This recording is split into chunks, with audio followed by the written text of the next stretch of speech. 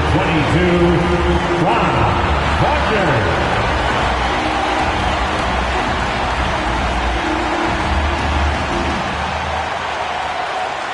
Thanks for tuning in to the NBA on 2K Sports.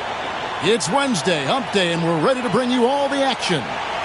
We'll watch the Orlando Magic in this one as they go up against the Charlotte Hornets. This is Kevin Harlan along with Clark Kellogg and Greg Anthony.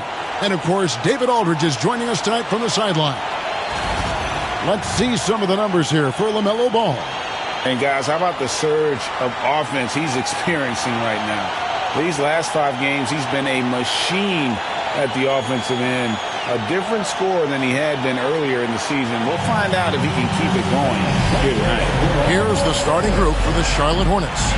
Off it forward, it's Miller and Bridges. Then it's Ball.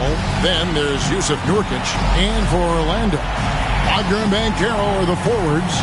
Desmond Bane out there with Black. And it's beats. This might seem like a potential blowout, but anything can happen in this NBA. Kevin, we see upsets happen all the time. It's what makes the sport great. You can't take any team or game for granted. Miller outside. The three-pointer off the mark. And Wagner's got the ball here for the Orlando Magic. They're coming into this game off that recent loss to Atlanta. You know, I don't like to use the word shock, but that was a shocking result for me. Nobody saw that one coming. To lose to that team was surprising enough, but to get blown out like that? I know. I mean, I'm with you there. It just seemed as though they were sleepwalking their way through that entire game. It was, in my estimation, just inexcusable. Banchero, that's good. Oh, the defense puts contact on Banchero inside, but he just pulleys right through it. Nurkic setting the pick for Ball.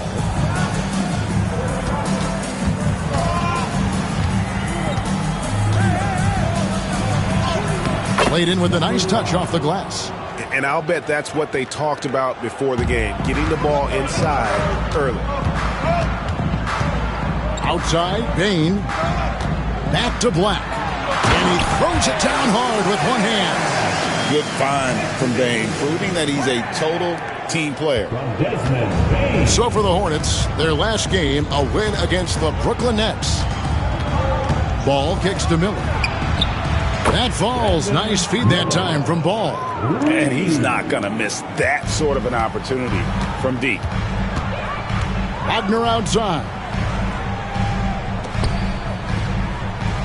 Bridges against Banchero. From the arc. A kick out to Bane. Off target from outside. Charlotte has gone 1 of 2 from long range in the first quarter. Ball with the bucket. You know, because Ball is so skilled, defenders try to get physical with him, rough him up a bit, but it doesn't faze him. That rarely works against Ball. Outside, Bane. Inside, knocked loose. That's going to be out of bounds. The Magic will retain possession. You know, Greg, one thing you notice, we were just talking about this with the Hornets in recent years, a lot of changing lineups. And you expect that with the team, with where they're at. They're looking for any advantage game to game and trying to build that identity as a franchise. And out of bounds as the Hornets gain possession. All right, a chance to look at numbers for Jusuf Nurkic. His last 10 games, he's putting up 6 points a night, 7 rebounds, and 2 assists. You can't understate his impact on the backboards. Right. I mean, that's where he's one of the best in the business. Hard to outfight him on the glass. How about this run, Craig, they're on right now? Wow. I mean, they're just getting to their spots and executing, really keeping things simple. Bane passes to Black. Wagner against Miller. To the inside. Banchero. The shot misses. Great D that time from Nurkic. Miller surveying the floor.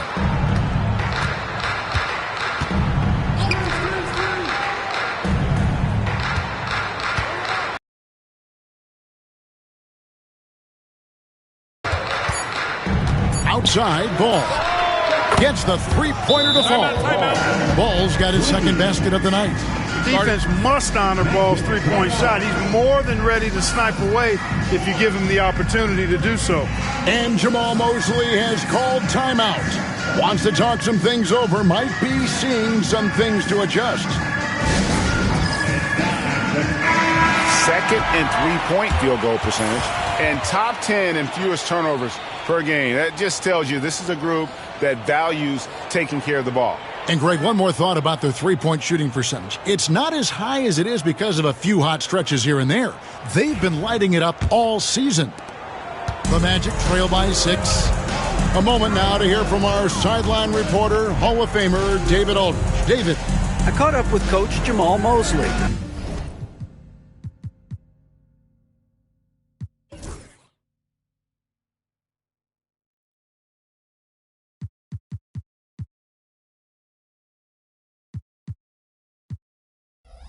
In talking to Coach, he discussed the hidden talents of LaMelo Ball. Coach said he's still a young player in this league, but we can't take that lightly. We've seen what he's done to soft defenses. We need to be physical. So we'll see if that defense tightens up for them. Guys? Thank you, David. Here's Ball. The Magic getting the bucket. A three ball. And it's Wagner with the rebound. And Wagner's got the ball here for the Magic. Last time they met was in Charlotte, where they beat the Hornets. And in the last face-off against these guys, they enjoyed a huge advantage in free throw percentage. Yeah, it was really simple. I mean, you look at the numbers, they did a better job of knocking down the free throws. Here's Ball. After the made shot from Desmond Bane.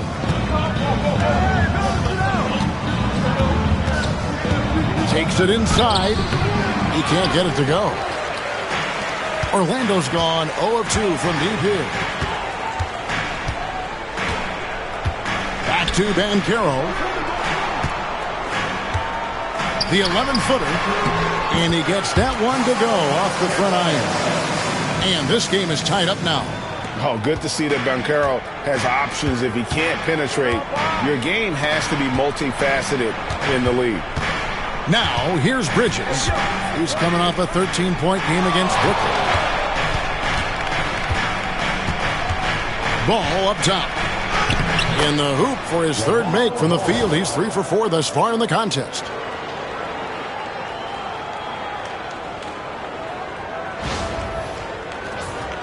Here's Wagner. He had a 27-point outing in their last game against Atlanta. Banchero, a screen on Miller. There's Wagner with the three. And the rebound goes to the Hornets. They're coming off that win against the Nets. And sometimes it's a lot harder to get easy looks on the road, but they found ways to get their guys good looks. And it was funny, the road arena didn't bother them at all. I mean, they locked in, focused, and executed, and got it done. Yep, that one goes.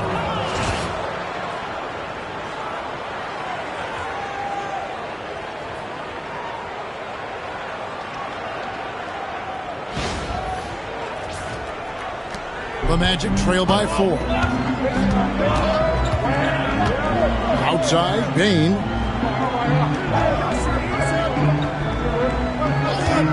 Here's the screen to the middle. Here's Bitadze. Shooting foul as the whistle blows. He'll shoot 2 free throws. So, Clark, when you look at the MVP voting over the last few years, it has been dominated by the big men, especially 7-footers. Yeah, pretty unique, right? For years, 7-footers didn't get much MVP love, and this stuff is somewhat cyclical, as you know, Kevin. Big shifts happen, like the talk of getting rid of conferences because the West was too strong once upon a time. That conversation and narrative flipped, too. So I think, again, cyclical stuff happens in this league. Suggs, he's checked in for Orlando. Kobe White, he's checked in for Charlotte. He's perfect from the line this time. For Charlotte, they've gotten 6 of 11 shots to go down so far. Pretty nice shooting. Bridges outside.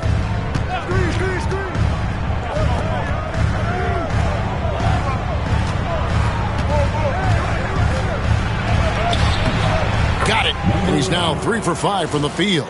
And he is really in a zone right now, playing and scoring with confidence.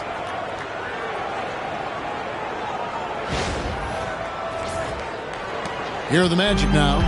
4-point game.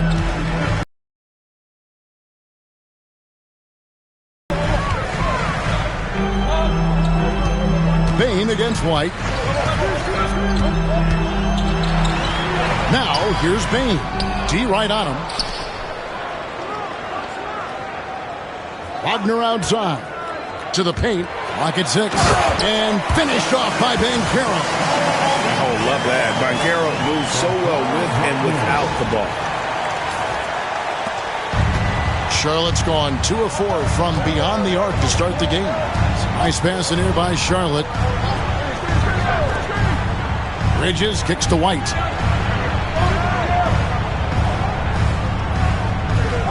Outside, Ball. Traps in the tray. Ball's got 10 points in the game. Monster quarter for him. He's put the team on his back, trying to carry them to the W. The Magic trail by 5. Banchero is screened for Suggs. And that'll be 2 free throws coming up. Officials on the call with the foul. That's on Miles Bridges. And Banchero doesn't back down from anyone, which is why he's able to draw those fouls. And a chance to catch up on some numbers here. Scoring breakdown for the Hornets. You know, right from the start, it seemed they got hot from three-point range, pulling apart the defense and racking up the points, too. Oh, man. Their mid-range jumper also has been on fire. Tough to beat a group of guys shooting with that much confidence. From Rookie of the Year in 2023 to an All-Star Greg in 2024, Paolo Banchero. And, Kevin, that really says it all, doesn't it? Few players hit the ground running like Banchero has. Becoming an elite competitor, people fear almost instantly. And he's good on the second. Well, the Magic last year, Clark earning the number 5 seed in the East. It was a giant step forward. It certainly was. And I tell you what, they've got an impressive, very impressive young core. And this was the first time they made the playoffs since 2020. And now the minimum expectation is a playoff appearance, and I think they'll be able to deliver on that. Now, Wagner following the miss by LaMelo Ball from deep. Always going up for the alley-oop here, and that one goes out of bounds. Last touch by Banchero. That is just a careless turnover. You've got to be smarter in those exchanges. Glad we got the chance to see that remarkable rejection. And that is a huge block. Given how close this game is, a stop like that was right on point. Ball, the pass to Nurkic. Here he goes, and he jams it with authority. And he just dangles from the bucket after sending that one through. And you can see which team has the swagger right now. Well, you know what? You don't want to do too much to get an opponent riled up. You got to be mindful of that. Orlando with the ball after the basket by Charlotte.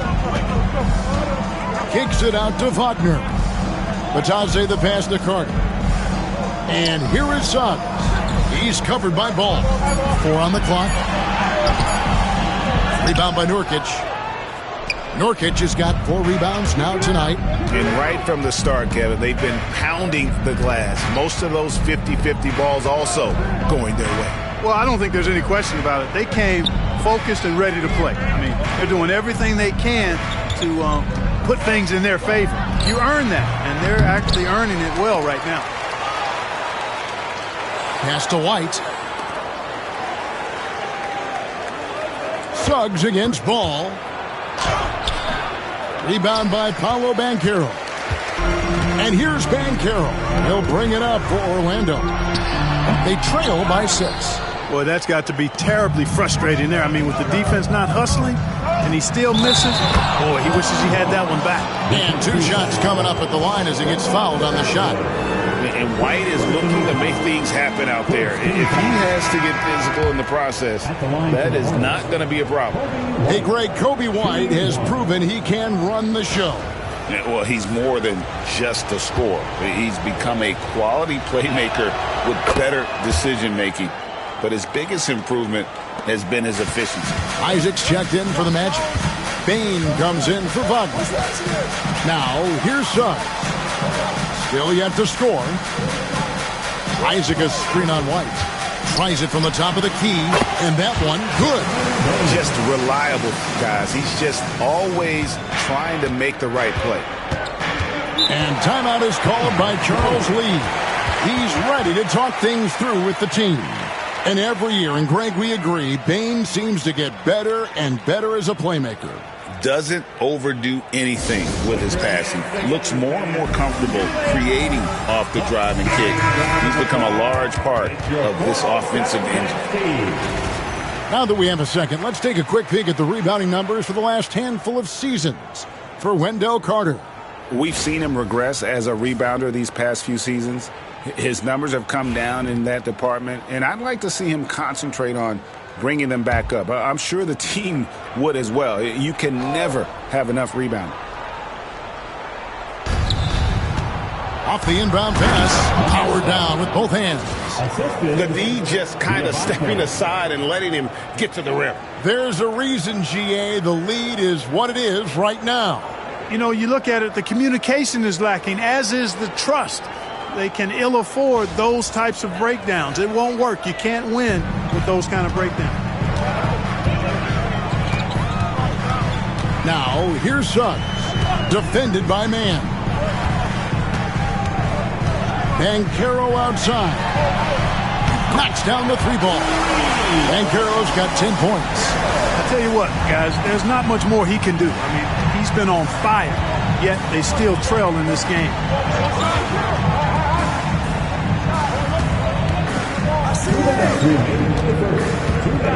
Out to White. 6 to shoot. There's the pick. Puts up a 3. Good on the three-point shot. White's got his second basket of the game. And he's really been working to get those looks, and it's starting to pay off here early on. Now, here's Suggs. Defended by man. And here is Suggs. No scoring in this one. Can't get it to go. He's taken 2 and missed 2. Hornets leading by 9.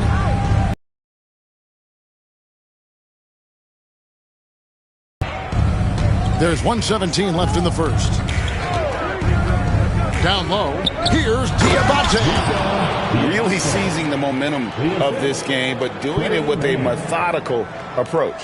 And, you know, that involves pounding it inside, getting as many points as you can right at the rim. That demoralizes a team. 1:07 left to play in the first. Here's Suggs. He's coming off a 16-point game against Atlanta. Outside, Bane. Isaac against Bridges. Here's Bane. And he drops it in from the low post. And that's now 6 points for Desmond Bane. Charlotte has gone 4-7 from three-point range so far in the first. For 3, scored the bucket. He's made 5 so far, shooting a very clean 5 of 7. And really setting the tone early with their three-point shooting. That's already 5 made triples in the first quarter. What a start. Now, here's Suggs. They get some nice contributions from him on a nightly basis as he averages over 11 points a game. Nice work by Banchero, making himself available for the alley-oop pass. He's developing great court awareness. Charlotte leading by 10. 20 seconds left to play in the first quarter. Now, man, still scoreless.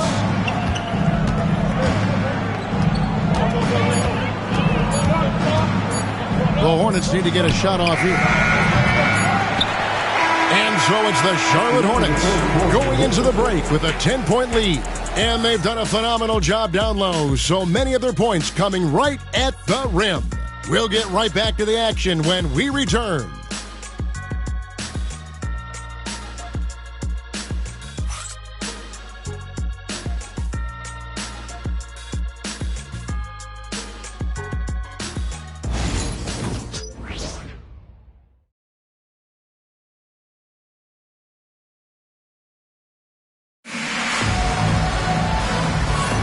And glad to have you with us, folks. Second quarter of basketball.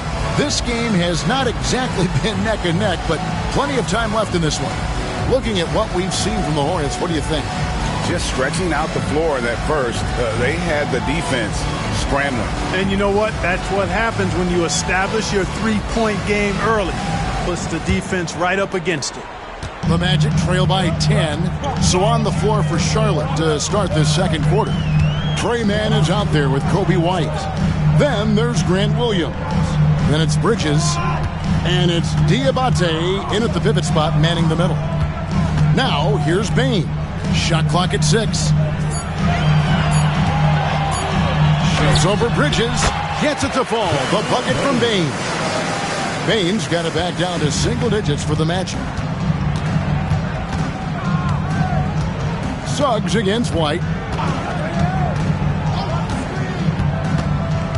Pass to Bridges. There's a good screen. And he gets the whistle. 2 free throws coming up. One thing this team likes about Miles Bridges, Greg, he plays a lot. He's always there. And Kevin, on a couple occasions, Bridges has been near the top in minutes played. He's got that strong 6'7" frame, and it holds up well over the season. 2 shots.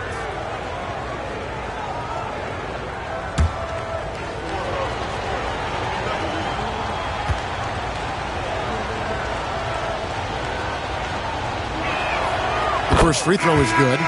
In recent seasons, the Charlotte Hornets, Clark, have been very active in the trade market. Well, it seems like they're always wheeling and dealing. I mean, they're on a quest for that perfect fit lineup, moving pieces around, trying to find the right recipe for success. And Orlando making a change here. Houston's checked in. He doesn't get the second one. Clark, what do you think about the Orlando Magic? In 47 games last season. Their most in over a decade. Boy, I love the core of this group in Orlando, Kevin. Development of their young guys, Paolo Banchero and Franz Wagner, and the rest of those guys already starting to pay dividends. They could be a force for a while. These young guys are only going to get better. And with an update from the sidelines, let's check in with David Aldridge. Kevin, Kobe White became one of the top candidates last season for most improved player. He says, I always tried to just let the work show. I wanted to prove that I could be a starting guard in this league. I've just got to continue to get better every day, be aggressive, and be who I am. Kevin, back to you. All right, D.A., love that attitude. Here's Mann after the made shot from Desmond Bane. There's a screen by Williams. Mann can't hit. The Magic trail by 9. Now, here's Suggs. Hasn't made one yet. Isaac with a screen for Suggs. Good on the triple. You know, it's not his greatest strength. He's got a lot of different things that he's good at, but Suggs will hit the 3 if you give it to him. White with it. 8 points for him. Score the basket. His 4th. He's only missed 1 of his 5 shots tonight. Well, I love watching him carve his way inside and capitalize. Now, here's Suggs. He's guarded close, and it's blocked. Out of bounds as Orlando keeps possession. The Magic making a switch here. Black's checked in. The Hornets also with a sub. Brandon Miller, he's checked in for Williams.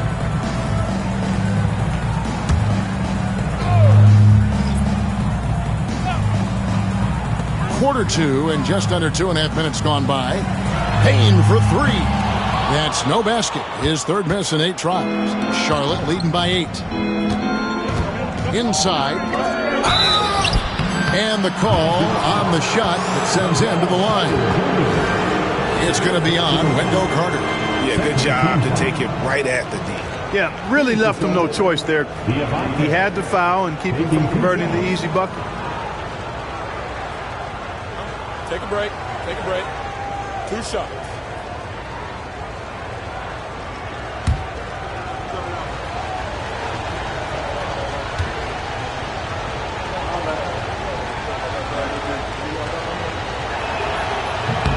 The first one falls. And the league giving a bit more leeway, GA, to defenders. As a hard-nosed defender yourself, I'm sure you like that change. Oh, I do. I mean, we all love the intensity of playoff basketball. So why not bring a certain level of physicality to the regular season? And so he makes both from the line. In terms of defense, Greg, the Magic have taken some big steps forward.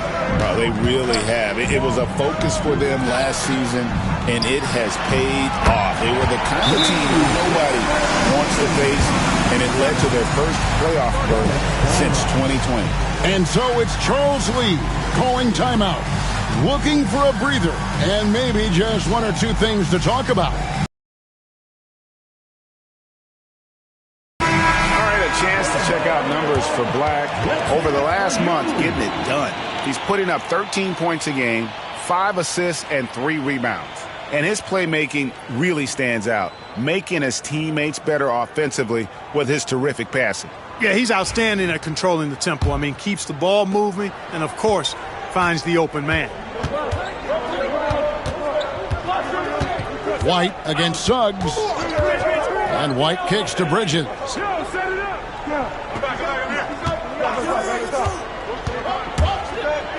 And Bridges jams it in. Oh, just an impressive dunker of the basketball. I love how Bridges just takes the initiative and gets funky with his throwdowns. And that's life above the rim, courtesy of our AT&T 5G Slam Cam. Here's Suggs following the bucket by the Hornets. Isaac a screen on White. To the middle. And Isaac throws it down. Man, what a pass that was there. He really relishes making the game easier for his teammates.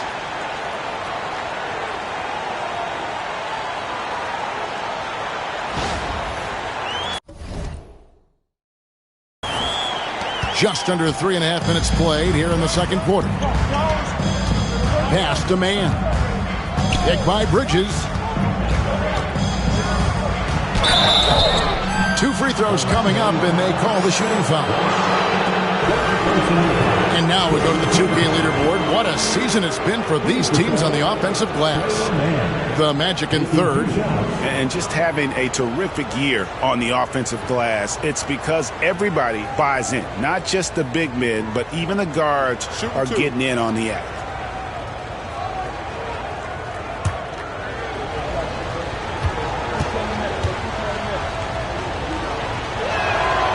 And that one falls for Mann. Yeah, nice job of drawing the contact and creating opportunities at the line. My kind of hoops. Straight ahead, playing downhill, and physical. Banchero's checked in for Jonathan Isaac.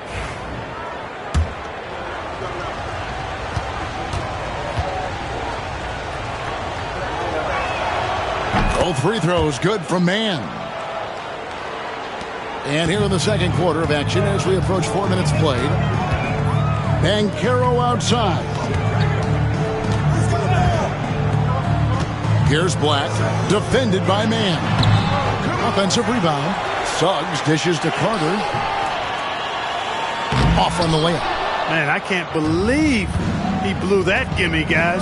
Well, I know he's frustrated about that. Bridges shot. Good. Boy, look how easily Bridges shoots through the contact there. I mean, his mechanics are strong, as is his body. The Magic trail by 11. Banchero outside. To the inside. Here's Carter. And 2 free throws coming up, unable to get that one to go with all the contact. And they also show up top 5 in terms of fewest turnovers per game. That's a great stat to be in the top tier. And you have to like that assist ranking. They've been able to keep everyone involved in the offense because of how well they share the ball.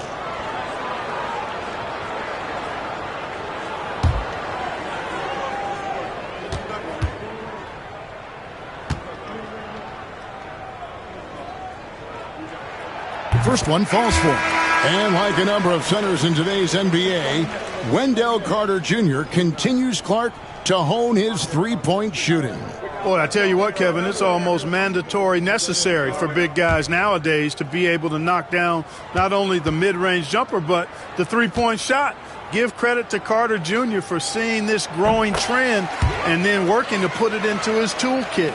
You know, both of Wendell Carter Jr.'s parents played basketball at a really high level. And you know what I like to say? You cannot run away from the DNA. And I think you see that DNA of his parents in his game.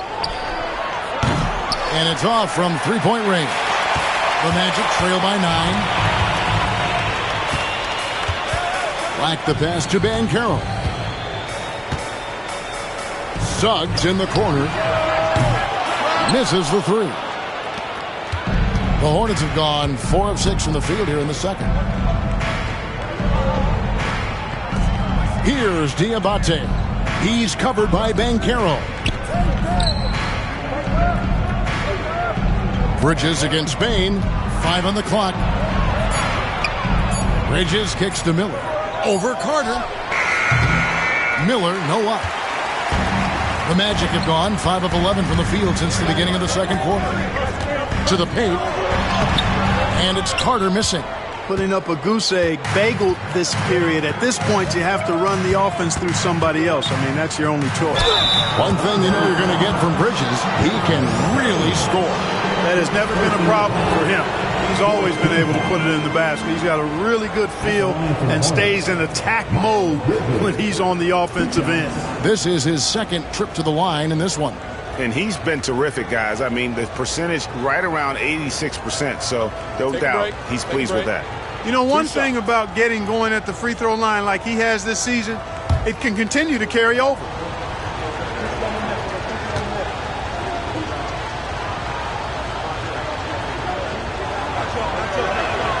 And the first one at the line is good. That's a great job getting to the line here. You know, he didn't have a single attempt in that first quarter because I thought he was tentative. Much more aggressive here in the second. Here's what Orlando's going with right now. Mo Wagner's checked in for Carter. And it's Franz Wagner in for Suggs. Williams, he's checked in for the Hornets. All comes in for Kobe White. In addition to being a talented scorer, Bridges also gets a good amount of board work done, too. He's a terrific all-around player. Now, here's Bain. 13 points in the game. Banchero looking around. And it's good, 2 points. Banchero's got 14 points for the game. Banchero does a great job of just staying on balance when attacking off the bounce. So it's the Hornets now. They've held a 12-point lead earlier. And so is Charles Lee calling timeout. This will give him a chance to discuss some potential alterations.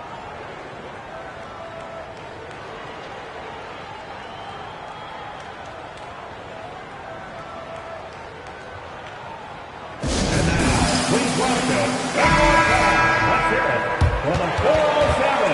Make some noise, Magic fans.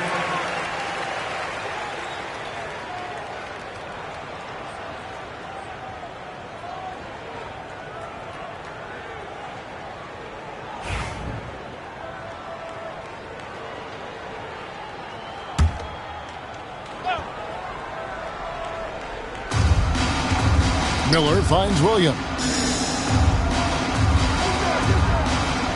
Wagner against Miller.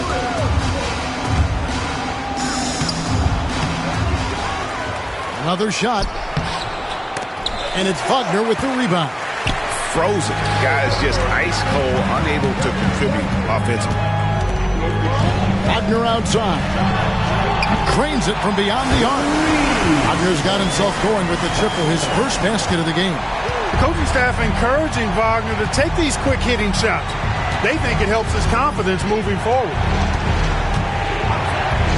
In the corner, it's Bridges.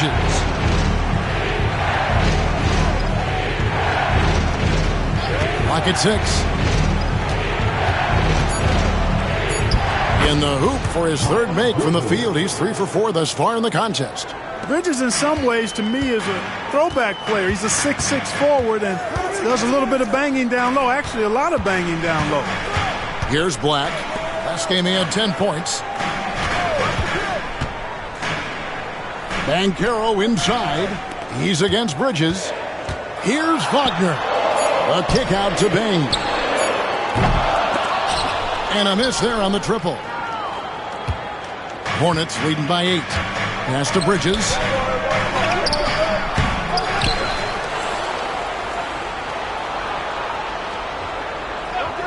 Lobbed up there for Miller. Takes the alley-oop pass and dunks it down. And offensively, Miller is terrific on the perimeter, but he can also play above the rim as well. Here's Black. The scoring numbers have been solid for him. He's averaging just under 14 points a game. Wagner against Williams. Here's Banchero. Paolo Banchero. I love the spirit he's shown tonight, particularly on the offensive end. Boy, I tell you what, the hole would be a lot deeper if he wasn't being as efficient as he's been so far. Miller, no up. The Magic trail by 8. At the elbow, Banchero. Over Miller. And it's Banchero missing. Charlotte's gone to the three-pointer 11 times tonight, nailed 5 of them.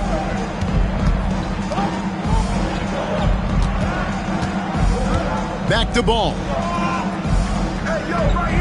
Williams sets a screen for Ball. For the 3. That shot's off. He's made half and missed half of his 8 shots. Black the pass to Banchero. And foul on the shot, so he'll get a chance at the line. It's going to be on Brandon Miller. And on paper, Paolo Banchero has so many appealing attributes. His size, build, the ability to find shots. You can easily see why scouts were enamored with this guy as a prospect.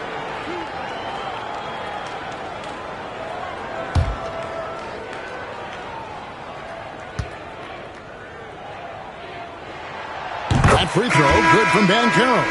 Clark, I know you'd agree, Paolo Banchero has certainly lived up to the hype, being a #1 overall pick. Yeah, you know, I loved him when he was in college. Loved his size, his athleticism, his IQ, his tenacity. I mean, I don't think there's anything on the floor that he can't do. Jalen Suggs is checked in for the Magic. No free throws, good from Banchero. They are perfect from the line in this quarter and need to stay aggressively in attack mode if they want to gain control of this game. Cloak loose. Suggs with the steal.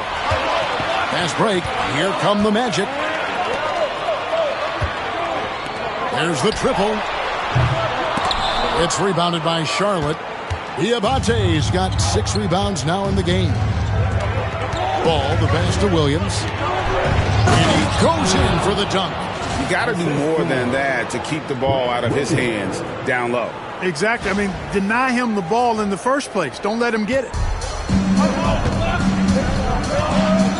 Here's Black. He's covered by Ball. And here is Suggs.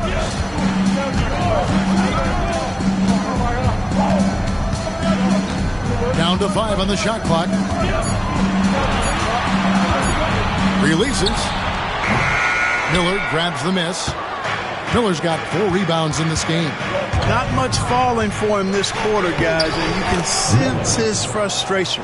And those are the kinds of plays that are just killing them right now. Priority and goal #1 has to be tightening up the defense. They can't afford to give him open looks. Now, here's Banchero. 29 points for him last game against Atlanta. And made a big mark at the free throw line as well. He got himself to the stripe a lot and cashed in when he had his chances.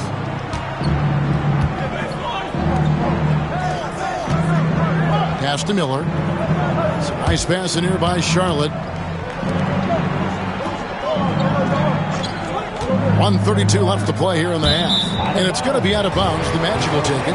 Now a chance to see the numbers for Miller. How's the last month of basketball been for him?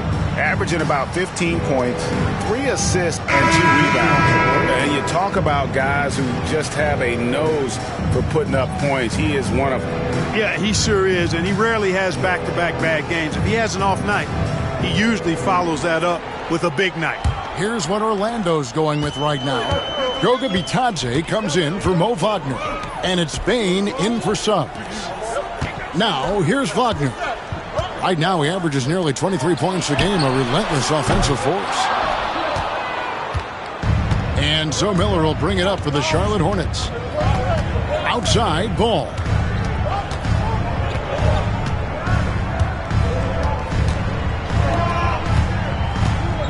And 1:01 left now here in the second. Bridges, right side. Over Banchero. Bridges misses. The Magic trail by 8. Wagner outside. Pass to Bane. Banchero outside.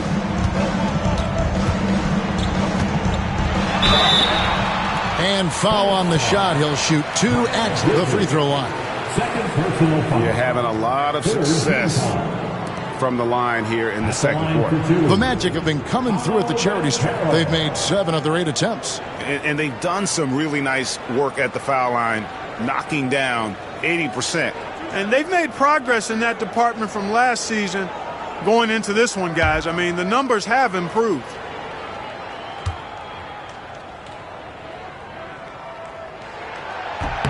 That free throw, good from Banchero. You know, once in a while, a guy will come into the league and just hit the ground running. Banchero was a star from the first week.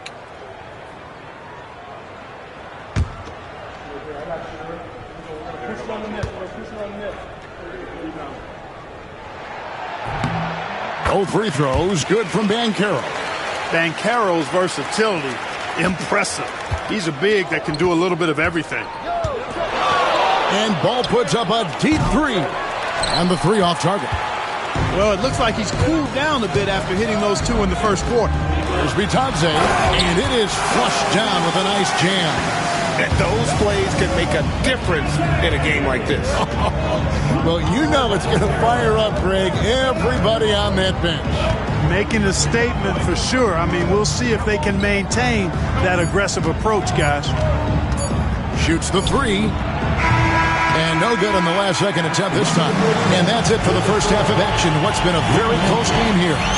Hornets on top, up 4. Stay with us, folks. We'll get back just after halftime to start the third quarter.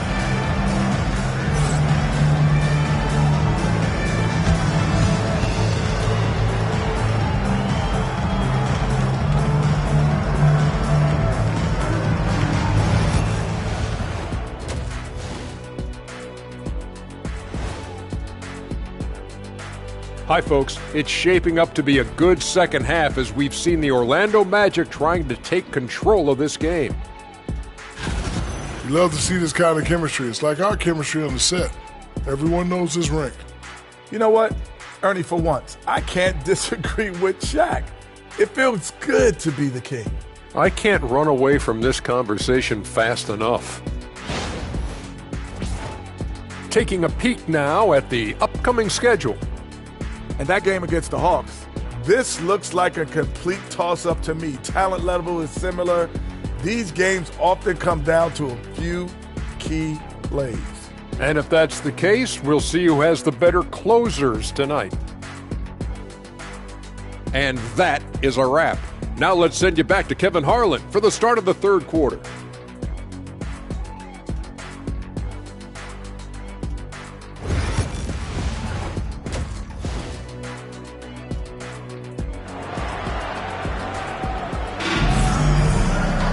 And if you're just joining us, we've played through the first half in a game that's been fairly even so far. You know, Paolo Banchero, guys, has been exceptional. The way he was able to finish on the block was incredible there in that first half. Yeah, you know what? I think he's doing exactly what he has to do. Using his body, shaking off contact, and then finishing at the rim.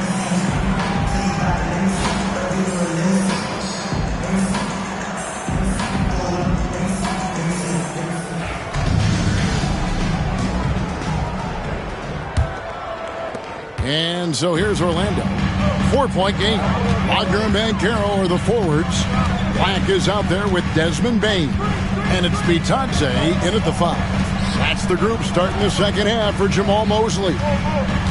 Now, here's Banchero. Over Bridges. And it's Orlando with another. And Banchero is putting it all together. Capable of scoring from all 3 levels. Pass to Miller. Bridges against Banchero. Bridges shot. Good. Bridges has got 11.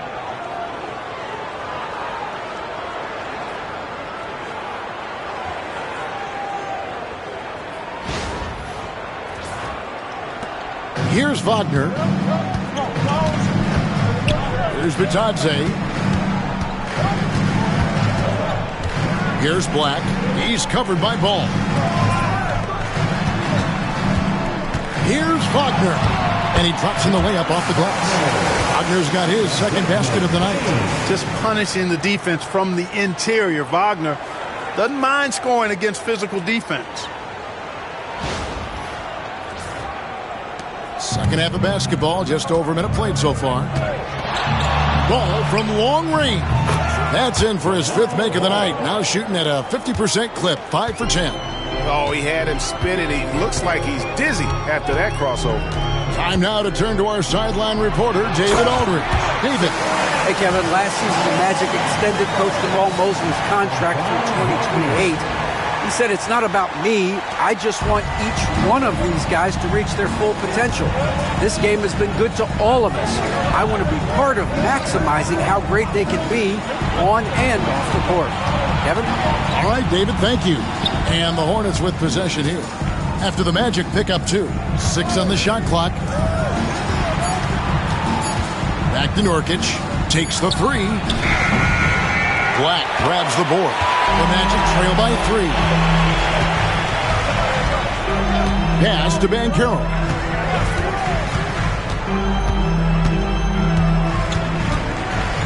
Shoots over Bridges. And there are the Magic with another bucket. Such a nice-looking jump shot. Solid mechanics, fluid. Banchero's special.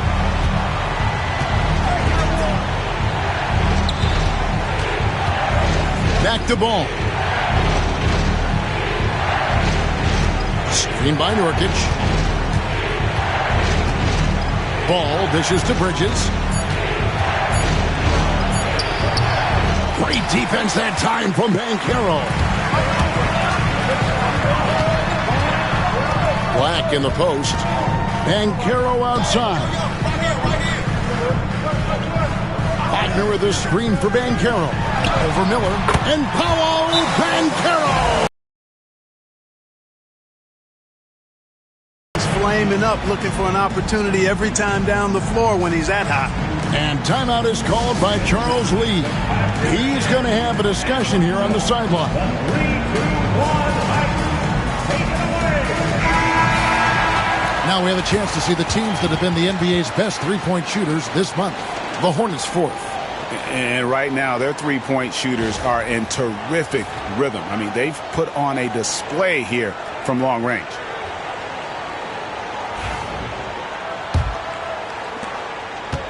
For Charlotte, they've gone 2 of 4 here to start the second half. Ball kicks to Bridges.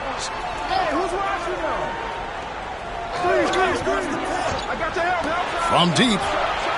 Scores the bucket. He's 7 for 11 and continues to look good. Yeah, these defenders had better start closing down on shooters. Here's Black.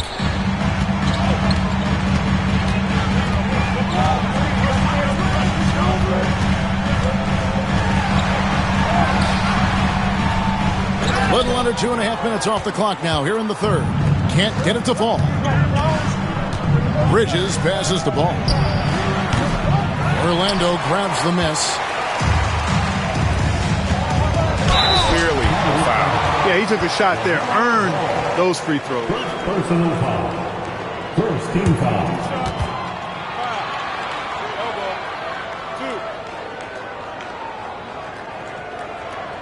The Magic have gone 9 of 10 from the line, so making the most of their chances. Taking 2 shots.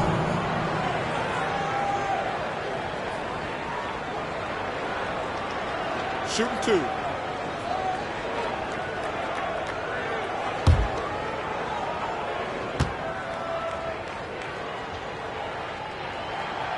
He misses the free throw.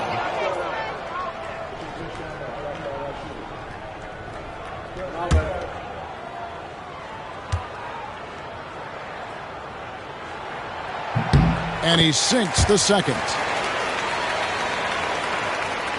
We've gone about 3.5 minutes into the third now.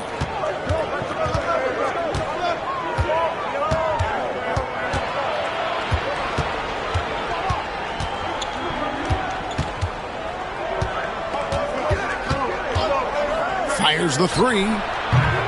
Rebound by the Magic. Wagner's got his 4th rebound in this one.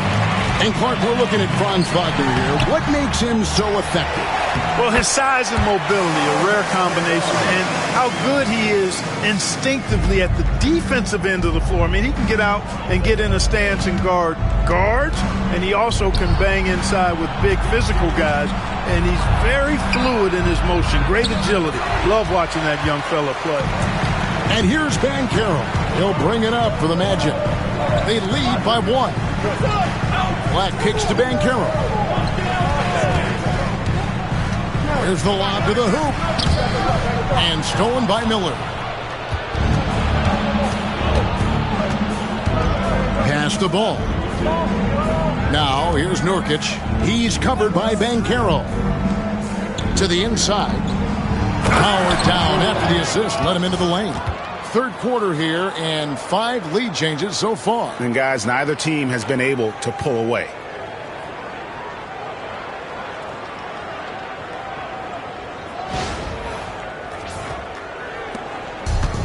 Magic have gone 6 of 8 on field goal attempts in the third. A 75% clip. Batadze the pass to Banchero. Drills it from outside. Banchero's got the lead up to 2 now for the Magic. And this is the type of go-to scorer this team wants Banchero to be. They love his confidence.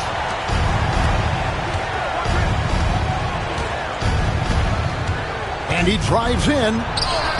It's good. He's got 20.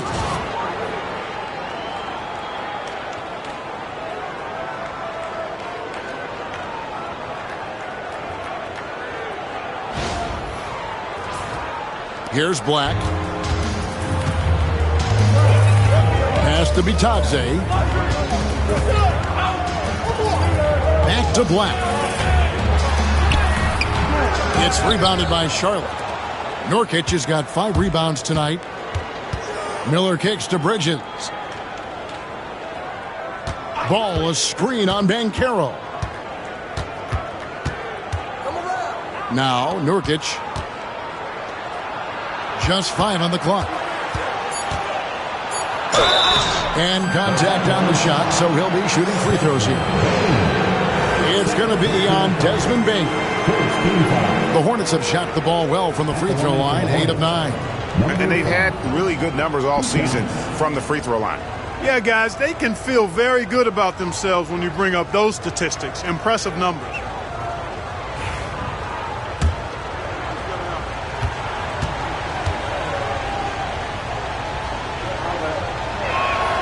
First free throw is good. Jalen Suggs is checked in for the Magic. And a switcher also for Charlotte. White's checked in.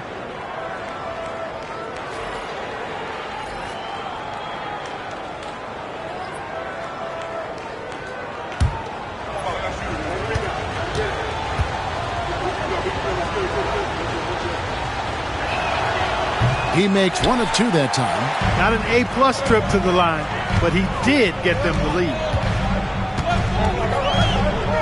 Wagner passes to Bane. Banchero, a screen for Bane. And again, it's the Magic from deep. And he just lights it up from downtown. Bane, so dangerous from out there. Nurkic, a screen on Suggs.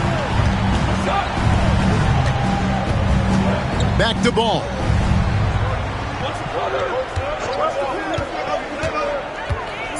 Latrey buries it from 3-point range. Ball's got 16. And with that 3, his second of the half, he's equaled his total from before the break. Banchero kicks to Wagner. Batadze the pass to Wagner. Banchero, a screen for Wagner. And he can't answer back. The three-pointer offline. Ball against Suggs. Ball dishes to White. Ball feeling it out a bit.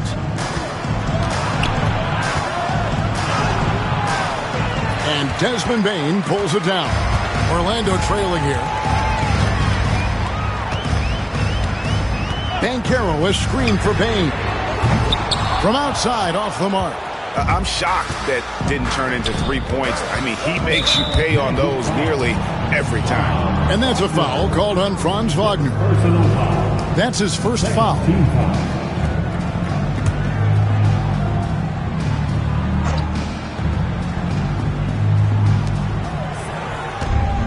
Lobs it up there for White. And it's out of bounds. Last touch by Bane. Already it's February. Let's see how the East is matching up. You look at Orlando.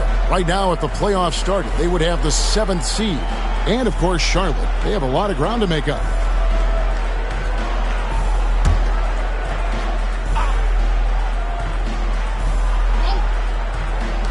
Ball, the pass to Bridges. It's a nice pass in here by Charlotte. Nurkic, a screen on Suggs. Well, I don't think he's performing up to his own expectations, but they still find themselves out in front. Pass to Bane. Once again off the mark, Orlando. And so it's Ball who brings the ball up for Charlotte. Bridges shot. Good. Well, I love the athleticism he brings to the table. Bridges can really score on the move and still maintain control of his body in those tight windows.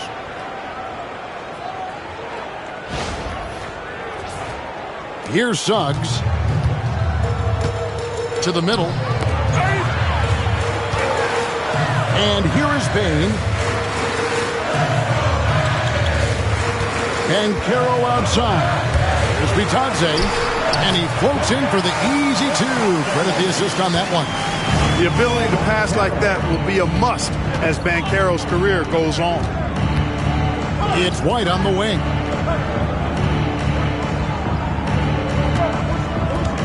Nurkic, a screen on Bane. Here's White. Just 5 to shoot. Solid play in the low block, and that one's good. White's got 12 in the game. The IQ of White, reading those pick and rolls and just taking what the D gives him. And we've got a timeout called by Jamal Mosley. He wants to check in with his team and regroup. A moment here now to see the numbers for Jalen Suggs. How his last 10 games have gone. He's averaging 11 points a game, 3 assists, and 3 rebounds. And while the numbers are decent, I really feel like he can do more. Yeah, you know, his issue is more mental right now, I think. He just needs to block out the distractions and get back to being the star that he is. Now, here's Wagner. He's got 5. Outside, Bane. Banked in off the glass. He's got 18. Striking fast inside. Bane isn't going to miss a chance at a look like that. Charlotte in the lead. Now White, 12 points for him. Beyond the arc. It's good. Now he's shooting 6 for 7. That's the kind of D that you're not going to find success with, guys. They've got to get a hand in the face. Pass to Banchero. Banchero, a screen for Bane.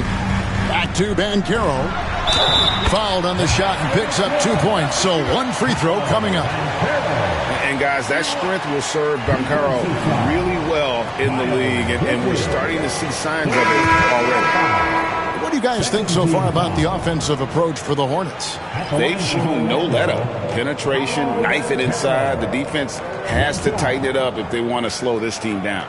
Boy, they showed no hesitation on the mid-range game as well. I thought that was really a big key for them. The Magic making a switch here. Carter's checked in. And that one misses. Charlotte has got more than a 50% success rate on their three-pointers since halftime. They're 4 of 7. Ball from long range. Banchero grabs the board.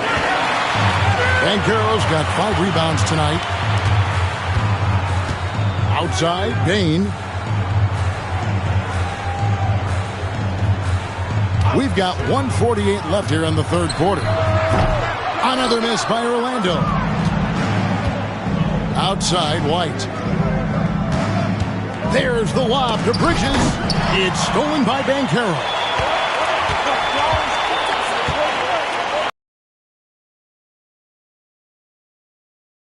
Banchero. 1:21 left in the third quarter. And that'll be 2 free throws coming up. Officials on the call with the foul. Banchero's so solid inside. Defenders are going to have a hard time with his size and quickness.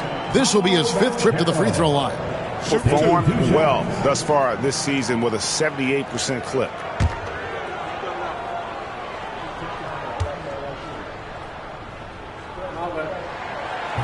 And the first one drops. Isaacs checked in for Franz Wagner.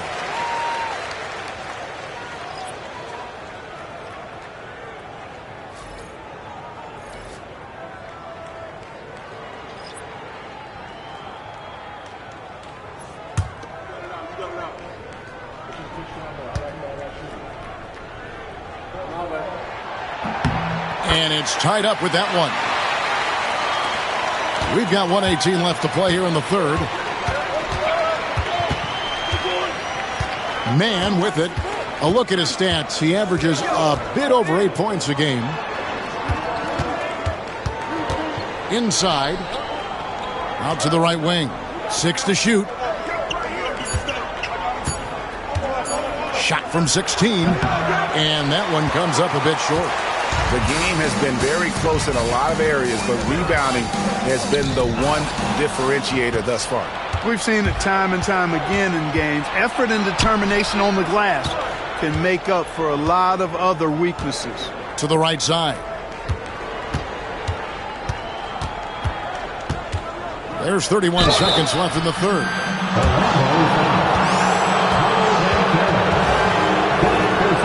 The Hornets have shot 9 of 11 at the free throw line. At the line for the Hornets, number 5. 2 shots.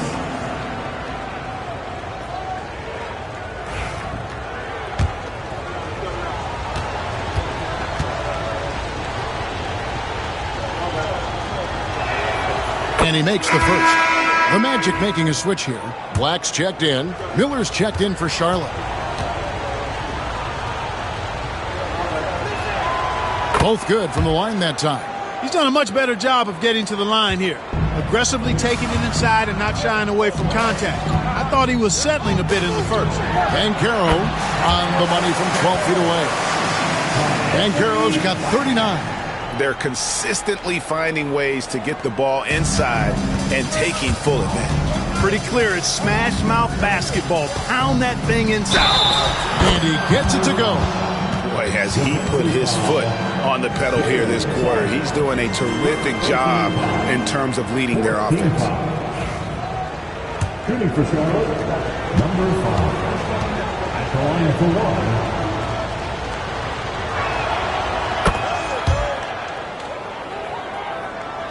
16 seconds left to play in the third. Here's Black. Light covering. Here's Banchero. Drills the baseline jumper. Banchero's got 41. And obviously his momentum from the last game has carried over here tonight. And you know that's how it goes with him. I mean, his hot streaks, guys, don't last minutes. They last days. 3 quarters of play in a close game here. Hornets lead by 1. And we're coming right back. Be sure to stay with us as we get started for the fourth quarter.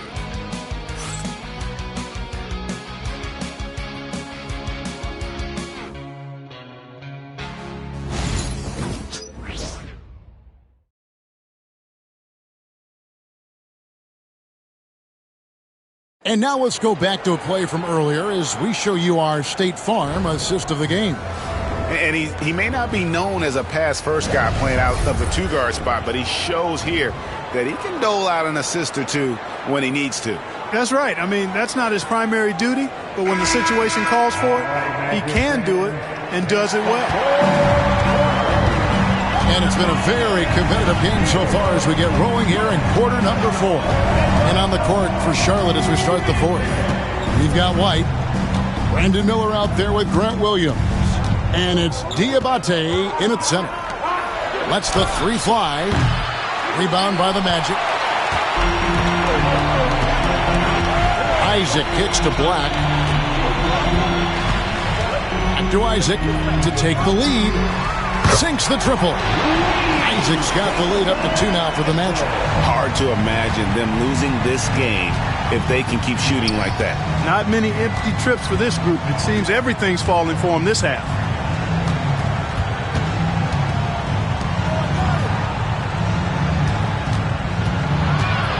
The crossover. Carter pulls it in. Carter's got his 5th rebound right now in the game. Pass to Banchero. And finished off by Banchero. Showing why he was drafted first overall, Paolo Banchero has been a hoop getter tonight. Just over a minute played here in the 4th. Now here's White. He's covered closely. Williams, a screen on Suggs. Plays it up and banks it in. 28 points for him. And guys, all about hard work from this point on. They've worked hard to create that high-quality shot and then able to knock it down. Orlando's gone outside a lot tonight. 17 times, in fact. 7 of 17. Pass to Banchero. Over Miller. Can't hit from 12. Charlotte trailing.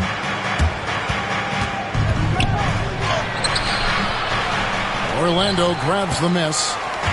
Banchero's got 6 rebounds in the game. Isaac with the ball. Williams picks him up. Banchero outside.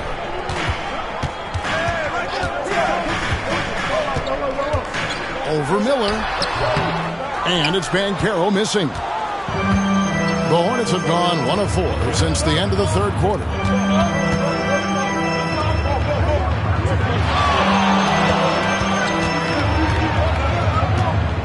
Pass to Diabate. Shot clock at 5. White, wide open. He fires. Nice open look, but it's no good. Orlando, they've gone 2 of 4 from the field since the start of the final quarter of play. First contact on the shot, and now a 3-point play chance as he'll head to the line. And you're not going to pass up that kind of play. And a look now at how the offensive approach has been going here so far for the Magic.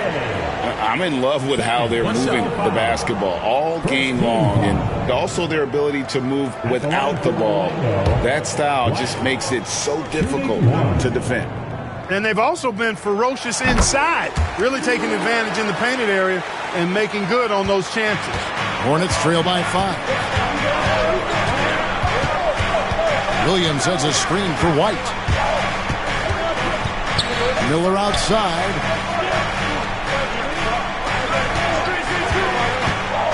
Launches it.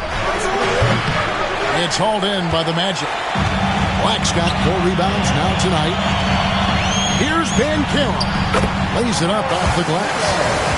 Banchero's got 45 points. Boy, he's demanding the ball. He wants it, and he's coming through. I mean, you can see why his teammates trust him down the stretch, guys. Charlotte has gotten off to an 0 for 2 start from downtown here in the 4th quarter.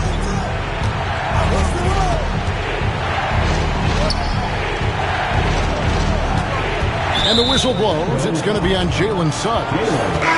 That's foul number 2 for him. Goga Bitadze is checked in for Orlando. The Hornets also with a sub. Yusuf Nurkic. He's checked in for Grant Williams.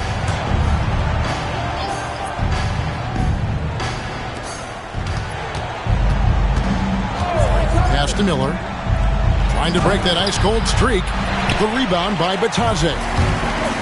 Bitadze's got rebound number 7 for him tonight.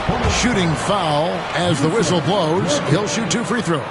Carter Jr. plays with an impressive physicality. I think it's what makes defenders overcommit like this. At the line for Orlando, Wendell Carter Jr. 2 shots.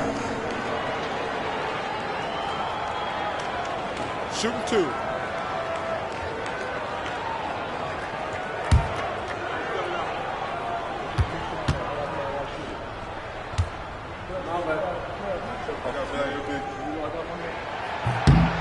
And he knocks down the first one.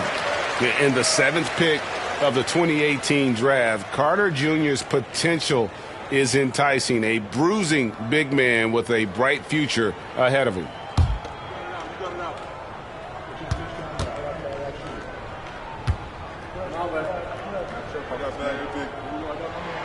Carter hits them both. Well, if you're just tuning in, welcome. We've got about 3.5 minutes gone here in the fourth quarter. Pass to Diabate. White looking around to stop the run, and he nails that one right through the net. And right now, White, red hot. Just everything he puts up seems to go in. Now, here's Suggs. Carter right side. Back to Black. Orlando moving the ball around. And Wendell Carter gets the three. Carter's got the lead up to 10 now for the Magic. And so White will bring it up for the Charlotte Hornets. Nurkic a screen on Suggs. Pass to Nurkic. 2 free throws coming up, and they call the shooting foul. A physical big. Nurkic embracing, going up and attracting the contact when he's trying to score. Jusuf Nurkic taking 2 shots.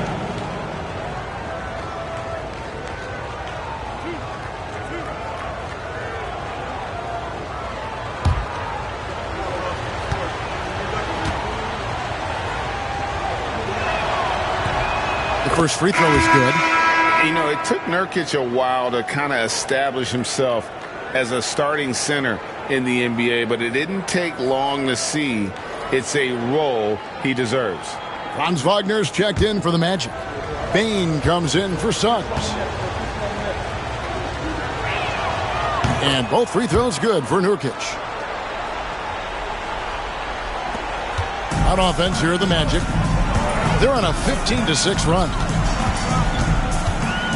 Black the pass to Bane. Wagner against Miller. They set the screen. 5 to shoot. GA, when you look at the development of Franz Wagner, what now is the next step for him? Kevin, for me, it's the three-point shooting, specifically becoming more efficient out there. And I also think he's going to have to become a better passer, ball mover. I got total confidence he'll get there because the rest of his game is complete. That's good from Wagner. No denying the future is certainly bright for Wagner. He's a superb scorer already who also is growing as a passer.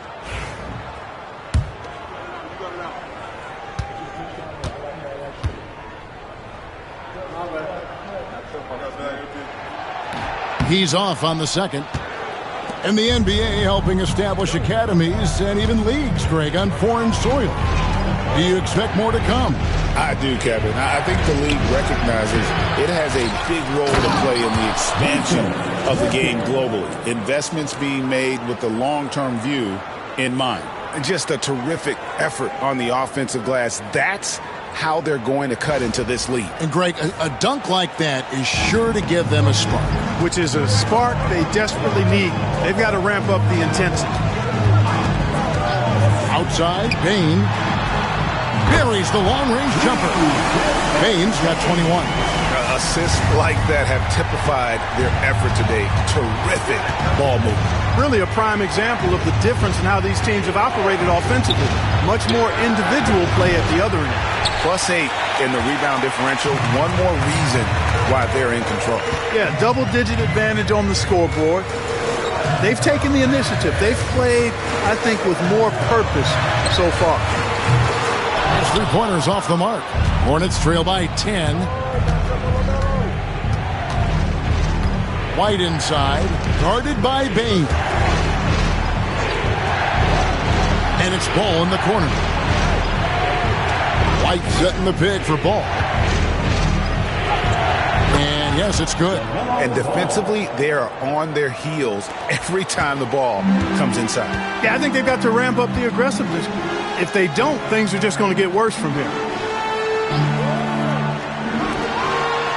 Bain against Bridges. Outside, Bain. Going inside.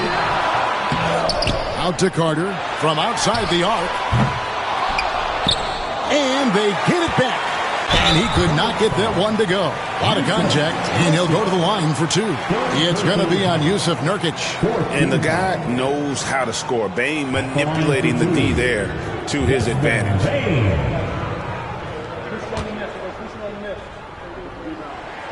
Free throw good, Bain. Banchero's checked in for Carter. Charlotte making a switch here.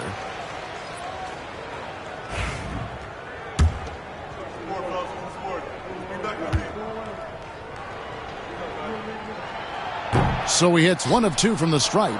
And what you love about Bain is just how hard he works. His drive to keep getting better on display. He wants to make an impact. Now's the time to do so. That's only his first hoop in 5 attempts this quarter. Outside, Bain. Back to Banchero. 6 on the shot clock. Bain looking around. Another miss by Orlando. Hornets trail by 7. And here is Bridges. Miller outside.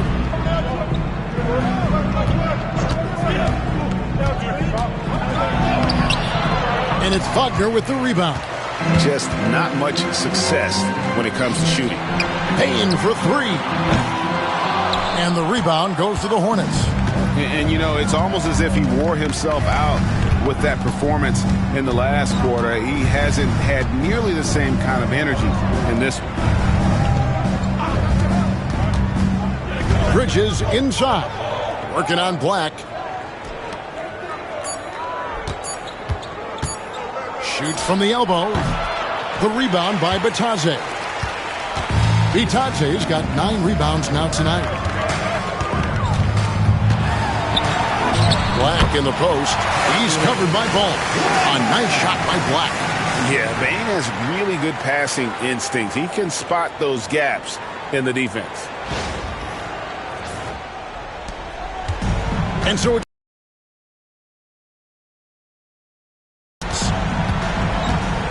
Bridges outside. No good on the 3. Orlando's gotten 3 of their 6 3-pointers to fall here in the 4th. Count that one. Banchero's got 47 points. You know, they're looking good, really good right now because of him. He seized this game by the throat, and he's squeezing hard. Here's Ball. On the wing, Miller. Back to Ball.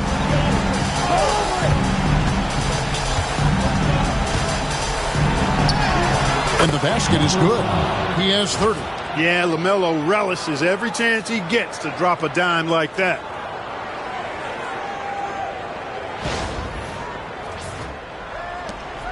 Magic leading by 9. Banchero outside. Outside, Bain. Banchero against Bridges. Banchero, that's good. Banchero's got the lead up to 11 now for the Magic. Those defenders just look a little bit gassed. I mean, they're getting pushed around on that low block. And timeout is called by Charles Lee. He's clearly intent on wanting to lock in and make sure everyone's on the same page. Let's check in with our reporter, David Aldridge. Hey, guys, during the break, listen in with Charles Lee and his team. Now, he asked for one thing, intensity. He said, I need you to crank it up to 11 out there. That's how we turn it around. Back to you guys. Thank you, David. Hornets trail by 11. Now, Ball. Miller outside. 3-pointer. It's good. The assist that time from Ball. 12 points from Brandon Miller. Boy, they've really bottled him up here in the 4th. He's only 2 of 7 from the field. Well, Orlando shooting in the fourth quarter has been efficient at 56%. Outside, Bain. Here's Banchero. Trying to answer back, but that three is off the mark. Charlotte has gone into a funk from downtown in the fourth. Only one of their 5 3-pointers has found the bottom of the bucket. And such a polished player near the basket. Nurkic feels comfortable taking those in-close shots. Here's Black. He's covered by Ball. Down low. Here's Banchero. Kicks it out to Wagner. And so it looks like the Magic will retain possession here. Gets a finger on it, but just can't quite come up with the steal. Clearly a careless pass. He got away with one there.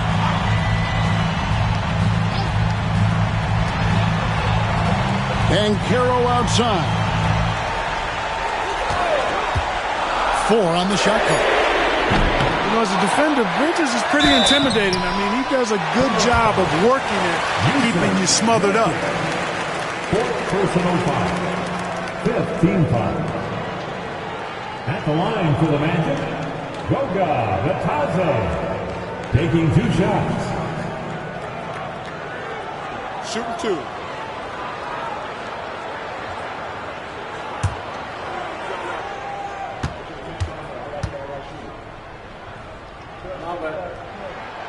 He drops the first one, and that makes it a 7-point lead.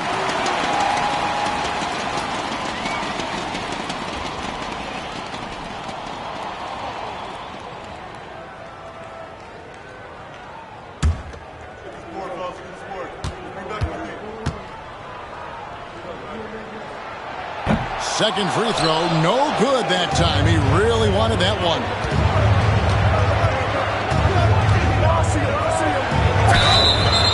And he gets the whistle. 2 free throws coming up. It's going to be on Desmond Bain. I tell you what, he earned his money on that foul. Yeah, if you're going to foul, then make sure that you don't give a chance for the and one. Taking 2 shots.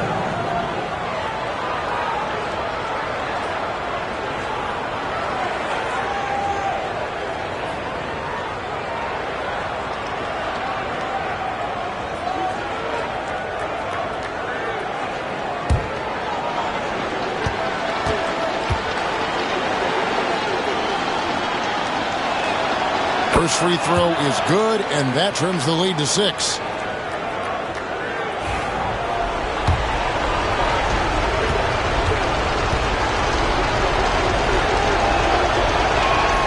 That one falls, so he hits both of them. Knocking down the free throws and eating into this lead with the clock stopped. Banchero against Bridges. Back to Banchero. Shoots over Bridges. And the rebound goes to the Hornets. Bridges has got his 4th rebound in this one.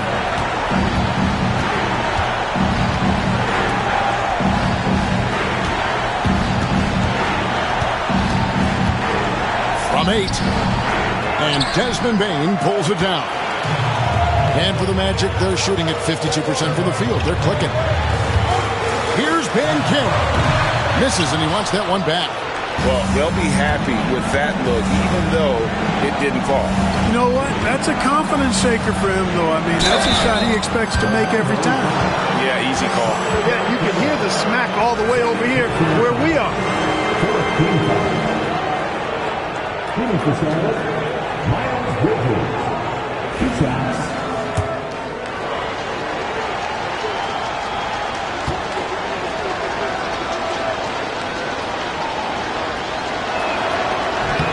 He hits the first one, and that shrinks the margin to just 4.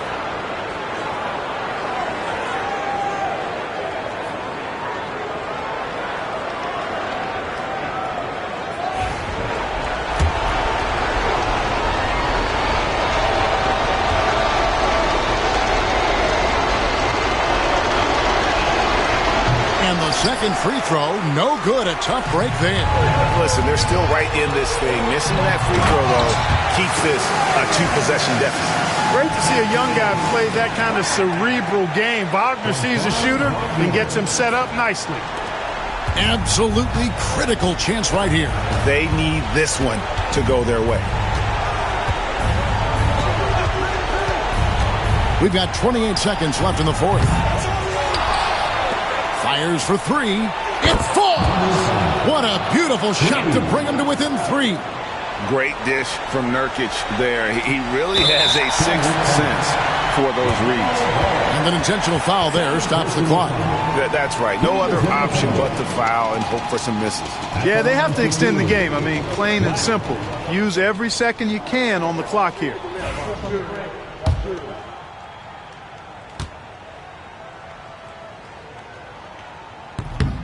So the first one drops, and that gives them a 4-point cushion.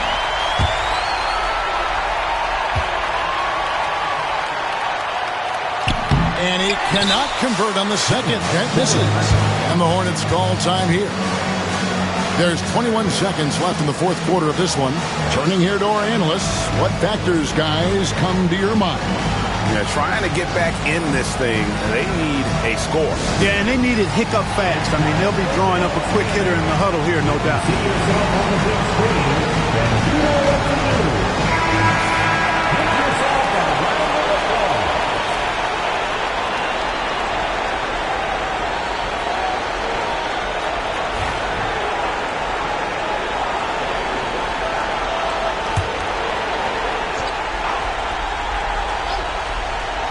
No time to waste on this possession. Got to go right up with it and then foul immediate. Oh, you just love seeing a player with absolutely no fear. Cool, calm, collected, and confident in the biggest moment of the game. Yes. At the line for the Magic, Black. 2 shots. We got this. We got this.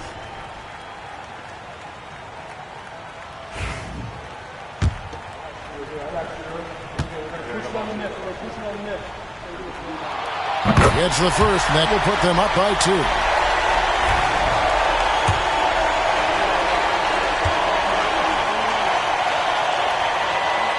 And so both free throws are good, and it's a 3-point game.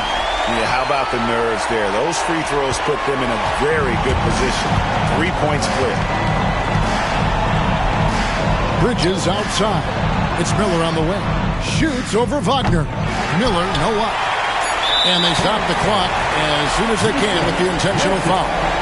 You have to foul, but I'm sure they would have liked to foul someone different. They didn't really have another option. I mean, I thought they did a nice job getting it in his hands and making sure he was the guy who'd go to the line.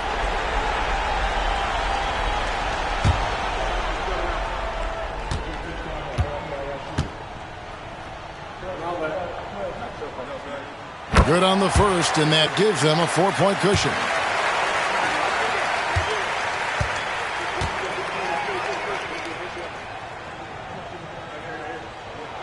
And so he drops them both. It's a 5-point game. Unflappable. This guy relishes being the man to put the game away. And so it's Orlando winning this one.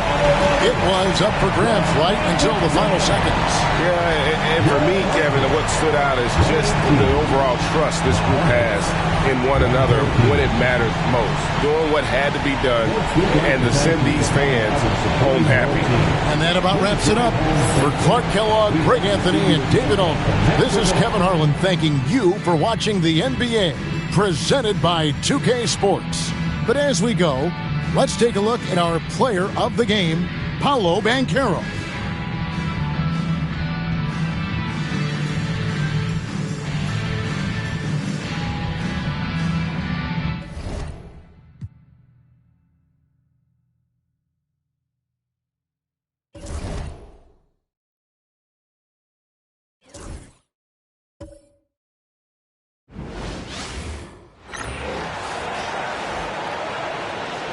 The starting lineup for the visiting Indiana Pacers. At forward, Isaiah Jackson.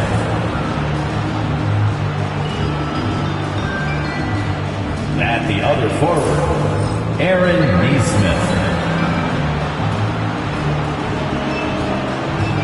At guard, Benedict Mathurin.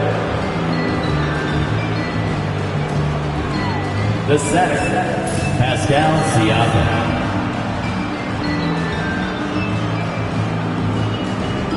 At the other guard, Tyrese Halliburton.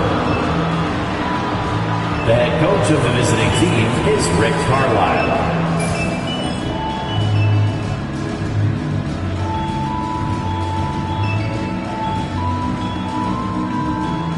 And now, the starting lineup for your Washington Wizards.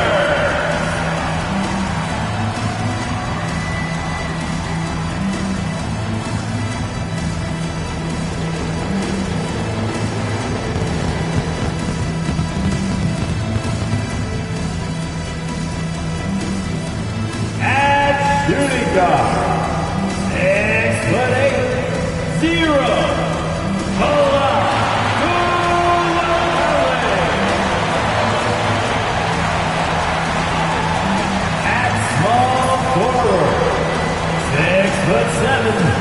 Number 7, Ben Whitmore.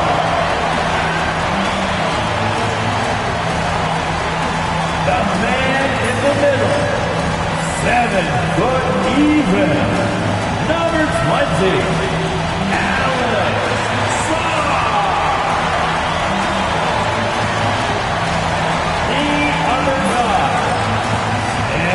6'1", number 2.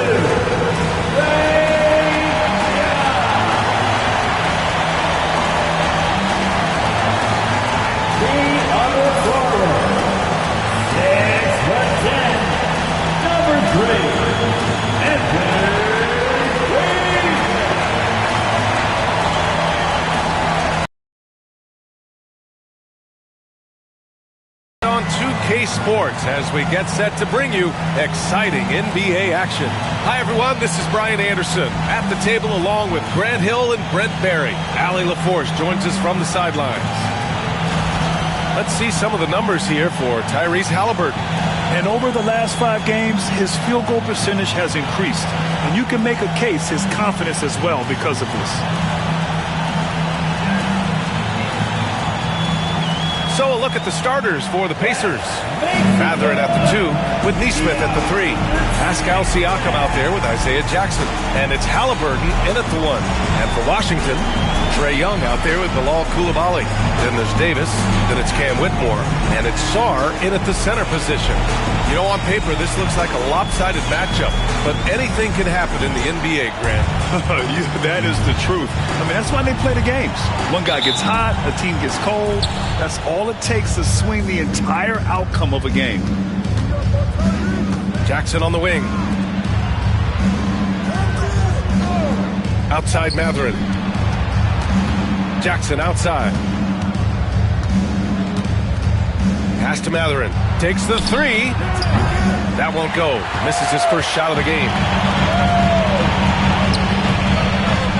Davis against Halliburton. Outside Young. 13 feet out. That one falls. Coming off Davis' feed. Well, if you overplay Trae Young, he will go right by you. He's going to make that adjustment. Young against Halliburton. Neesmith got a hand on it. Now the Wizards in transition. The 3. Young misses. And so it's Halliburton with it. He brings it up for Indiana.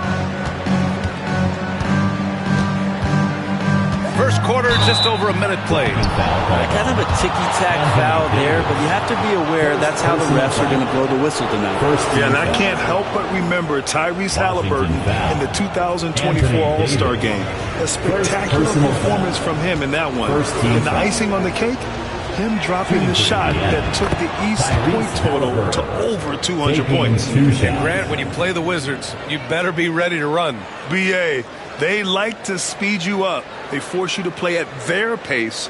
And on the flip side, that gives you open floor opportunities as well.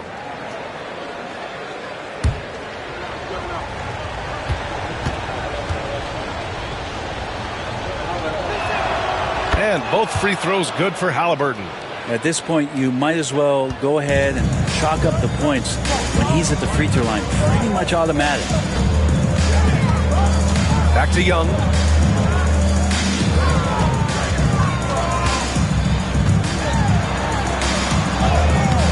The rebound by Jackson. First minute and a half of basketball played here in this one. Pass to Halliburton. From 12 feet.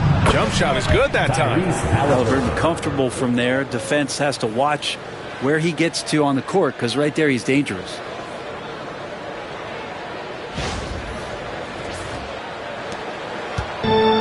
For Washington, they've gone 1 for 3 so far. All right, let's kick it over to Allie, who had a chance to talk with head coach Brian Keefe.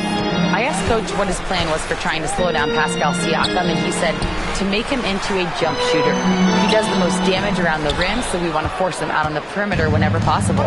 It's not an easy task by any means. We'll see if they're able to do this. Back to you guys. Good job there, Allie. Thanks. He creates such a great opportunity right at the rim, and he just can't get it to go. Even with the defense not really a factor. Here's Sarr. His offense has been solid, scoring around 11.5 points a game. And so far, the team just 1 of 5, and that rim shrinking. Now here's Neesmith. Halliburton outside.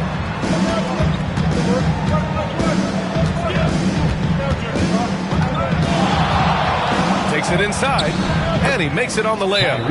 Halliburton's got his second bucket on the night. Athleticism showing off here from Halliburton. He gets where he needs to be.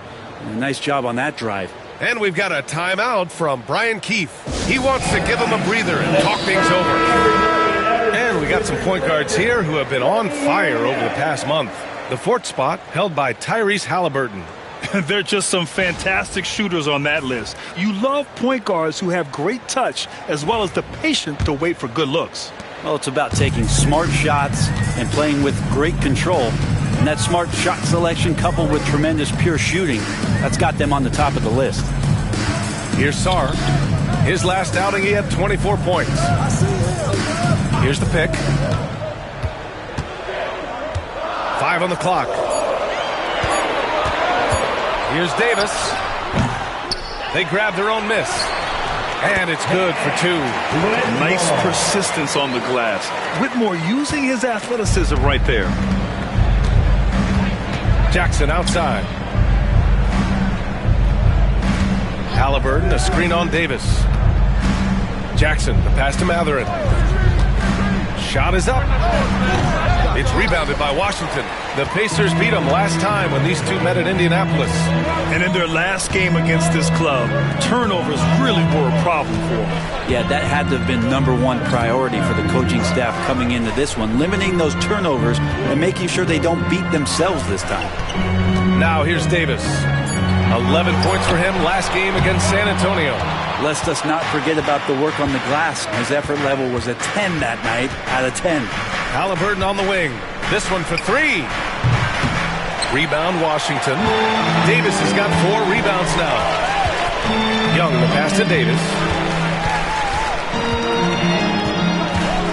And there's a pick from the stripe. And the shot is good. Dropping it off the front of the rim. It's a tie ball game. Very steady from the mid-range. Davis more than capable after he faces up. Siakam right side with the 10-footer. The shot no good. The Wizards have gone only 3 for 9 from the floor. Coulibaly. And he's going to the line for 2. The official saw contact while he was going up. Personal foul. With the All-Star break just around the corner, Brent, which event are you most excited for? Well, I get fired up about the three-point contest. I think it's the most exciting thing that happens over the course of the All-Star weekend. And we know how much talk there has been about adjusting the game and some of the other competitions that go on. But I love the three-point shootout, BA. I do have a dunk trophy at home that would say otherwise, but it's the 3-ball. He does not get the second one. Well, there's no question. Pascal Siakam has raised the ceiling of this Pacers team. Yeah, absolutely. He complements Halliburton's up-tempo style very well. And defensively, he shores things up with his ability to guard 1 through 5. And Halliburton, if he gets that little runway, he'll show you how athletic he can be. Now here's Young. Last game, he had 28 points. And Davis slams it home. Great work by the team there to find AD. They make eye contact, and the rest of that is history. Here's Halliburton. They trail by 1. Outside Mathurin. Back to Halliburton. Jackson outside. Siakam in the post. In the game against New York. Very impressive. First trip to the free throw line for him in this one. Second team foul. Shooting for Indiana, Pascal Siakam at the line for 2.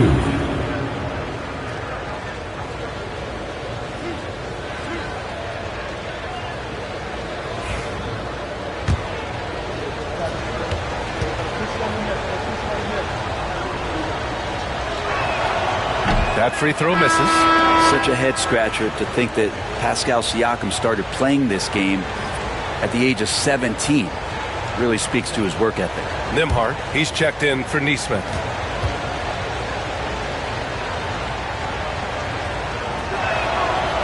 Good on the second one. Well, Brent, since 1980, the Wizards have had home court advantage in the playoffs just one time. BA, do you want to have anything that you want to share that's positive about the Wizards? I mean, this team has not made it out of the second round in that span, so hard to envision that happening anytime soon. We got a long way to go. This game has been like a seesaw. Both teams going back and forth at one another. Yeah, everybody trying to get away from one another, and the threads are keeping them close. This has been highly competitive. And Halliburton has got the ball here for the Pacers. Trailing by 2. And we'll have a timeout here called by Rick Carlisle. He's going to gather the troops and talk it over.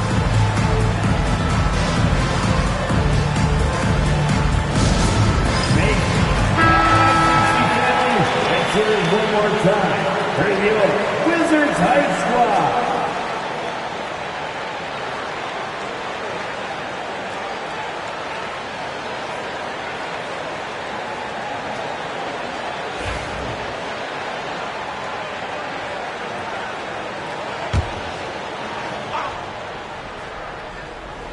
Here's Mathurin. He's scoreless. Jackson, left side. Knocked away. Stolen by Davis. And that one is hammered home. An impressive athlete. This rookie Whitmore loves getting inside and hammering it home. Pacers trail by 4. Nembhard outside. Outside Mathurin.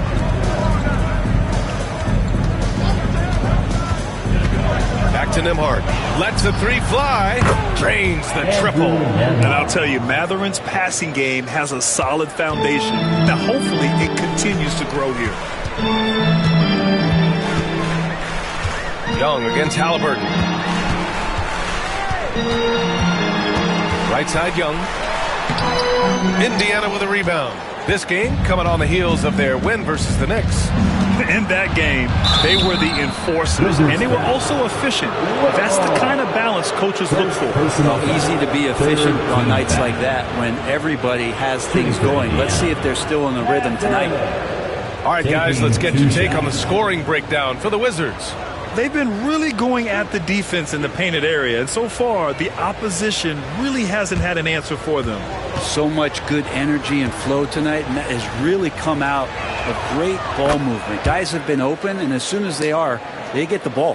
One thing that's apparent about Mathurin is his athleticism. He's got a good blend of agility and strength, which gives him multiple ways to beat you.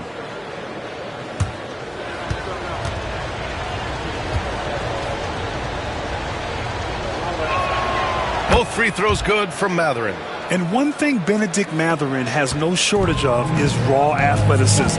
Now it's just a question of him honing that physical ability to be an effective pro-level player. Now here's Young. He's been a big scorer for this offense, averaging around 20 points a game.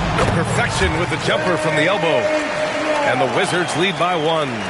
These teams just feeling each other out. Yeah, I love the spirit out there. Already 6 lead exchanges. Outside Mathurin. Banked it in off the glass.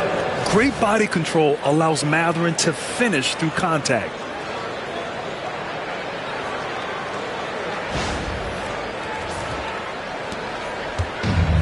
For Washington, they've gone 7 of 14 and looking in control. On the wing, Davis, defended by Jackson. Siakam pulls down the board. The Pacers have gotten 5 of 11 shots to go. Haliburton on the wing. Pass to Mathurin. Jackson with a screen on Davis. Here's Mathurin. And Davis with the block. An impactful defensive presence. AD is outstanding at coming up with blocks.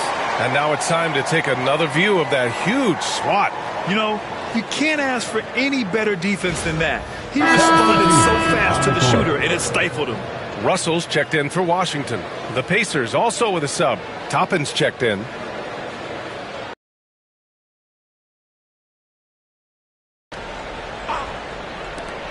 Shot clock at 5. Here's Haliburton. Gets it to go from 18 feet away. Haliburton's got 10 points in the game. He's going off this quarter. A huge reason why this team is on top. Russell with the ball. On the wing, Davis.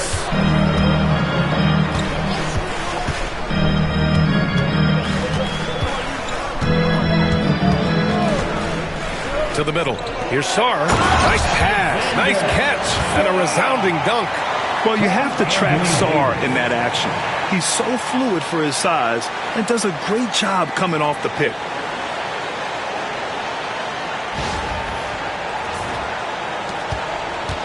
Indiana leading. Despite entering his 30s, Anthony Davis is not slowing down, Grant. Yeah, B.A. And last year, AD put up the best rebounding numbers of his career. And his shooting percentage also very high. And just watching him, Davis is still an all-NBA caliber player, capable of taking over on both ends. Nembhard, good. Defensively, you can't afford to get stuck on the pick. That's one that the coaches will watch tomorrow with that player. You hate to see him give up in that situation. Let's go now to the sideline and catch up with Allie LaForce. The Pacers have a star tandem with Tyrese Haliburton and the newly re-signed Pascal Siakam, who said of his all-star point guard, his knowledge of the game and his desire to win and get better, that's all you can really ask for from a young player. Out there on the floor together, I think it's naturally just a fit. Brian? Okay, Allie, thanks. And here's Indiana now, following the score by Washington. Offensive rebound. Haliburton, good. This looks like he's got more feel tonight, like he's really got a good grip on that ball as he's letting it go. Outside Coulibaly.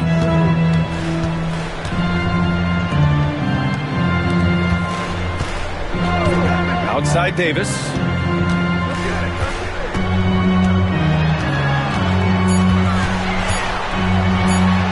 Oh, it's blocked by Jackson. And he's having an ugly quarter from the field. It seems really frustrating. Toppin finds Jackson. It's tipped. 2 minutes remaining in the first quarter. Pass to Haliburton. There's the 3. Again, Haliburton missing. And you never want to give a shooter like him a clean look. Nembhard with it. Picked up by Coulibaly. Jackson outside. Minute 32 left in the first quarter of the game. Jackson with a screen on Russell. Just 5 on the clock. Haliburton on the attack. Tipped. What I like about Sarr as a shot blocker, he can do it anywhere on the floor. Man, I thought he was making that in so close. That's some aggressive defense. Pass to Davis. Outside Whitmore. To the paint. Here's Sarr. And he goes in for the dunk. The Frenchman, s'il vous plaît. Taking flight. You gotta like Sarr. And so it's Haliburton with it. He brings it up for Indiana. Nembhard outside. There's 48 seconds left in the first. Jackson, the screen. Just 5 to shoot. Out of bounds. It'll be Washington's ball. So Washington ends up going with a new group. On the court.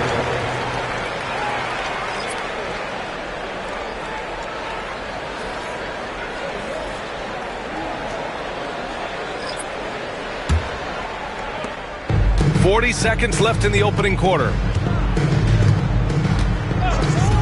Holmes passes to Champagnie.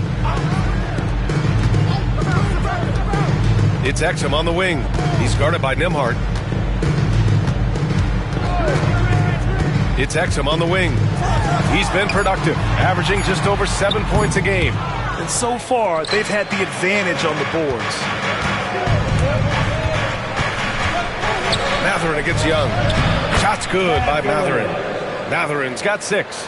And Mathurin is an impressive scorer, skilled at finding ways to convert around the rim. Here's Young. And the layup is good. One of the more skilled offensive players that is on the floor here tonight. Not an easy fellow to hold in check. Tyrese Halliburton getting it done for the Pacers. He made a big impact, scoring 12 points in the quarter. We'll be back in a moment.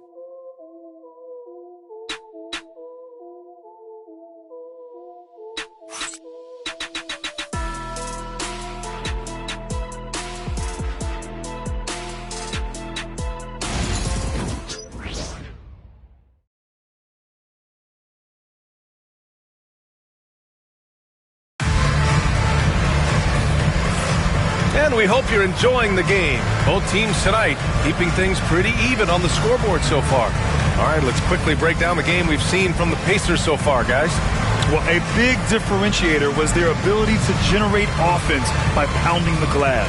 Keep plays alive with your activity. That's what it's about.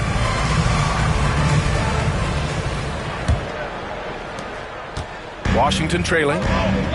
On the court for the Pacers. Second quarter underway. Nembhard and Mathurin, they're the wings. Obi Toppin out there with Green. And it's McConnell in at the point. Young with some of the fastest hands in the NBA. Easy to see why. Here's McConnell. Pass to Green. Nembhard with it. Over to the wing. McConnell against Young. Down to 5 on the shot clock. Now here's McConnell, guarded closely. That one is off. The Wizards shooting it well, around 55% for the game. Now Young. Pass to Champagnie. Back to Young. Jack's up a 3. Mathurin with a rebound. And this is exactly who you want taking that shot. He just missed it.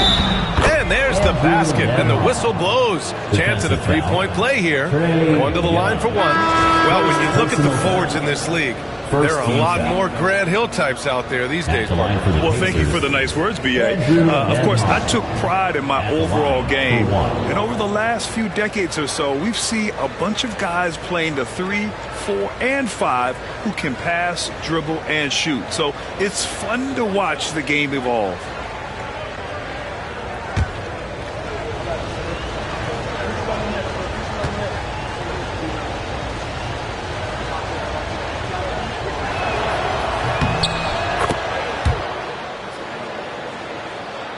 Second quarter, and we're just over a minute in.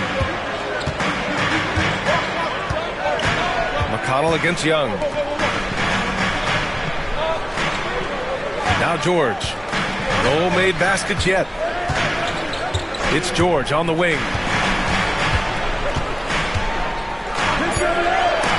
Shot blocked. And Toppin has that kind of reach. 7'2" wingspan. Get that out of here. McConnell outside. Back to Nembhard. There's a screen by Toppin. Inside. And a slam dunk by Toppin. Making sure of it with the two-hand slam, B.A. Yeah, I don't blame him. With the score this tight, you cannot take a chance here. Here's Young. He's got 9. Down low. And here in the second, 2 minutes gone by. Champagnie, the pass to George. Now here's Young. He's marked by McConnell. Exum outside. And it's going to be a 3-second call. 3 seconds. And here's what the Washington Wizards schedule looks like. On Friday, they'll take on Giannis Antetokounmpo and the Milwaukee Bucks. Then on Sunday, they'll begin a road trip starting in Orlando, going up against the Magic. And that game against the Nets is the second game of a back-to-back. So you know there'll be some heavy legs out there. Playing that much basketball in that short amount of time really takes its toll on your body. Here's Toppin. And a foul called on the way up. So he'll take 2 from the free throw line. First personal foul. Rashawn Holmes picks one up. And a good decision, as Toppin is not an easy guy to stop, so free throw's coming. And a closer look here at the scoring breakdown for Indiana.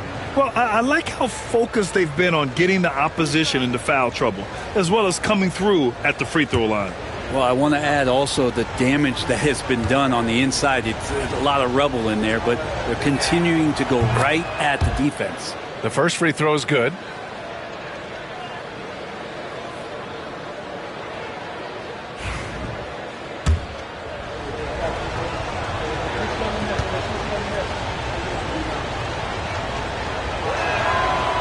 Off on that one, so he goes 1 out of 2 at the line.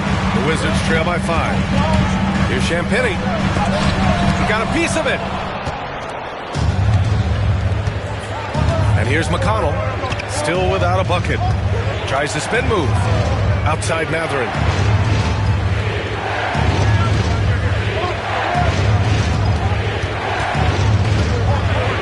Oh, he goes up high for the two-handed slam. This small advantage is starting to snowball. Yeah, this team is looking to add to the lead, trying to put the other team away, and threatening here. Here's Young. After the basket by Indiana on the other end. It's George with the drive. And he can't stop the run as that one misses. Nice rebound. Trying to match the other team's intensity right now. Pass to Toppin.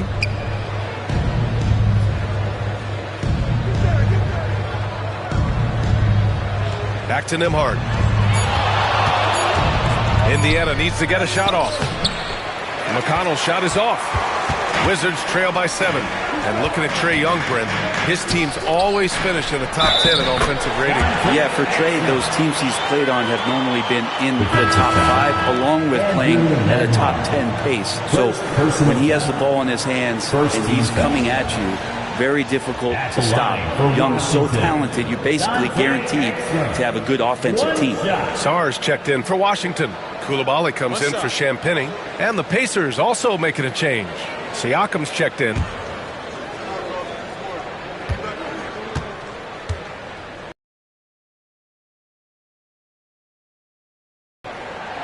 And that one misses. Indiana leading by 5. Here's Nembhard. It's good. And give the assist to Siakam. Assisted. Nembhard's got 5 points now in the quarter. The D hasn't been quick enough to react to the ball inside. That's helped cause this run. And here's Young. He'll bring it up for the Washington Wizards. Tough loss coming against San Antonio in their last game. In this league, you have to stay active at both ends of the floor. I thought their lackluster defense was the difference in the game. You can't allow any opponent to shoot that kind of percentage. If you do, it's just going to be so tough to keep up. Now here's Coulibaly.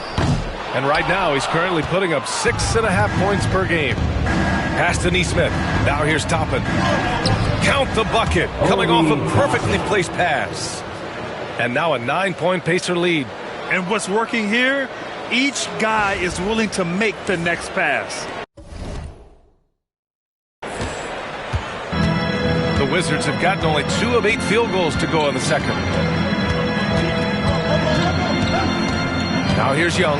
He's guarded by Nembhard. Inside, it's Trae Young. And Trae doing a good job exploring, trying to find those soft spots in the defense.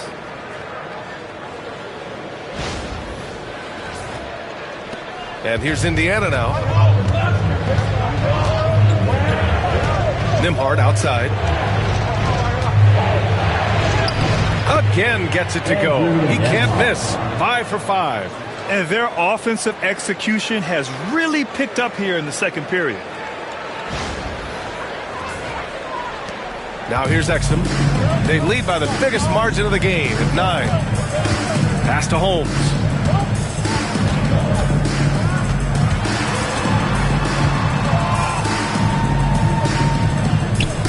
Back to Exum. Outside Koulibaly. Young with it. 5 to shoot. The 3 ball is good from Young. Shut out from beyond the arc in the first quarter. He's now got 2 for the game. Pass to Nembhard.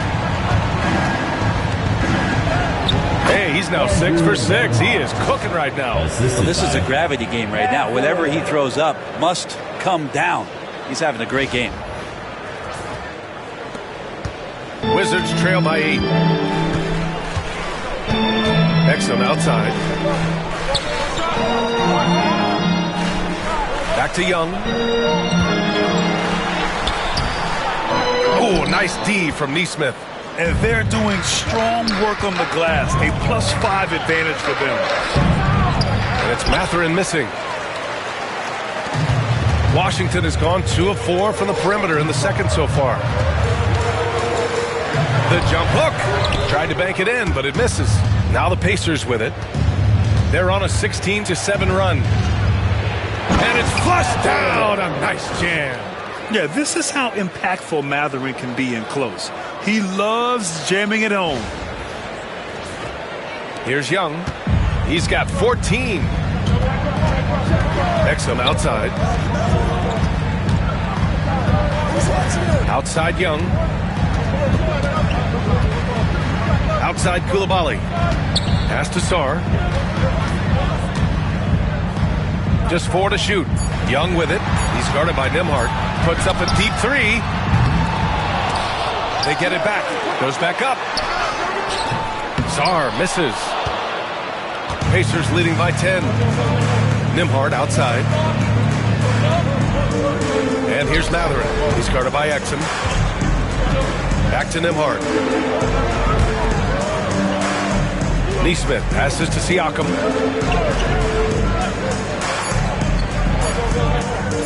Shoots over Holmes. Siakam, no good. Well, mid-range is where he makes the money. So when the D's slow to get out on him, always surprising to see him miss from there. Here's Sarr. Pass to Holmes. Here's Exum. And there's the screen. To the inside. Uses the glass on the layup. Sarr's got 6 points. And defensively, you just cannot let Sarr get that ball inside.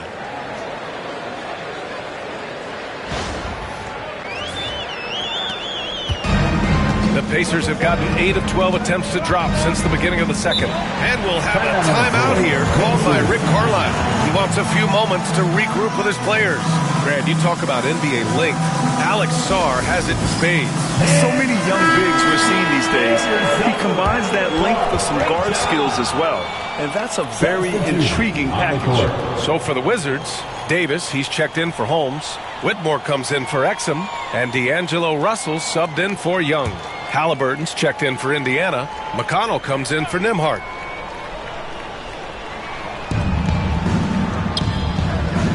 Now here's Halliburton. Not a lot of room.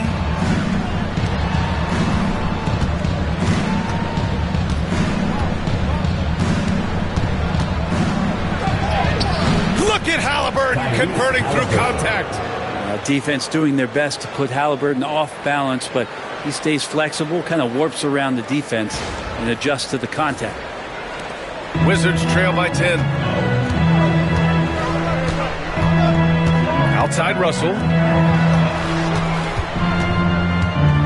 Here's Sarr, defended by Halliburton. The 3 from Russell hits a three-pointer. Russell's got his first 3 points of the game.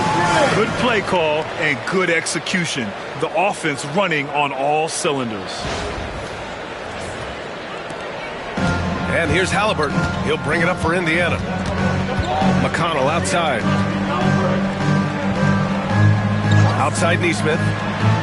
Pass to McConnell. Haliburton left side. 6 on the shot clock. Haliburton fights through the contact. Man, that's now 10 straight points in the paint. I'm not sure what's happened to their defense, man.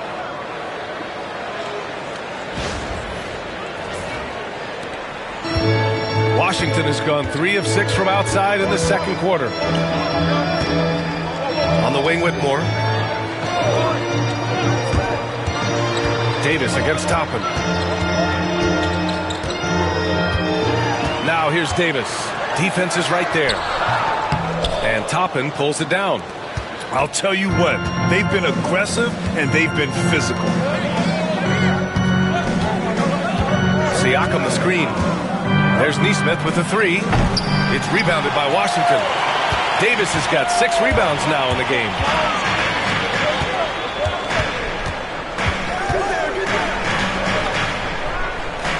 Outside Whitmore. Sarr passes to Davis. Oh, and he got fouled on his way up. He'll head to the line to shoot 2. First personal. Outstanding job by AD to get close to the basket, get the ball in great position, and force the defense to resort to fouling. Anthony Davis. And he makes a first. Some changes for Indiana. Jackson comes in for Toppin, and Benedict Mathurin subbed in for McConnell.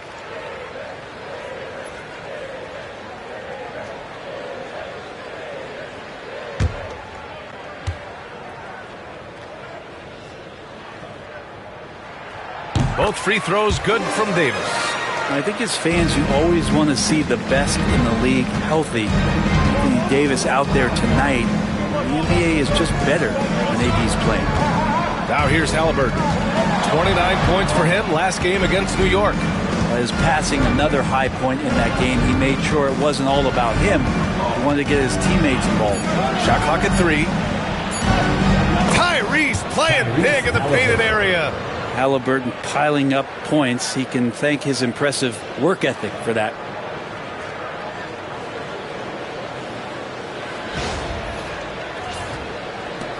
And Washington has possession.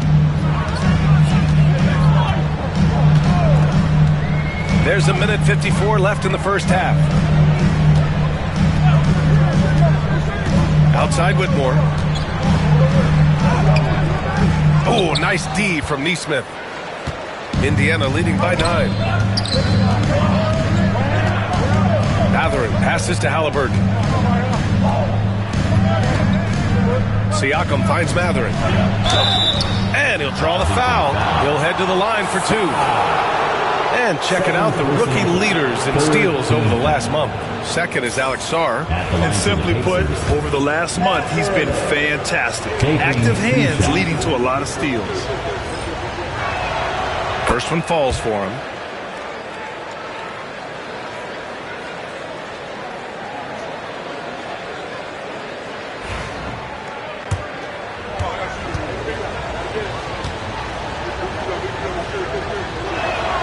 Both good from the line that time. Wizards trail by 11. Russell with the ball. They lead by 11, largest margin of the game. Here's Sarr. He's covered by Siakam. Pass to Davis. Shot clock at 6. Here's Sarr from the arc. No good. They really have a commanding lead, not just in points, but in rebounds as well. Siakam, plenty of contact on that shot. Officials call the foul, and he'll take 2 free throws now. You know Siakam is going to bring some intensity inside. He's embracing the chance to be fouled. He's made 1 and missed 1 so far at the line.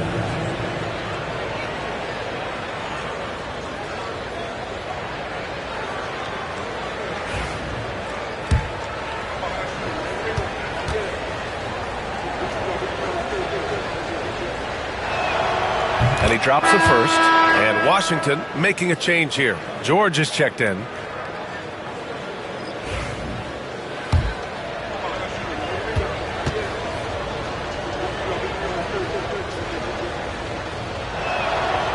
That one misses. Wizards trail by 12. Down low. Outside Whitmore. Here's the three. His fourth make in 5 tries. Solid start for him. He made the most of that opening, teaching the defense a lesson. Siakam outside. And he's now 1 for 4 after that one. And force-feeding the ball inside. I mean, no reason to go away from what's working.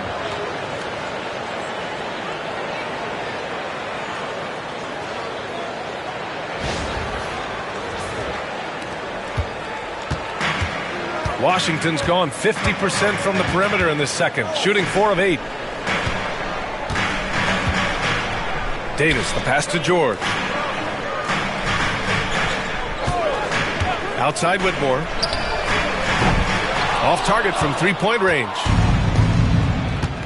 Halliburton for 3. Rebound collected by Anthony Davis.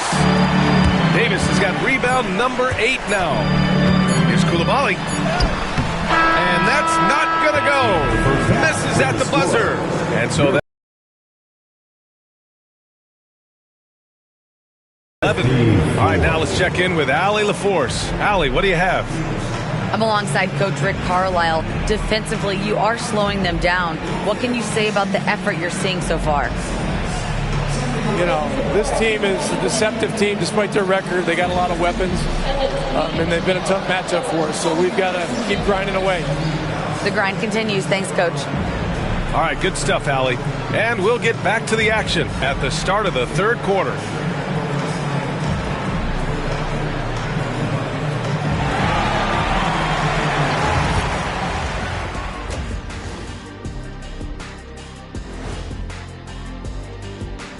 Welcome, everybody. This game revealing a big disparity in play. What a performance so far for the Indiana Pacers. One big reason they're up, they're controlling the glass, both boxing out and crashing in. Yeah, you could tell rebounding was a point of emphasis for them coming into this game. And moving on, let's take a peek at how the East is shaping up here in the midseason. Well, right now for Indiana, you know, Halloween was a long time ago, but this team is still the scariest group in the league. They're striking fear into every team that has to go against them, Shaq. You're starting to scare me, Kenny. Oh, okay. That wasn't scary. Thanks for tuning in. Now it's time to head back over to Brian Anderson for the start of the third quarter.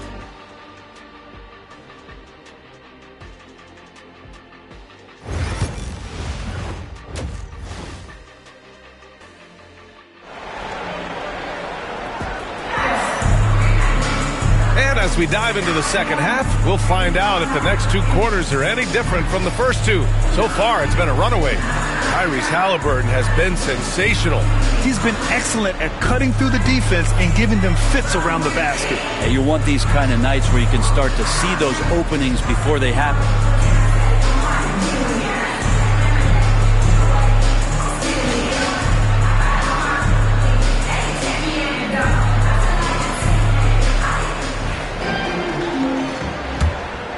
Here's Young. We've got Sarr. Whitmore is out there with Davis. Then it's Trae Young, and it's Coulibaly in at the 2 spot. That's the group starting the second half for Brian Keefe. Now here's Young. They trail by 11. Well, Grant, aside from making the East Finals in 2021, how would you assess Trae Young's teams? Well, they're always solid offensive teams, but Trae is the type of player that you need to surround with defensive-minded guys, and he hasn't really had that.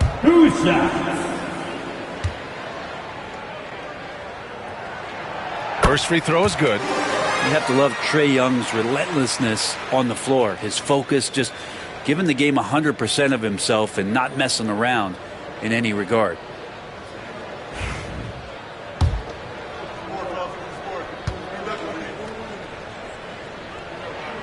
And both free throws good for Young.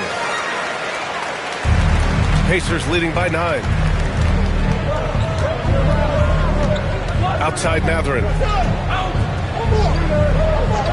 Here's Siakam. That one goes. Count it. Siakam's got 6. That's where Siakam lives right there. Great fight.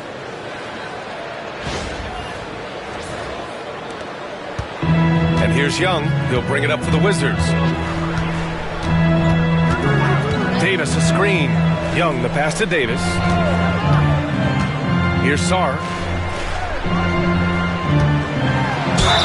Just excellent recognition by Anthony Davis to sell the shot fake. Gets the defense up in the air. And this is his second trip to the line tonight. At the line for Washington, Anthony Davis. No good on the free throw. 2 shots.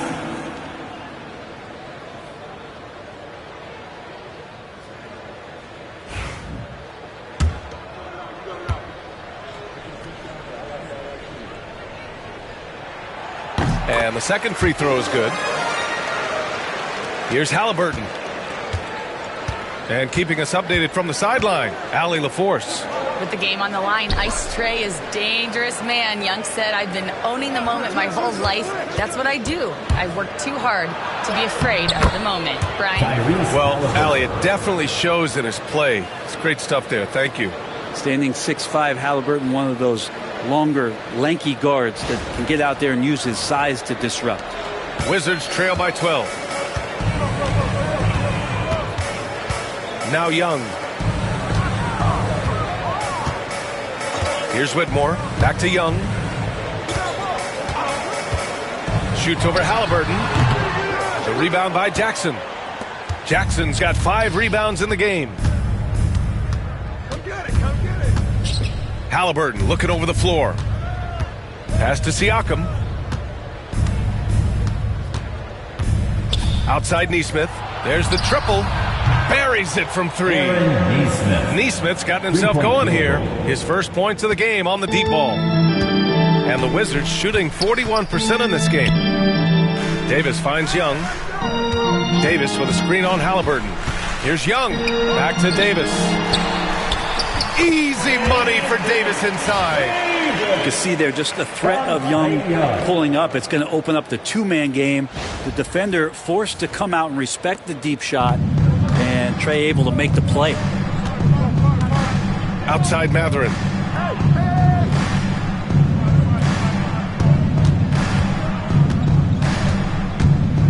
To the paint. Stolen by Davis. Inside. Poke loose. It's stolen by Halliburton.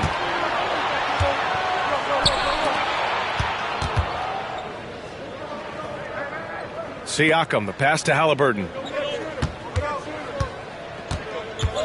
Here's Halliburton on the take. It's blocked. Back to Siakam. Just 5 to shoot.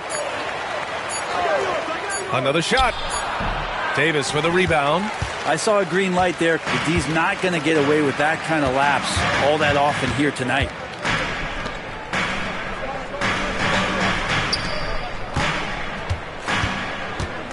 Halliburton against Young. Oh, Young with the power move. Young working hard on the defensive end that time.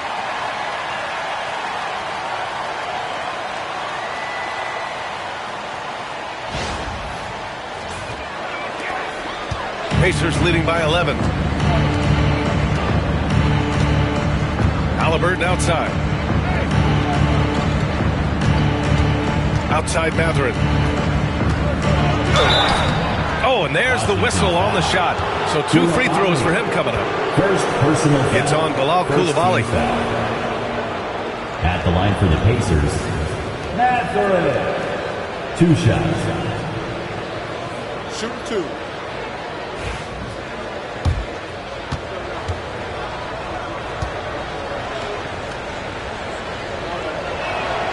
And the first one at the line is good.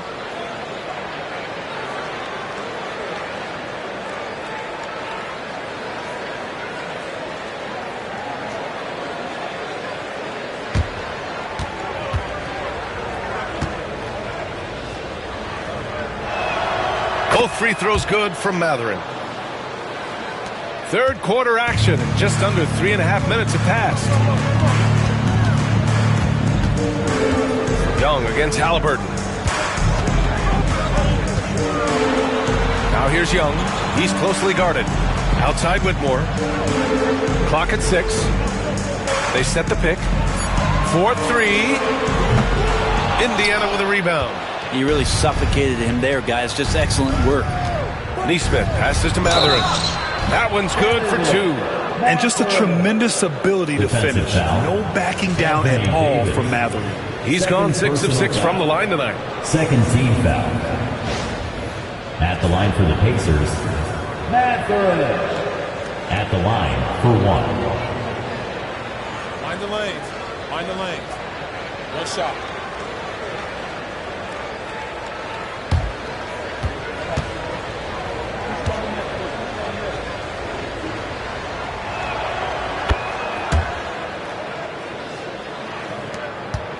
Wizards trail by 16. Outside Coulibaly. Back to Young. Outside Davis. And that one goes in as he's fouled. It'll be 3 points if he converts the free throw. Defensive foul. And a moment here to take a look at the scoring breakdown for the Pacers.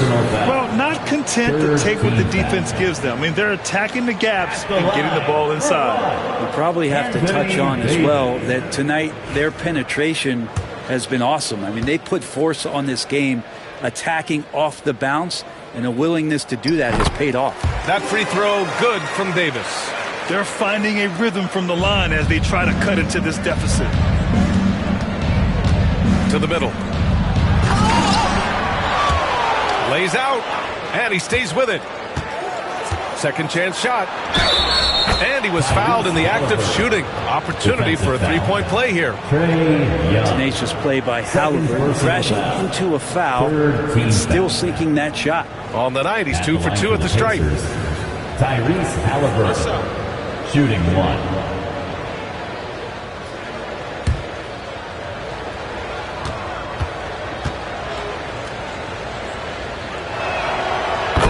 Looking good from the line so far this half. Here's Young. He's got 18. Outside Davis. Back to Young.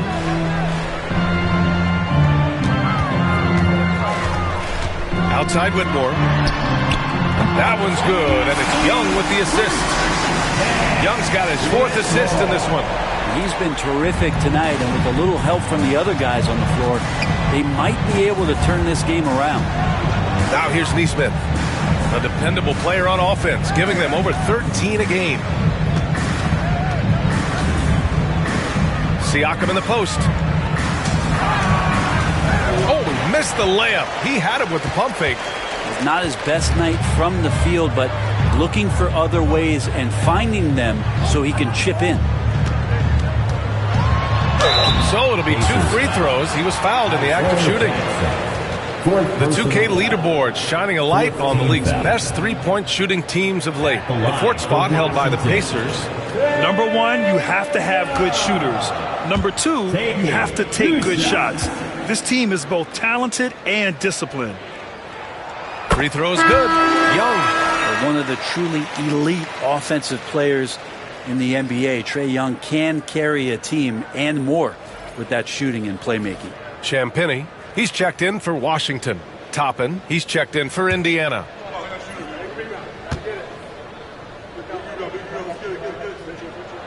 And both free throws good for Young. Well, Brendan, a players' league, you think there's a point at which players have too much say? Well, I don't know, B.A. I think it's always a fine line between what it is that both management and ownership is trying to do. This is entertainment, after all. But you got to lean into the players. You got to lean into the personalities. And as long as there's a respect for both of those areas, the league and the game will continue to grow. And here's Young. He'll bring it up for Washington. It's a 14-point game. And they call an illegal screen here. You're not going to fool the officials too often on an illegal screen. Yeah, everybody saw that one. That was pretty blatant there. Just a superb read on defense to come up with the block. Let's see if that block can amp up this team. I mean, they're looking for anything to get themselves going. Indiana's gone 4 of 9 so far from the perimeter. Outside Mathurin. Back to Halliburton.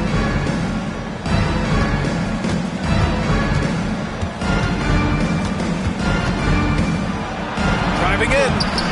And the layup is good off the glass. Halliburton's got 7 now in this quarter. Just a great job of Halliburton finding his way to the bucket.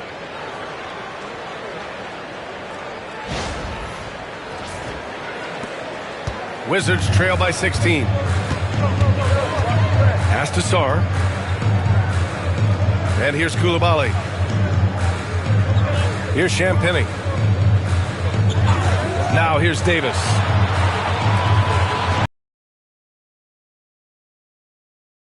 Launches a 3.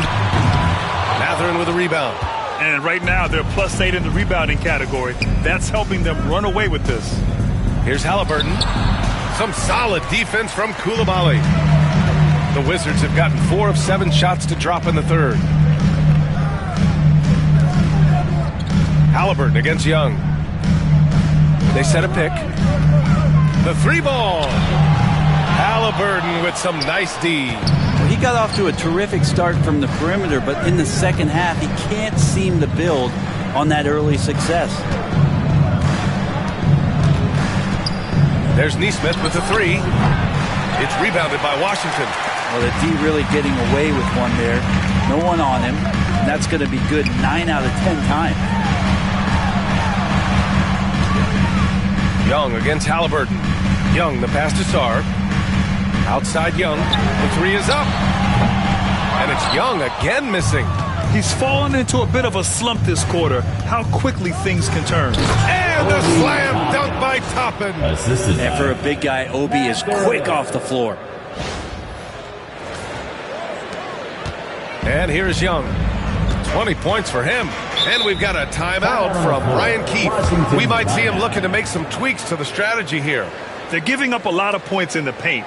That's something they have to address here. Yeah, coach knows that. They know that. In the timeout, they're going to hear about it, make the adjustment. Your Wizards answer.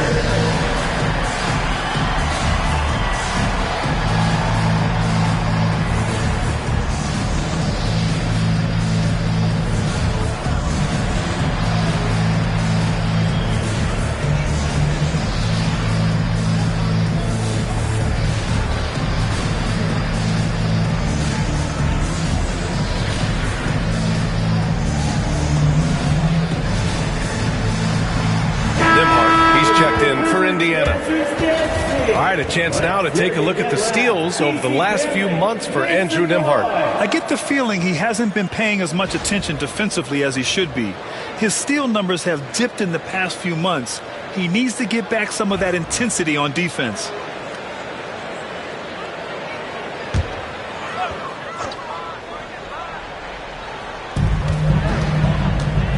Davis, the pass to Young.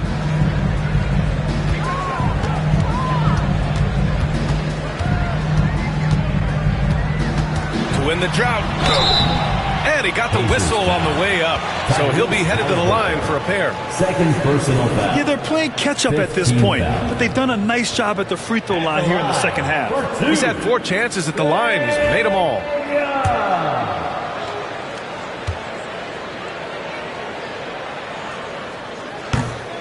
Free throw is good. Young.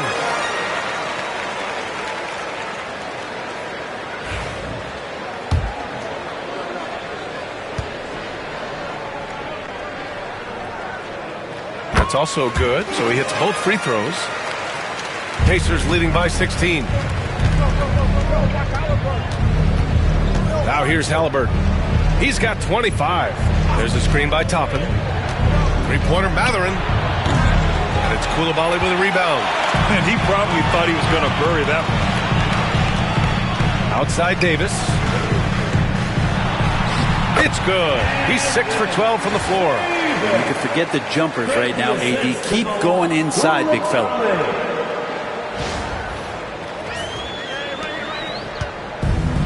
Indiana's gotten 2 of 4 threes to fall here in this third quarter. Halliburton against Young. Halliburton outside. Over Young. And he wills that one in, sinking it right through the back of the iron. Halliburton's got 9 points now in the second half. Halliburton against Young. Pass to Sarr. And here's Davis.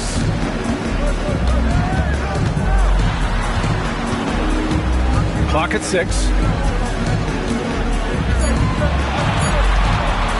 Can he keep it going? And another basket for Washington. After some misses in the first, he's making up for it now. Halliburton on the wing. Guarded by Young. Back to Mathurin. With the drive. The explosiveness of Mathurin is so hard to contain. He's skilled at getting these whistles. This will make 5 trips to the line for him tonight. Shooting for Indiana. Mathurin. 2 shots. Take a break. Take a break. 2 shots.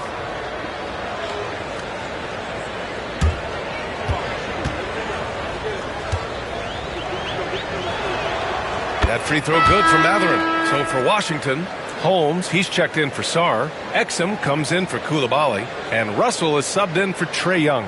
The Pacers also with a sub. Walker, he's checked in for Siakam.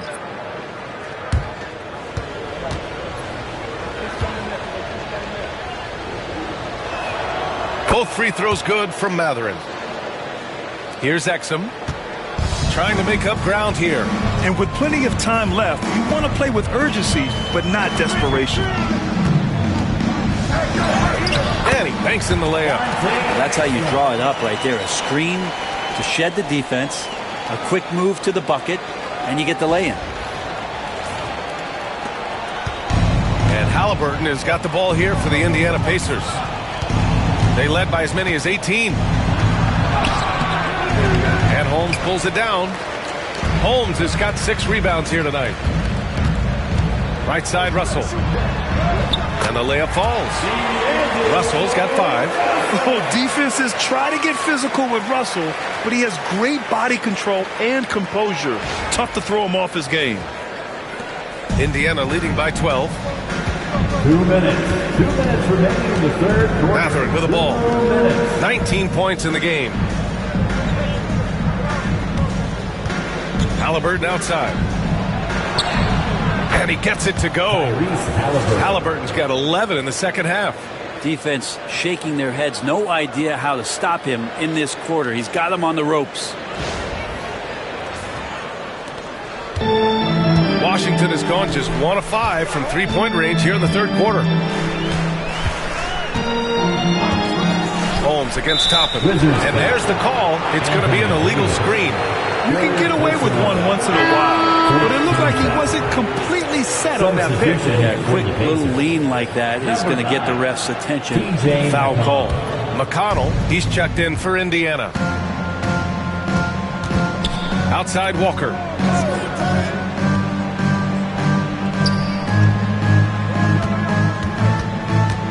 Now here's Mathurin. Tight defense on him. Back to Walker. Davis with the block. That's what happens when you challenge Davis. He can be so disruptive as a defender. 1:03 left in the third. Clock at 4. Lets it go from deep. AD stretching the floor. Hey, he's doing whatever he can right now to pump up his teammates. McConnell against Russell. Here's Mathurin. And so he draws the foul, headed to the line to shoot a pair. And one thing about Mathurin, he keeps pressure on that defense. He's been getting to the line. Now his 6th trip. For Indiana. Shoot 2. Mathurin. At the line for 2.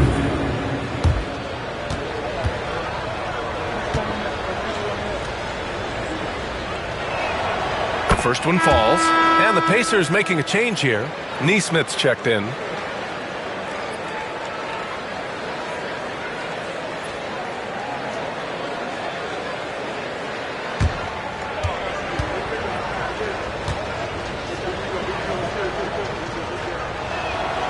Both free throws good from Mathurin. There's 39 seconds left in the third. Now Russell. 5 points in the game. Pass to Holmes. Now here's Davis. Nesmith covering. Outside for Russell.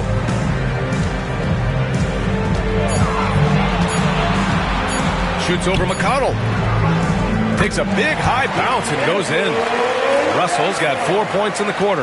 Yeah, I love the play there from D'Lo. Uses the play, gets some space, and then knocks it down. Here's Mathurin. And Davis with the block. And as we end the third quarter, a double-digit deficit will make it tough to come back. The Pacers out in front. They're up by 11. And time to step away quickly, but we'll be back in no time with the start of the fourth quarter.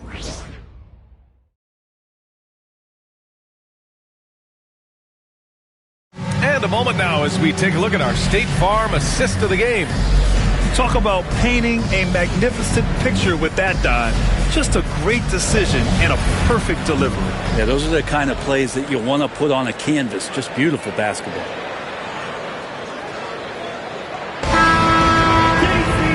And there have been two very different performances from these teams today as we get going in quarter number 4. And a look at the 5 for the Pacers to start the fourth quarter. Pascal Siakam out there with Obi Toppin. Then it's Nesmith. Then there's Andrew Nembhard. And it's McConnell in at the point guard position. 2 gritty points from Siakam. That's a tough one.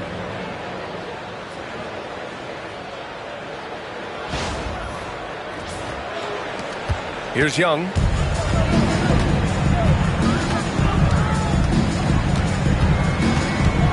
Holmes, a screen on McConnell. There's Young with the 3. The Pacers pull it in. They led by as many as 18. I'll tell you what, they've rebounded the ball tremendously well. There's a screen by Toppin. Nembhard, good. Easy look when the defender isn't fighting over the screen. The coach over there just asking for one simple thing, and that's some effort. Got burned on that one. Now here's Holmes. Pass to George. Drives to the hoop. The layup misses. Pacers leading by 15. Fourth quarter still young. Just over a minute played. Hey, yo, right here. Now here's Nembhard. He's guarded by Exum. Nembhard outside. Three-pointer. Sinks it from distance. Nembhard's got 5 points now this quarter. Guys, he can't miss. I swear, he was trying to miss that. He did not miss. That means he can't miss. Young on the attack. And he was fouled while in the act of shooting, so he'll take 2 free throws. First personal foul. It goes on Obi Toppin. Well, the speed that Trae Young has is a problem for a lot of guys who are trying to defend him. They're compromised if he comes at them. 2 shots.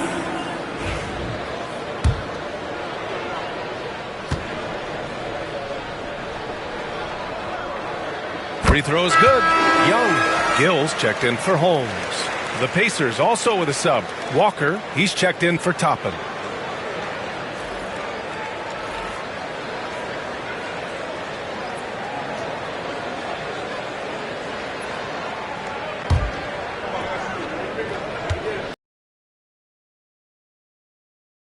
Free throws good for Young. Yeah, sometimes in a game you settle a little bit before settling in, and right now I think he's a big factor in how they're getting to the line. Young against McConnell. With the fadeaway. Siakam, no good. Yeah, I have no idea why he went with the fadeaway there. The defense was nowhere near him, and he should have just kept it simple. Exum passes to Young.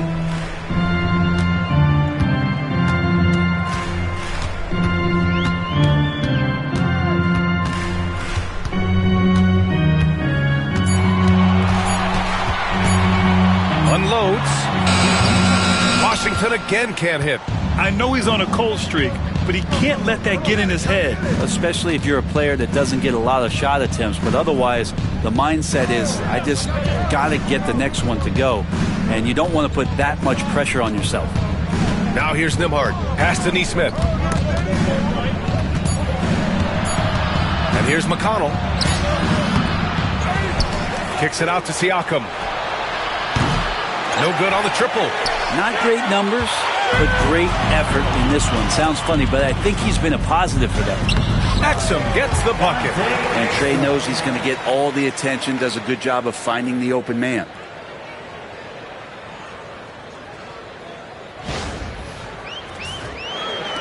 Around 3 minutes gone here in the fourth. Now here's Siakam.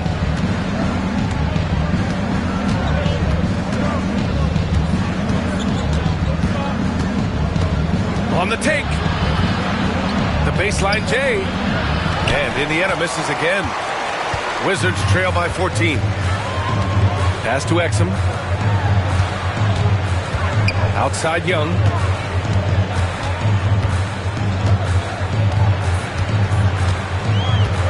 Back to Exum.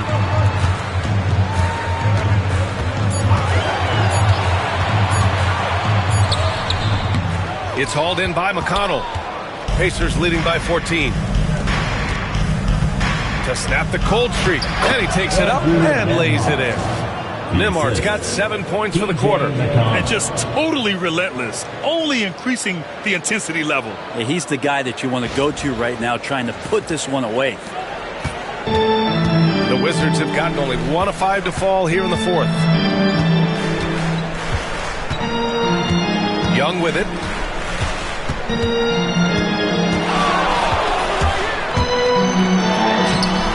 Excellent D there from Siakam.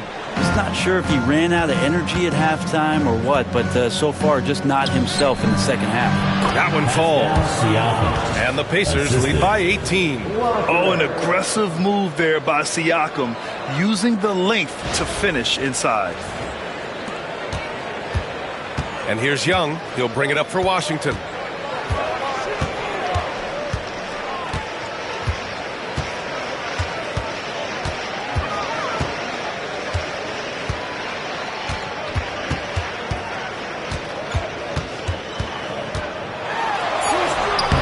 The Pacers pull it in. Siakam's got rebound number 8 now. Time for some consideration in the passing category, maybe, Kevin. The shot is just not on. Get somebody else going. Doesn't go for him. The Wizards trail by 18. George for 3. No luck on that one. Given his range, you'd expect him to capitalize on that opening. First team foul. And we've got a timeout from Brian Keefe. He wants to make sure everyone is aligned, given the situation right now.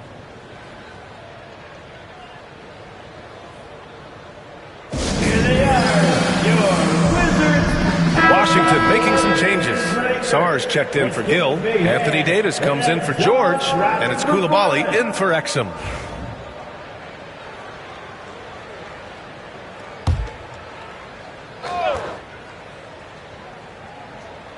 Washington has gone 0 for 2 from outside here in the fourth quarter. Right side, Walker.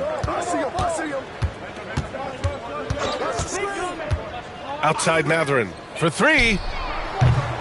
It's rebounded by Washington. Just enough of a shot contest to bother him. Down low. And down it goes. Jam that one home. I think he gets as much talk, not just about his shot selection, but his playmaking. Pacers leading by 16.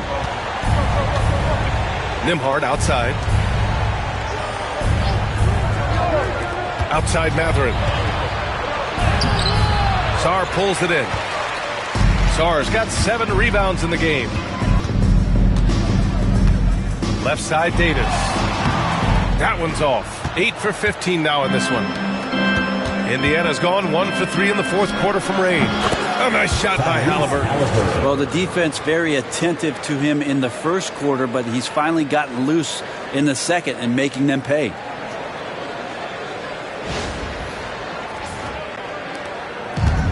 Washington shooting about 43% in this one. Pass to Champagnie. Back to Young.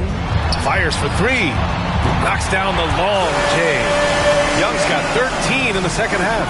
Yeah, you would think a coach might have talked to his defense about making the adjustment on him, but right now, he's just lighting him up. Indiana's gone 2 of 4 from the perimeter here in the fourth quarter. Haliburton against Young. Jackson with a screen on Young. Inside. And the dunk by Jackson. This is just good point guard fundamentals from Tyrese Haliburton, going to the pick and roll to create a bunch of options.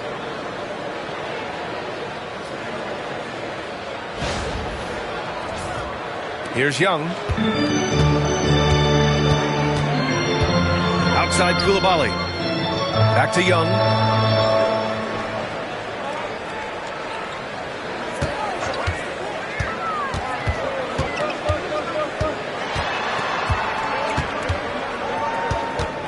Clock is at 3.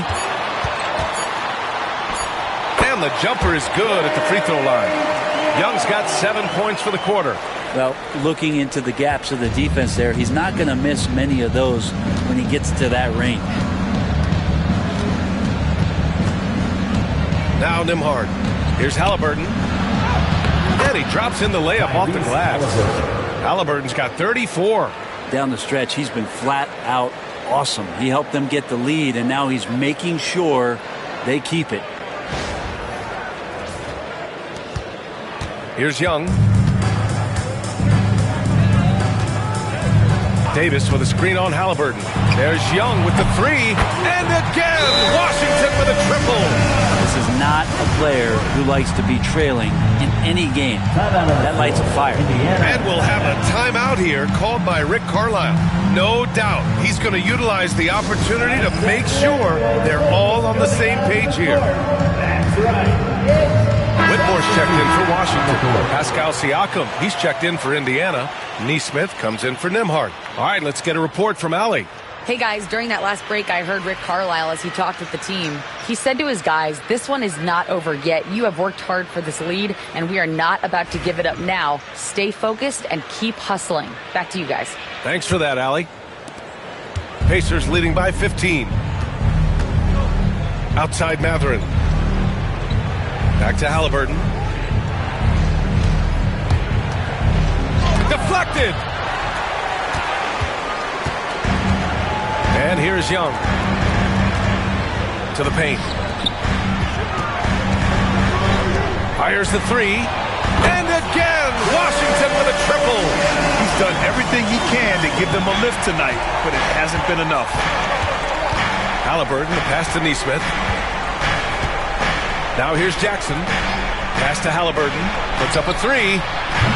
It's rebounded by Washington. Sarr's got 8 rebounds in the game. The Wizards trail by 12. Now here's Coulibaly. Davis with it.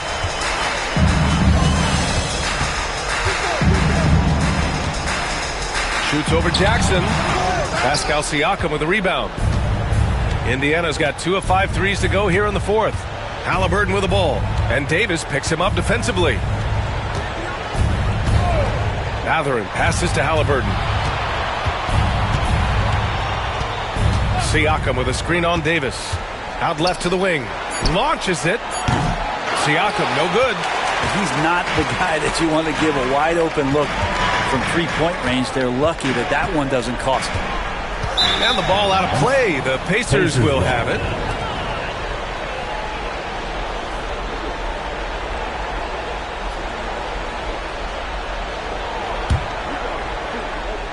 Here's Mathurin. Haliburton with the ball.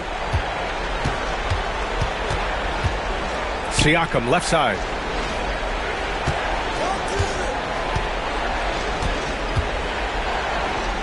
Pass to Mathurin. Down to 5 on the shot clock. The putback.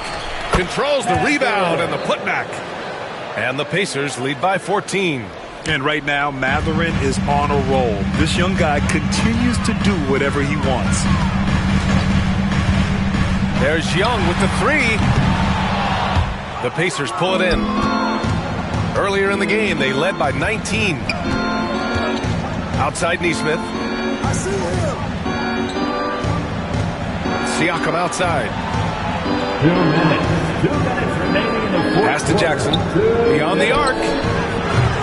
Sarr pulls it in. Sarr's got 10 rebounds here tonight. So active. Outside Young. 11 feet out, and he hits it. Young's got 37. Man, we see this from Trey often, his ability to take over games with his scoring. And here's Siakam for 3. And Young pulls it down. And Young has got the ball here for the Wizards. Down by 12. Sarr passes to Young.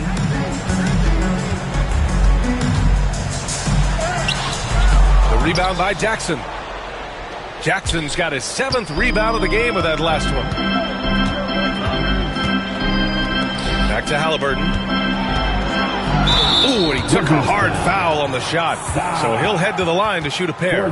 Can't be overzealous with Haliburton. When you are, he embraces that, and he got the whistle. For the Pacers, Tyrese Haliburton. 2 shots.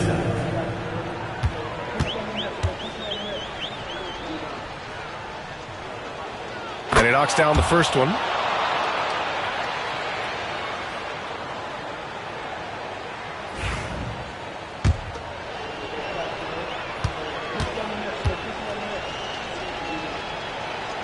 And so he makes both from the line. All right, Grant, do you feel the non-superstars are making the money they should? Well, B.A., it's a topic in every CBA negotiation. But I think we're trending in the right direction. But it seems like there's always more work to be done. And a comfortable win for them here. Game is out of reach. Good performance for the Pacers. They made a point to get some good looks. Yes, they were able to pound the ball inside. I love it. And they notch another win, number 34 of the year. And they've had their fingerprints all over this series, winning 2 straight and looking like they have this team's number. And as it was happening, as it was building, you knew this was a monster game for Tyrese Haliburton. And guys, I just felt he was tremendous tonight. His energy infected his teammates, and the wrecking ball on both ends. And it's Washington with the ball. After the basket by Indiana. And stolen by Jackson. Shot and game clock separated by 5. Haliburton outside. Siakam the screen. Shot clock at 6. Here's Haliburton. Will not go. Misses off the front iron. And so it's the Pacers taking care of business in this one. Boy, a nice win on the road. By the time this one was winding down, this building was stone cold silent. And that's exactly what you got to do. You have to try to take the crowd out of it. Well, folks, that's going to do it for now. Alongside Brent Barry, Grant Hill, and Allie LaForce, this is Brian Anderson with our entire 2K crew thanking you for watching. And now let's take a look at our player of the game, Tyrese Haliburton.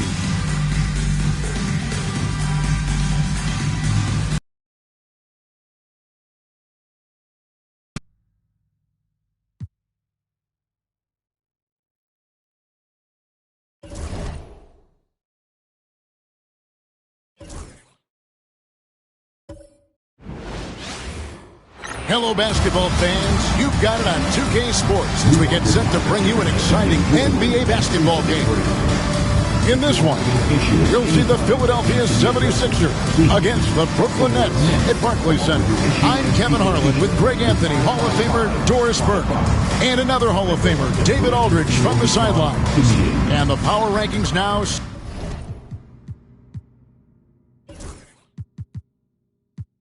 Second half of February, interesting to see how some of these teams compare.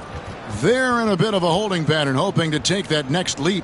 And right now for Philadelphia, they've gotten into a bit of a rut. The season hasn't gone as they had hoped. You just get the feeling that they're somewhat discouraged right now, and that has them with an inability to break through. Now a look at Philadelphia's starting lineup. Oubre out there with Embiid. Then there's Maxey. Then it's George, and it's Grimes in at shooting guard. And for the Nets, they've got Thomas, Nicholas Claxton out there with Sharp. Then it's Terrence Mann, and it's Porter at the 3 spot. And with the trade deadline behind us, GA, that is a busy time for front offices. Yeah, and for every trade that takes place, hundreds more are proposed. I don't envy the GM's long hours behind the scenes. So the 76ers, their last game, a loss to Toronto. Here's Grimes. A three-pointer is right on target. How about the quick trigger off the catch from Grimes? Nice. Thomas passes to Sharp. Outside Porter. Pass to Sharp. Outside Thomas. Tried to come right back with the 3 of his own, but it's no good. Getting the latest now from our sideline reporter, David Aldridge. David, it's all yours. Take it away. Thanks very much. Was able to talk with Jordy Fernandez for a minute. And their biggest concern, of course, it's figuring out a way to guard Joel Embiid. Coach said Embiid presents all types of issues. He can post you up, knock down the 3. We'll have to send multiple bodies at Embiid to keep him in check. We'll see how they try to defend him. It won't be straight up. Guys? Thank you, David. Porter, no luck. Early on, 3 misses to open the game. Their offense right now still trying to find its way. Pass to Embiid. Back to George. Embiid sets the pick for George. It's good from long range. How good is Paul George at getting separation? He uses the screen perfectly and sticks it to the defense. Now here's Thomas. Last game out, 36 points for him. Mann passes to Thomas.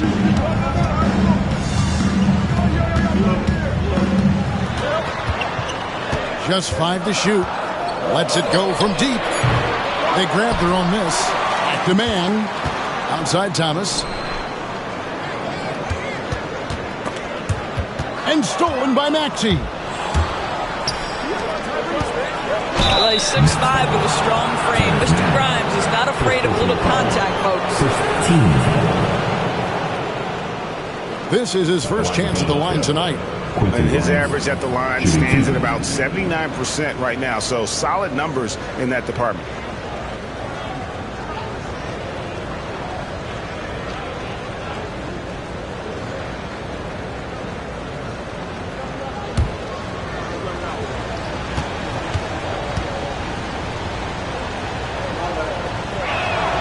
First free throw is good.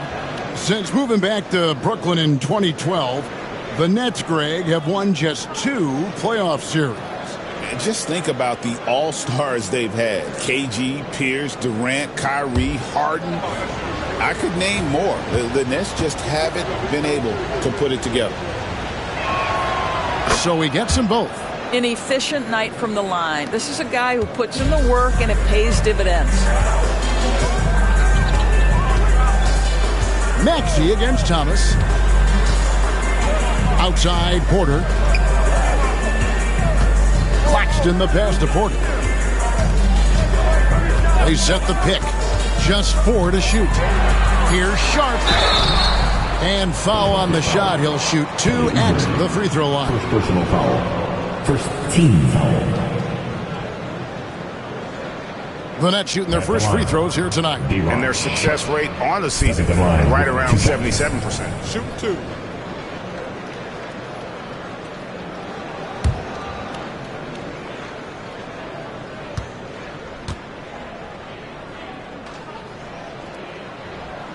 And the first one at the line is good.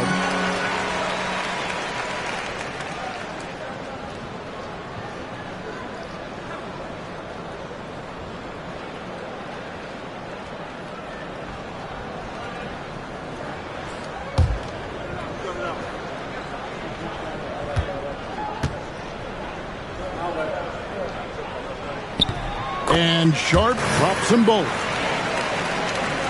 Here's Maxey. We saw him with 19 points his last outing. Pass to Grimes. Here's Embiid. That one's in. His first bucket of the game. He's 1 for 2. such a multi-talented threat on the offensive end, and you love his confidence. And Jordi Fernandez has called a timeout. He wants to make some adjustments to the game plan, clearly.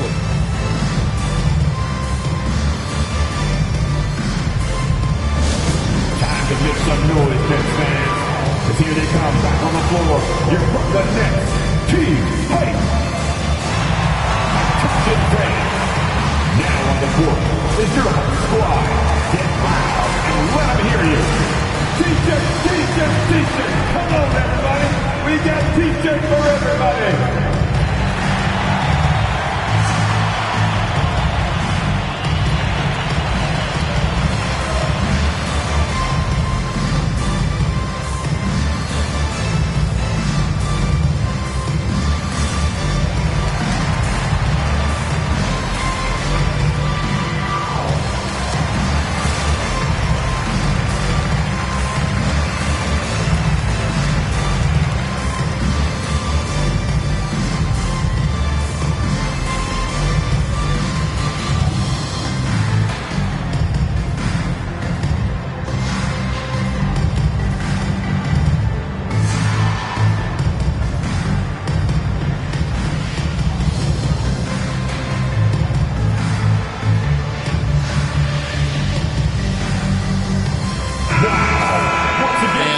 Up a list of some of the NBA's hottest players.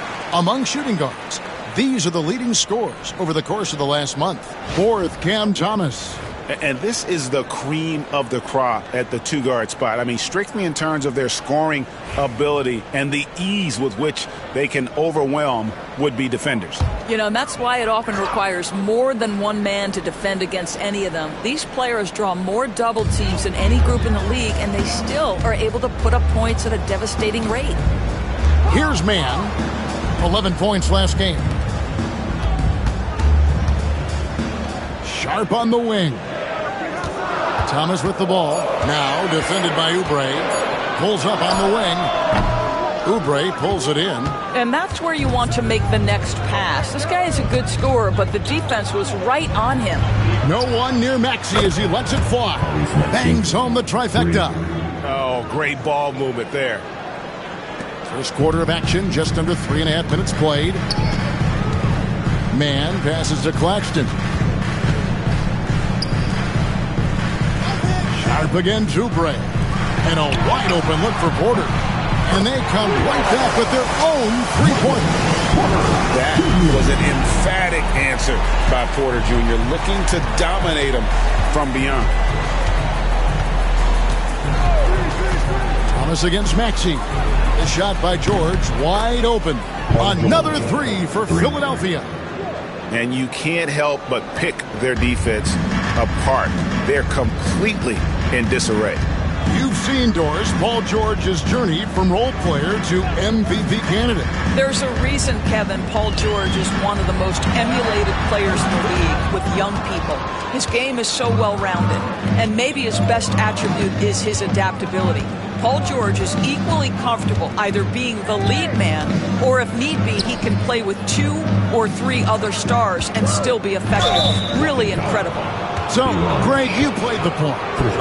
And create a player, if you had to pick a different position to play, which would it be? Ooh, good question, Kevin. Probably small forward, wing. I'd like to be a fearsome finisher who can soar and dunk over everybody. Now, here's Oubre, still without a basket. And a lot of contact on that one, so he'll shoot 2 here. See, Kelly Oubre understands how to take advantage of his athleticism on the interior. That's nice. Now let's take a moment to get your guys' take on the scoring so far for the 76ers. We've got a bunch of this game yet to be played, but they're shooting it well from the three-point line. That's got to be a welcome sight. Yeah, and in addition, their ball movement has really unleashed their offense. Boy, they've been fun to watch.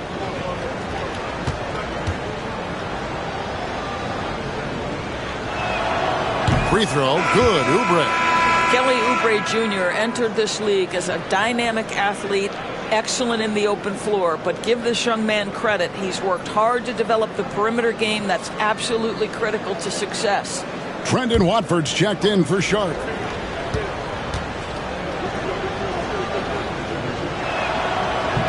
He hits one, then misses the second attempt from the free throw line. Man with it. George picks him up. A three. And the Nets, another three. And such a sharpshooter from outside the arc. Porter just superb at knowing when to fire from deep. Here's George. The shot missing. Nice D from Porter.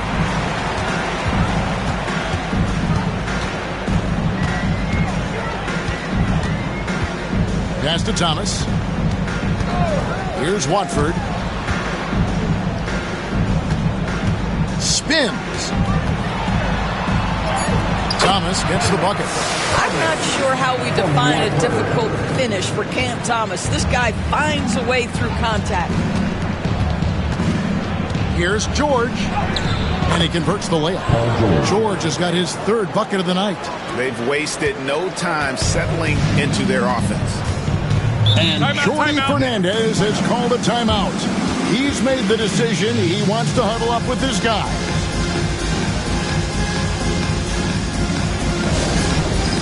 All right, fans. It's time for the dance stand. Get ready to dance like everybody's watching.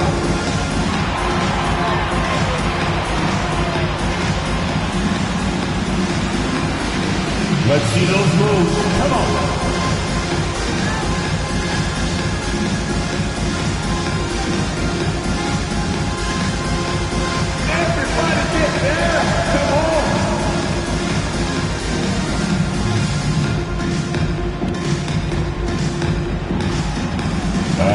Next, please.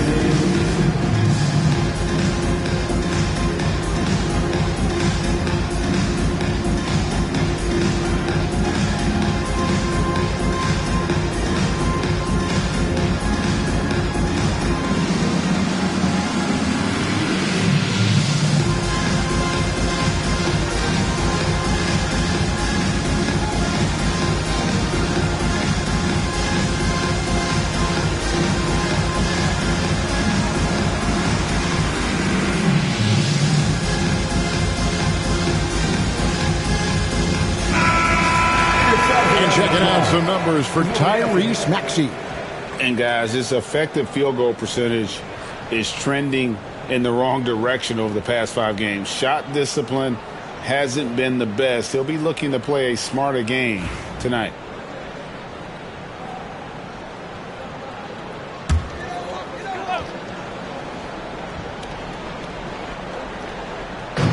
Thomas passes to Man. The Nets working the ball around now. Here's Porter. Rebound by Joel Embiid. Embiid's got rebound number 5 here tonight. Oubre passes to Maxey. And give credit to Maxey for just being aggressive inside, earning that whistle in the process. The 76ers have been successful on 3 of their 4 free throw attempts up to this point. And team free throw numbers really about as good as you could ask for, around 80% on the season.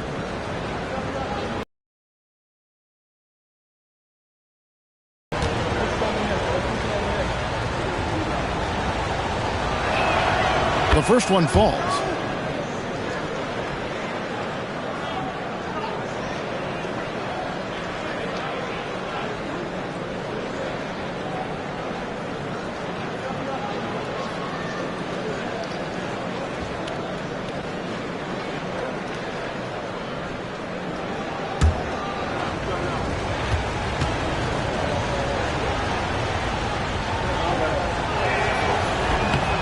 Second free throw, no good. Nets trail by 10. Here's Man. And the call on the shot that sends him to the line. First personal foul. That one on George. Hey, Doris, how about Terrence Mann starting on a loaded Clippers team? Think about this, Kevin. You're joined in the starting lineup by 3 future Hall of Famers in Paul George, Kawhi Leonard, and James Harden. And what I love about Terrence, he didn't look out of place. Gives you some sense of how capable this young man is fitting in around great players. And that one falls for Mann.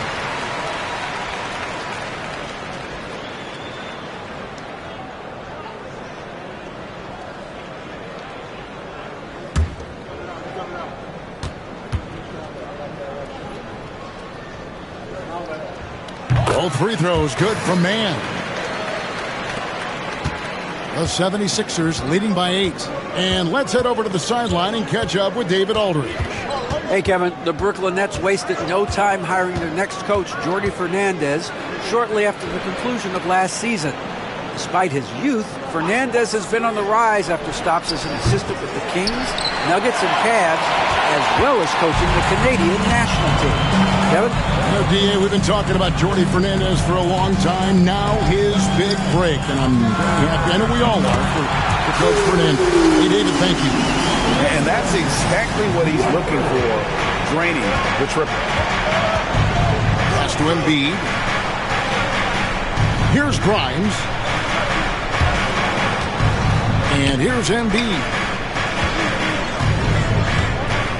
And they double up Embiid. 5 on the clock. Puts it up. It's hauled in by Michael Porter.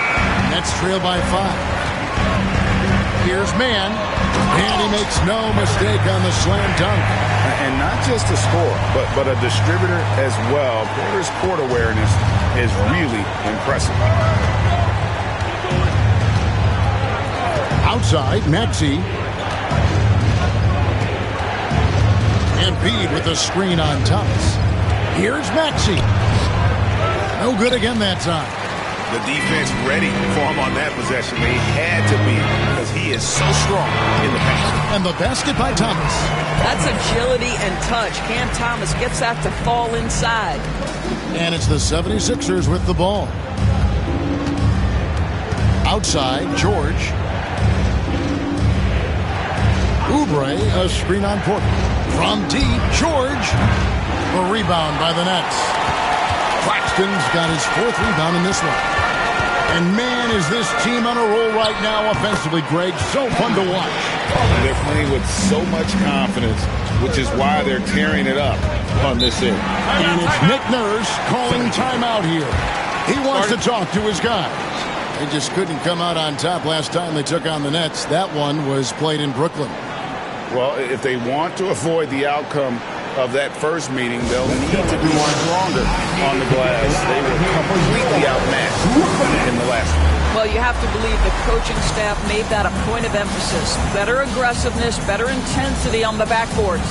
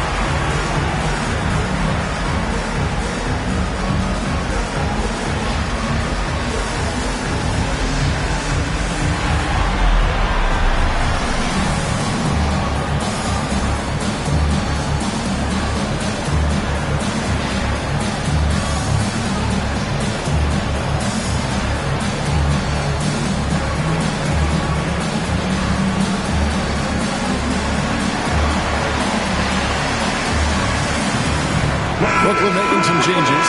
Army's checked in, and it's Williams in for Michael Porter.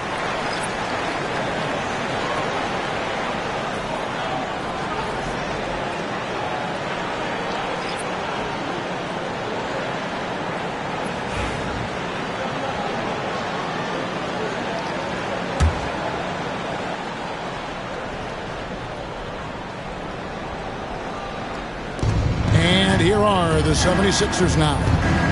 They trail by 1. Maxey with it, and it's Johnson picking him up. Clock at 6. They need this one. And he's good on the 3-ball. And the 76ers lead by 2. Pick works well there. Not much resistance from the D. It takes incredible effort to stay connected to the hip of the offensive player. You've got to want to work. Well, not really his best quarter as far as scoring. Let's see if he can eventually get back on track. And that one drops. Now it's a 4-point 76ers lead. And here's Thomas, who brings it up for the Brooklyn Nets. Defeated by the Hornets in their last game. They'll try to put that one behind them. Yeah, that was a rough outing. They did a few good things, but the inconsistencies caught up to them in that one. To be perfectly frank with you, I'm surprised it was as close as it was. I thought they were outclassed all night. Maxey against Thomas. And the powerful one-handed slam. That is not possible. What we just... is that possible? I think it is, Greg. Not probable, but like possible, like you said. And on the AT&T 5G Slam Cam, you can see how impressive that move was.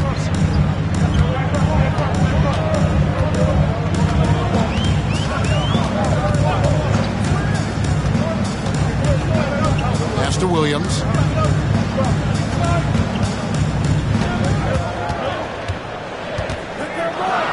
Got it. Good job in the low post. Williams has got 5 now. And this game already taking shape as an offensive battle. Well, the fans love it. Coaches may not like the lack of defense, but boy, the rules promote scoring, no doubt. Now, here's Maxey. Providing around 26.5 points a game, rarely has an off night. Pass to Council. Off target with his 3. Brooklyn trailing. Outside Thomas. Williams up on top.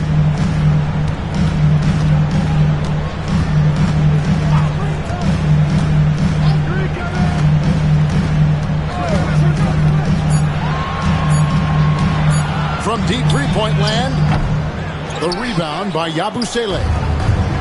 The 76ers shooting at a nice 53% rate to start the game. They are sticking to the campaign. That one drops for him. It's the Nets now. Here is Thomas. He has 6. Pass to Williams.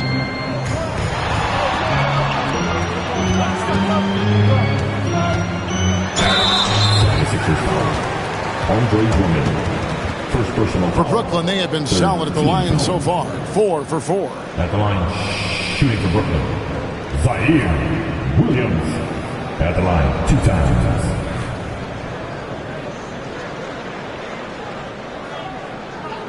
Shoot 2.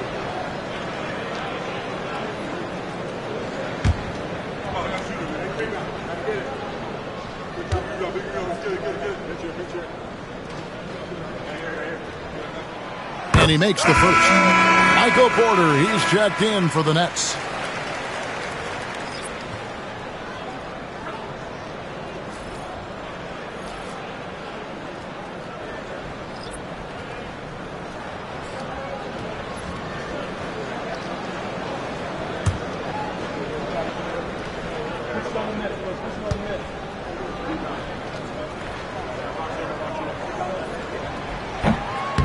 So he makes 1 of 2 as the second one misses. The 76ers lead. Pass to Edwards.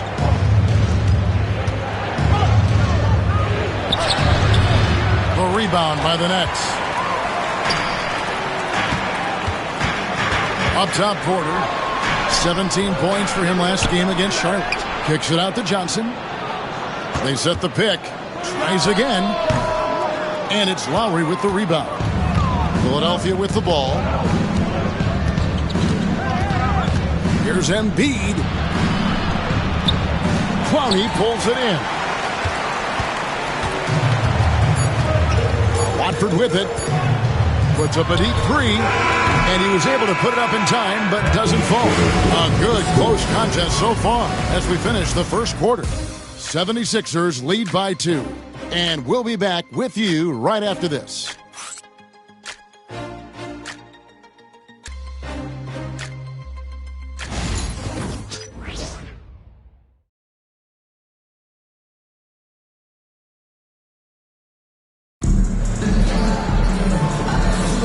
And some good action in the books as we get back to the game that's been pretty close here so far. And guys, what's your take so far in Philadelphia? Just stretching out the floor at first. They had the defense scrambling. And that was obviously the plan coming in. Now the big question, can they maintain that efficiency from range as the game goes along? Philadelphia has gone 5 of 9 when they put up the three-point shot tonight. Michael Porter's out there with Trendon Watford. Then it's Williams. Then it's Johnson. And it's Clowney in at the center position. That's the Nets 5 as we get into the second quarter. From 11 feet away. And it's in after a nice bounce off the right side. 11 points in the game. Coming off a big game, his confidence couldn't be higher, and Coach knows it. Well, the best players, to me, deliver night after night after night. So as long as he's hot, keep riding it. Williams finds Watford. Lowry against Johnson. Oh, good with the triple. Philadelphia leading by 4.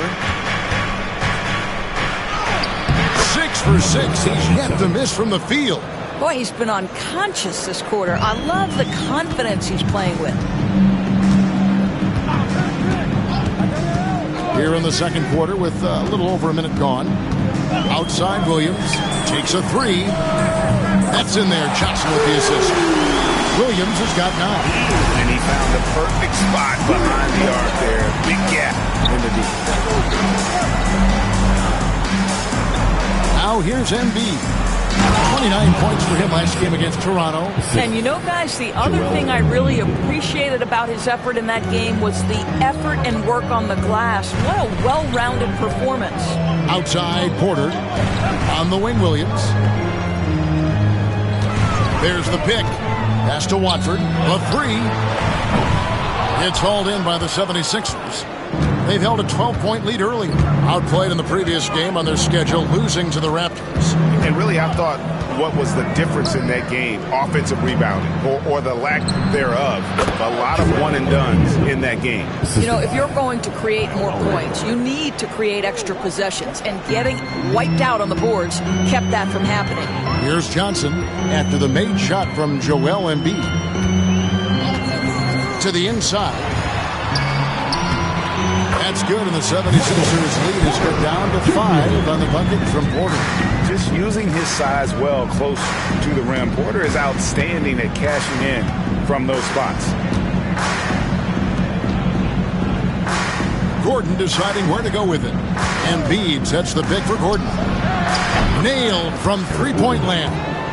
And the lead should be safe if they can keep shooting the basketball like this. On the wing, Johnson, while recovering. Here's Clowney. Nothing on the board. Watford passes to Williams. Shot clock at 5. Brooklyn needs to get off a shot here. Clowney, that shot no good. Good D by Embiid. Philadelphia leading by 8. To the paint. And the officials calling for a 3-second violation. Greg, you know this. Good coaches give their players confidence. But what's the balance there between affirmation and accountability? Well, when you believe in a player, that also comes with expectations. So a coach has to boost them up and also demand that they deliver. And the Nets making a change here. Abaji's checked in. And Philadelphia also making a switch. Council's checked. Watford passes to Williams. Here's Abaji. Oh, good on the triple. For Philadelphia, they've gone a sensational 5 of 5 from the field since the start of the second quarter. Lowry passes to Embiid. The strength of Embiid on display. I'll tell you, right now, these guys cannot be stopped.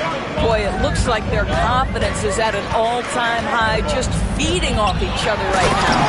And finished off by Porter. He just jumps so fast. I mean, give Porter a chance to dunk, and he doesn't think twice about it. Embiid with the screen on Williams. Jacks up a 3. Johnson with the rebound. Nets trail by 8.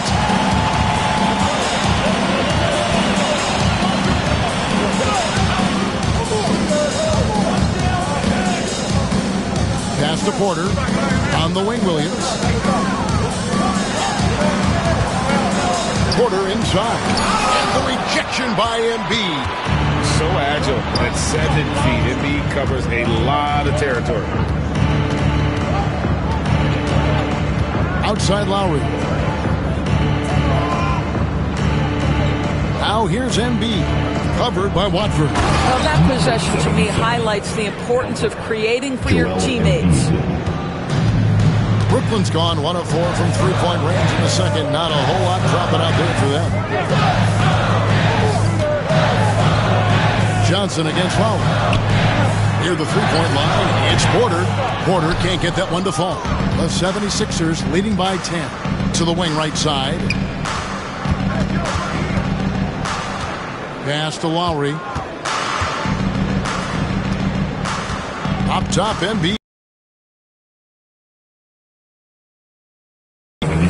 19 points in the game. Using those sight lines to find an open guy. Embiid always ready to deliver.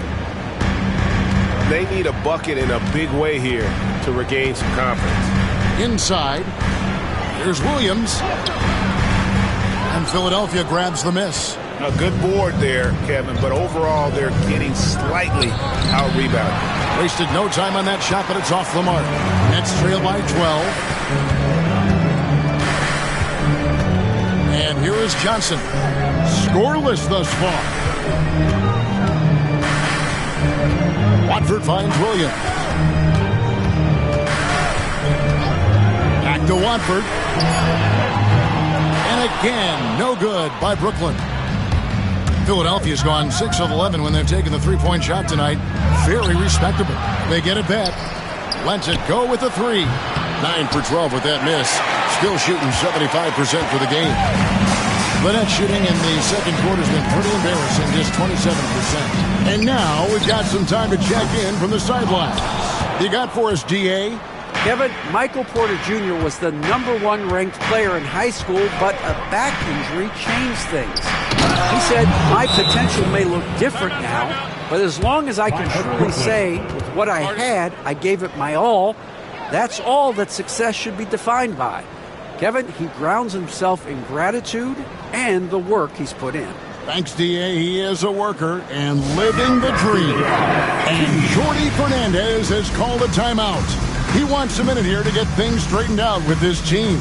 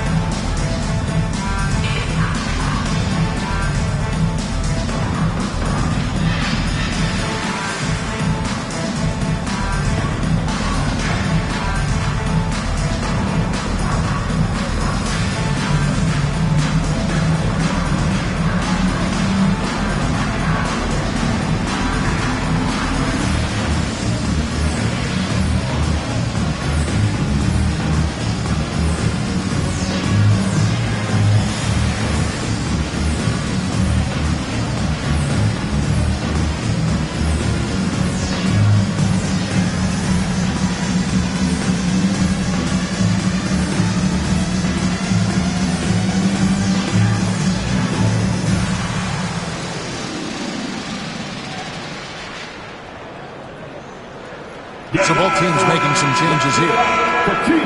Well, among the centers and power forwards of the NBA, these are the players with the softest touch around the bucket. Some terrific shooting percentages for the big men. Fifth best, Nick Claxton. And most of the guys on that list have that unique combination of power and finesse. I mean, a very physical presence with an equally soft touch. And all with an outstanding work ethic as well. Constant effort and motion. Always doing whatever they can to get the best possible position and the ultra-high percentage shot. George with the bounce pass. For 3, Oubre. A rebound by the Nets. Claxton's got rebound number 5 here tonight. Now, Mann, taking a look at his stats, he's averaging around 9.5 points a game. Sharp with a screen on Maxey. Trying to end the drought. Count it. And the 76ers lead has been cut down to 12 on the bucket from Thomas. Philadelphia's gone 1 of 4 from three-point range in the second. Not a whole lot dropping out there for them. Oubre, a screen on Thomas. Lets it fly. And that one's good. Maxey. Maxey's got the lead up to 14 now for Philadelphia. They've been struggling here on offense. Yeah, a bit of a dry spell for sure. Pass to Porter.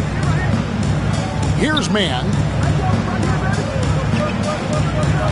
Sharp with a screen on George. Clock at 4. Lands soft on the front of the rim and drops.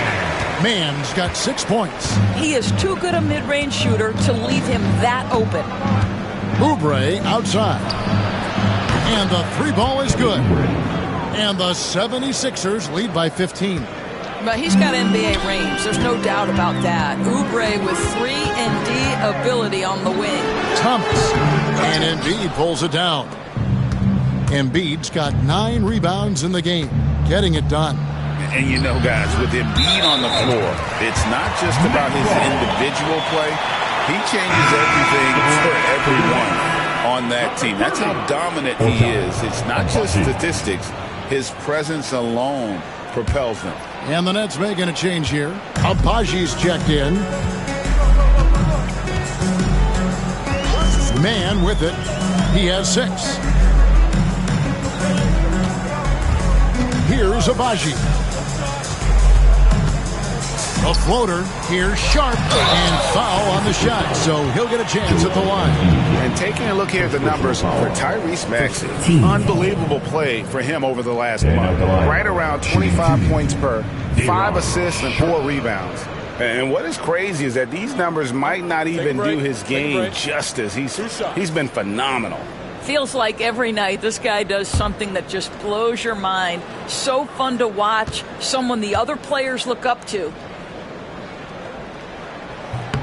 First one falls for.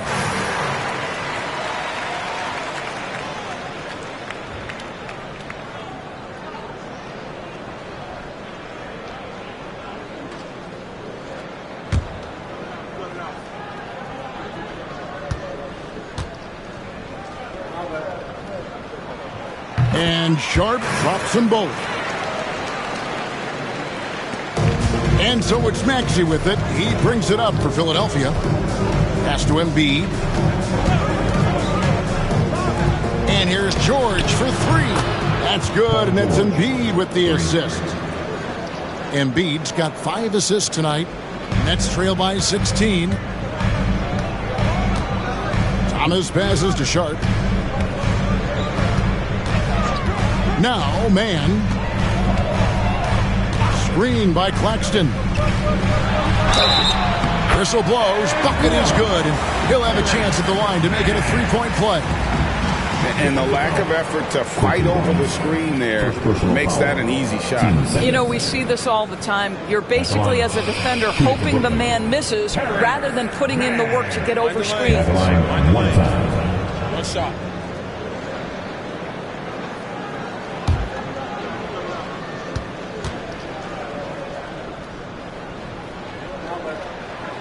And guys, this is the way to stay in the game. They're doing a masterful job from the line. Perfect this quarter. And it's Nick Nurse calling timeout here. And coach has decided they need a moment to talk things over.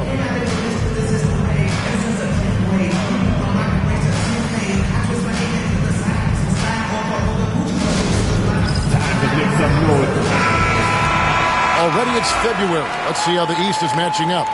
Taking a look at Brooklyn, they've had a great season and will look to extend that into the playoffs. And, of course, Philadelphia. Not really any threat right now as their record showing a lot more losses. Right now for Philadelphia, they're one of those teams that hasn't quite figured it out this year.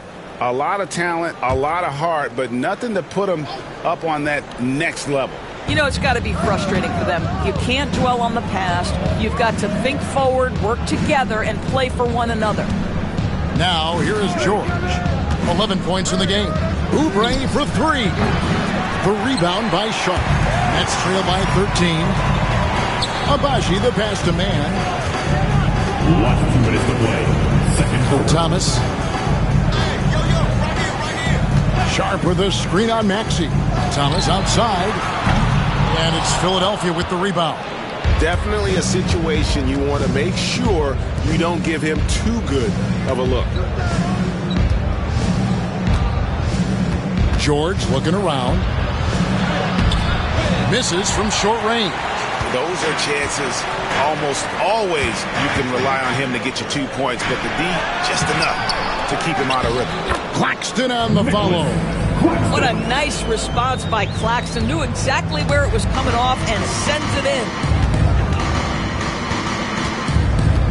Outside, George. To the middle. With force, Embiid takes it to him. How good a playmaker are we watching? Always leading, always trying to create for others. Now, man. 9 points in the game so far. There's 49 seconds left in the first half of the game.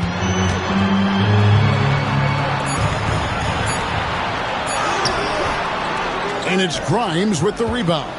The 76ers leading by 13. Here's Maxey. And slam dunk by Maxey. Nice read by Maxey. Sees it, hits it, done.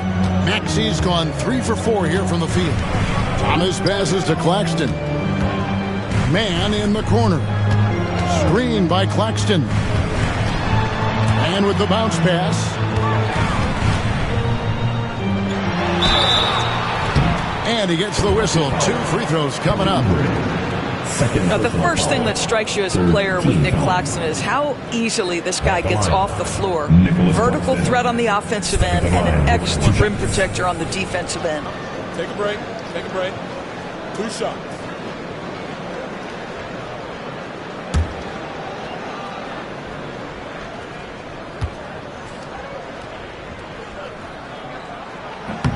That one is off.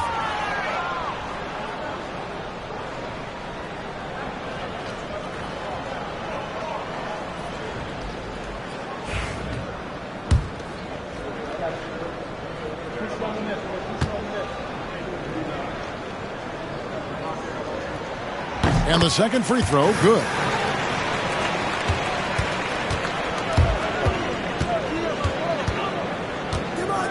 Claxton against George.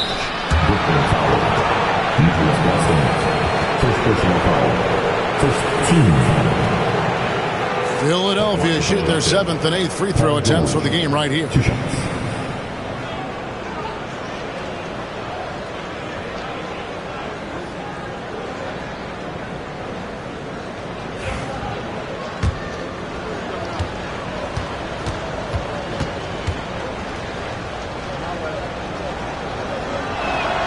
And the first one drops.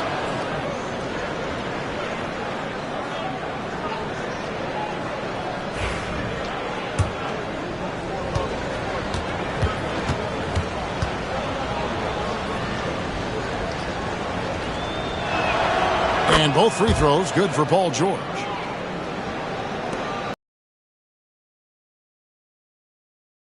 This one they get to host the Cavaliers. Here's Thomas. The buzzer beater. One eye on the rim, one eye on the clock. Nice job. Well, finishing quarter strong. Every coach preaches it. Nice work. And so it's the Philadelphia 76ers sitting with a comfortable lead up by 14. They've had such great ball movement and shot selection, and it's led to a terrific field goal percentage. And now let's catch up with David Aldridge. Thank you, David, and we'll be back after halftime as the third quarter gets underway.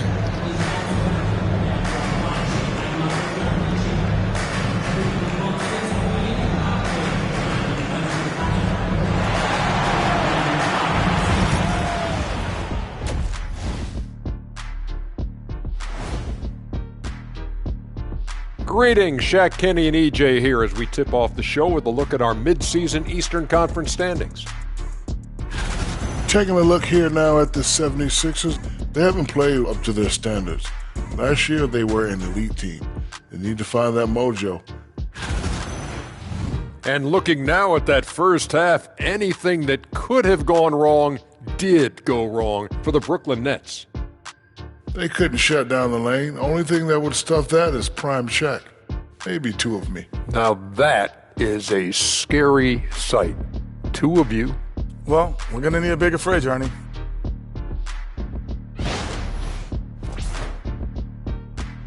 That'll do it for our show tonight. Thanks for joining us, and we'll send you back to Kevin Harlan for more hoops action.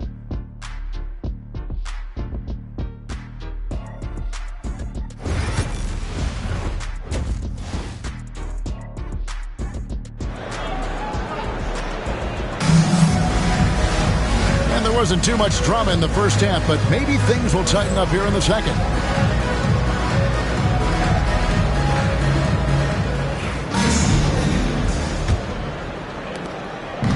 And it's Maxey with the ball for the 76ers. Taking a look at the 76ers, we've got Kelly Oubre. He's out there with Joel Embiid. George is out there with Maxey. And it's Grimes in at the 2. Embiid sets the pick for Oubre. And the dunk by Embiid. What a scary sight. Joel Embiid with all that momentum taking it to the hoop, looking like a freight train. And Nick Nurse, Greg, the 26th head coach in 76ers franchise history. And Kevin, known for his creativity and that outside-the-box thinking, I think it's a good fit with this forward-thinking front office. Just a solid performance on the interior. The rebounding has been off the charts. Oubre passes to Embiid. Here's Grimes, guarded by Porter. Grimes with the bucket. Grimes has got 8 points. Well, you talk about spacing the floor. This is exactly what you hope for from Quentin Grimes. Back to Thomas. Outside Porter.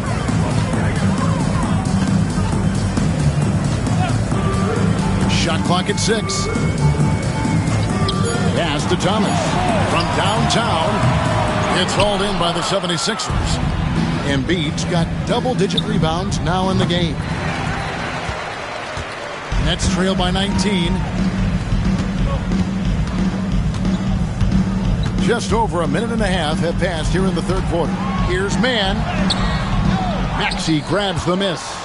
They have yet to hit a shot, a real slow start here in the second half. With the drive, here's Embiid. And good off the lead pass that time. Embiid's got 4 points now in the quarter. The assist totals, Kevin, just continue to grow. They're way ahead in that category. Ball movement has been flawless. Porter dishes to Thomas. Thomas a screen on Oubre. Pass to Mann. Looking to end the run. And Embiid pulls it down. Embiid's got the glass covered here tonight. 11 boards for him. It's George on the wing, guarded by Porter. And they'll get another chance. Maxey passes to Embiid. The second chance effort, and it's good on the layup. He's got 14. They are just killing him on the interior. And we got a timeout here called by Jordi Fernandez. He wants to regroup and go over the strategy. Time for the dance stand. Oh, you know how this goes. You get on the big screen if you shit what your mama gave you. I had a chance to check out the numbers for Paul George. Some impressive play from him over the last month. Averaging 15 points a game, 3 assists, and 3 rebounds. And what an impact he makes for them on that offensive end. Right, he can do a little bit of everything for this team, and it shows when you look at the scoreboard. A little over 2.5 minutes off the clock in this final half of play. Outside Porter.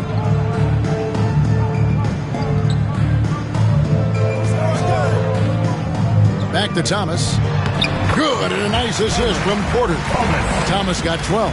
And they get one. Now 1 of 5 here in the third.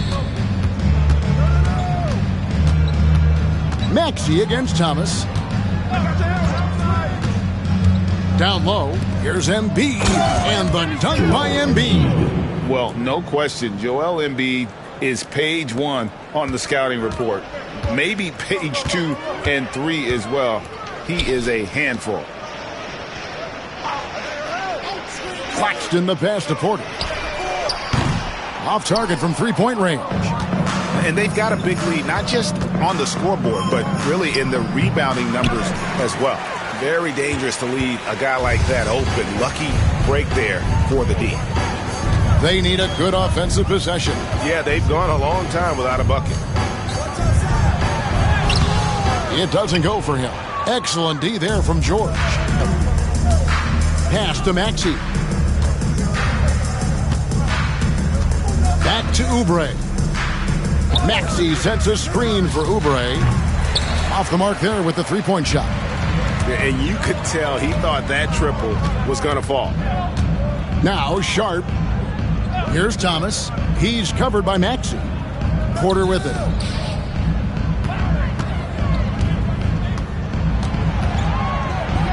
And you can tell Porter Jr. wants to keep getting better. And that's one reason why this team is still so high on him. And a moment here to take a look at the scoring breakdown for the 76ers. Their accuracy in this one has just been on another level. I mean, the three ball keeps falling, and the defense just hasn't been able to run them off the line. I think another thing that's striking here tonight, the ball movement is incredible. Again and again, they're making smart passes to ready shooters. And the first one at the line is good.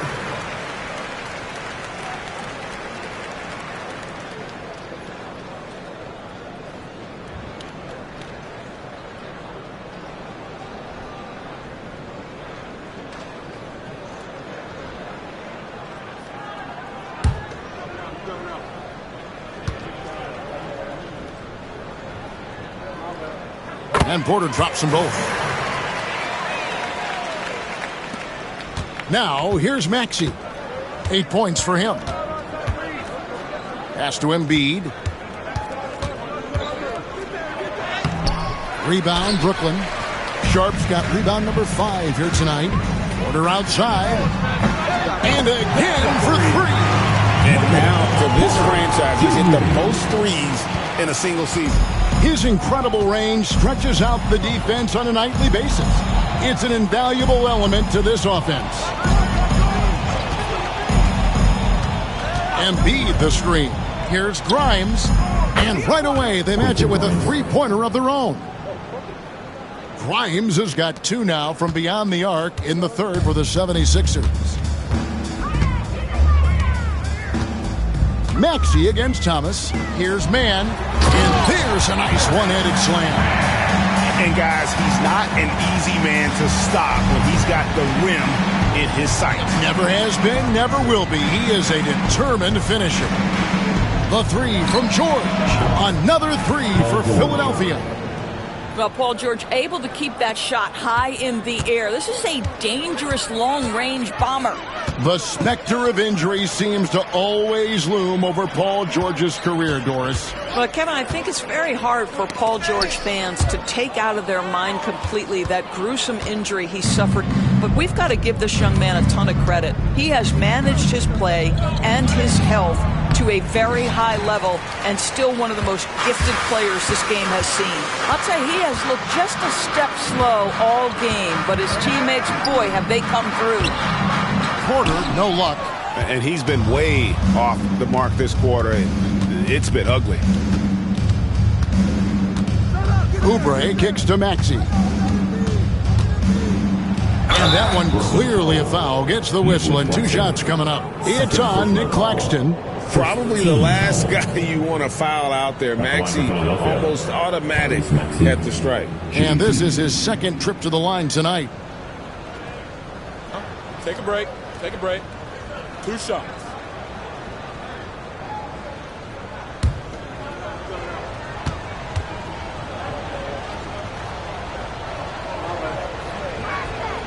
Free throw good, Maxey. Trendon Watford's checked in for Sharp. The 76ers making a switch here.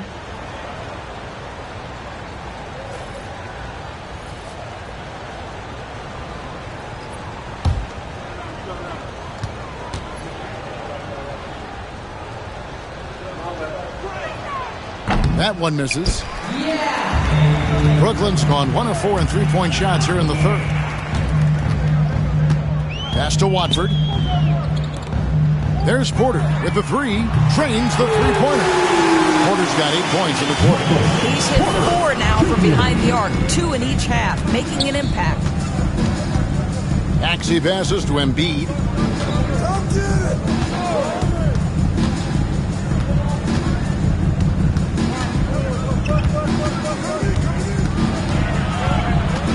And they double up Embiid. Comes up short with his 12th attempt. He has made 8 shots. Porter passes to Mann. Here's Watford, covered by Oubre. Pass to Thomas. And he gets the friendly spin, and that one drops. Thomas got 14. That mid-range is where Thomas may be his most effective and confident.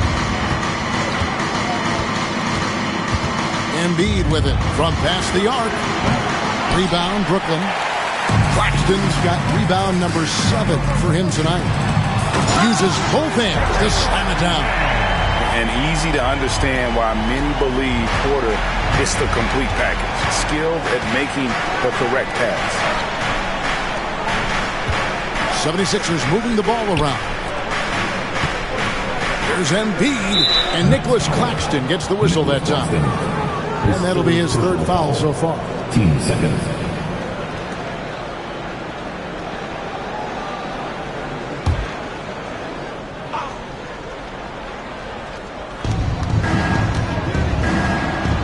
Maxey against Thomas. The baseline J. Maxey, no good. Nets trail by 16. Stripped it away. And oh boy, a lot of contact there, but he gets the call and will shoot 2. Quick break in the action. Let's check out the fiercest shot swatters in the league. The 4th spot held by Nick Claxton. There aren't going to be many nights when you don't see him affect the game with his shot blocking ability.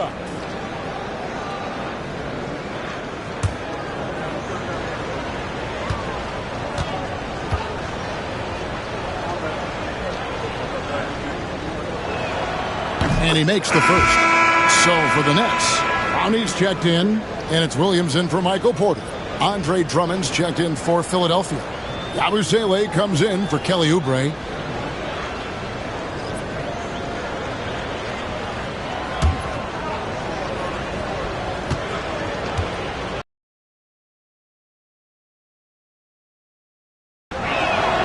He hits both from the stripe.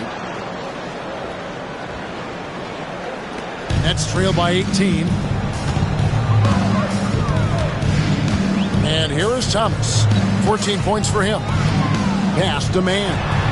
Now here's Williams.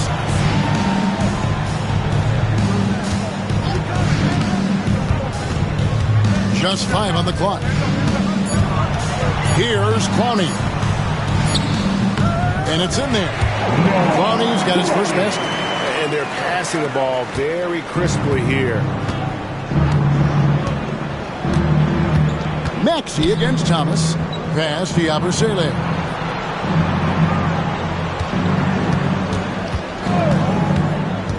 Inside. Here's Grimes. He's guarded by Williams. Shot by Grimes. No good. Brooklyn's gone 2 of 5 with the three-point shot since coming out of the break.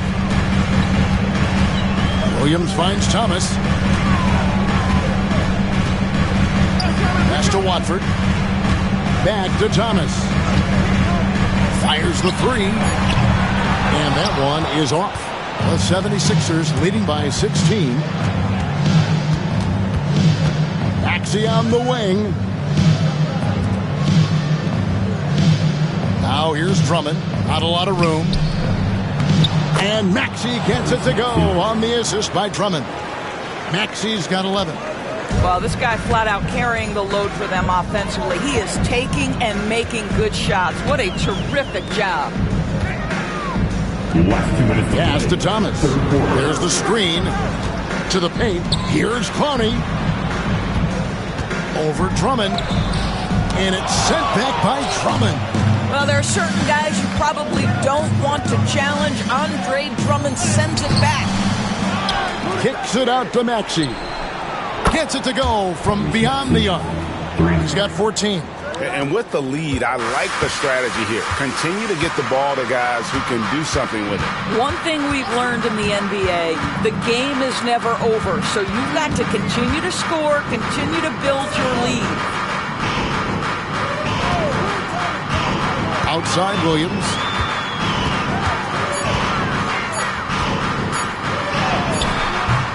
And it's Grimes with the rebound. The 76ers leading by 21, driving in, and he uses the glass on the layup. He's got 25.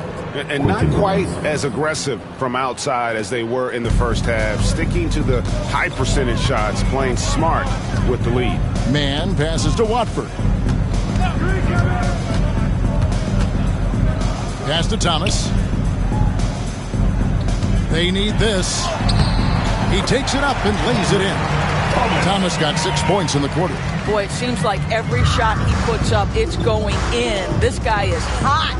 Hot! I see him. And he makes good on the layup. When you allow good scorers to get uncontested shots at the rim, no wonder you're losing. To me, this has simply stated been a complete lack of defensive attention and focus all night long. We've got a 9-second difference between the shot clock and the game clock. Man with it. He's got 13. Stolen. Now the 76ers on the break. Throws down off the coast-to-coast try. Well, there you go. One team operating on all cylinders at both ends. Steals, fast break buckets, and the other team in scramble mode.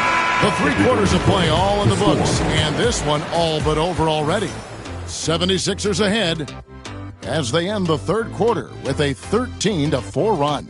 And coming up as soon as we return from break, the fourth quarter gets underway.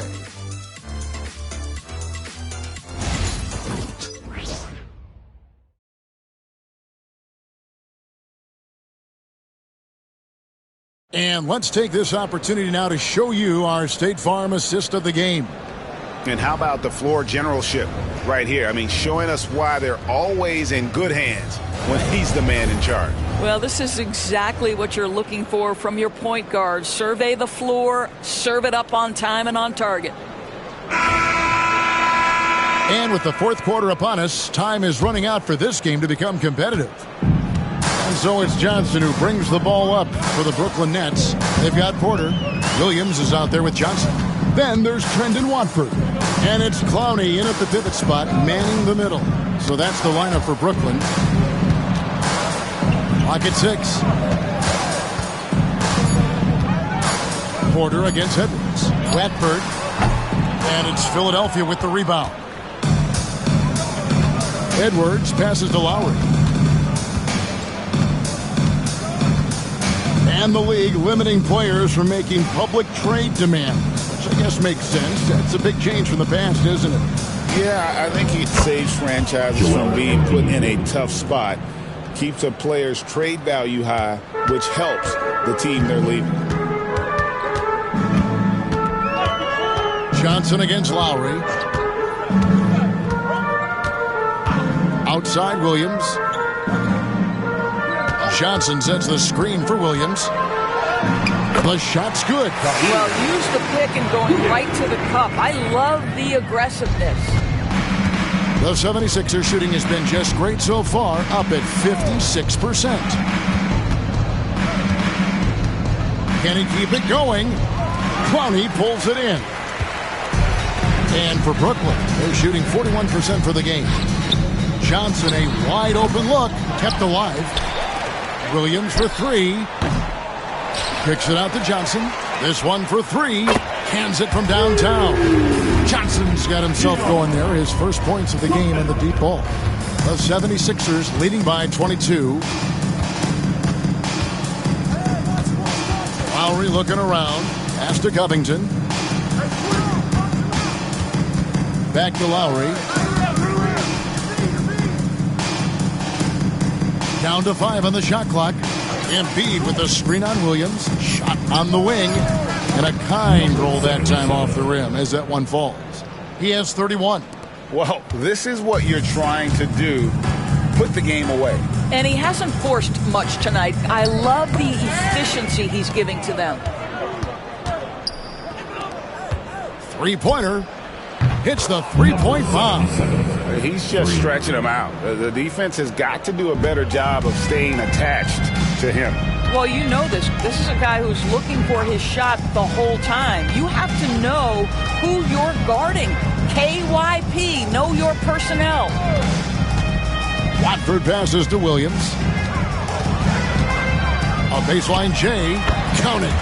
Williams has got 4 this quarter. Boy, this guy has been terrific. The rest of the team, however, struggling. Outside Lowry. Embiid with the screen on Johnson. Lowry from outside. Clowney pulls it in. Clowney's got 6 rebounds now in the game. On the wing, Williams. Pass to Johnson. And the league clearly focused on making regular season games matter. Right? You think more steps are coming? Well, let's give the league credit because they've left no stone unturned. The play-in, the in-season tournament, the 65 games rule, all implemented with that in mind. Out of bounds, it'll be 76ers ball. And Brooklyn making a change here. And checked in. Then for the 76ers, Yabusele, he's checked in for Robert Covington. And it's Quentin Grimes in for Edwards.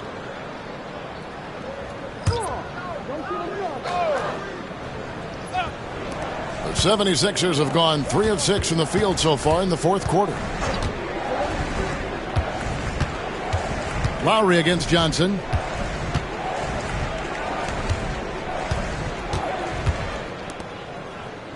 Pass to Embiid. Shoots over man. And the shot is good, dropping in off the front of the rim. Embiid's got 20 points.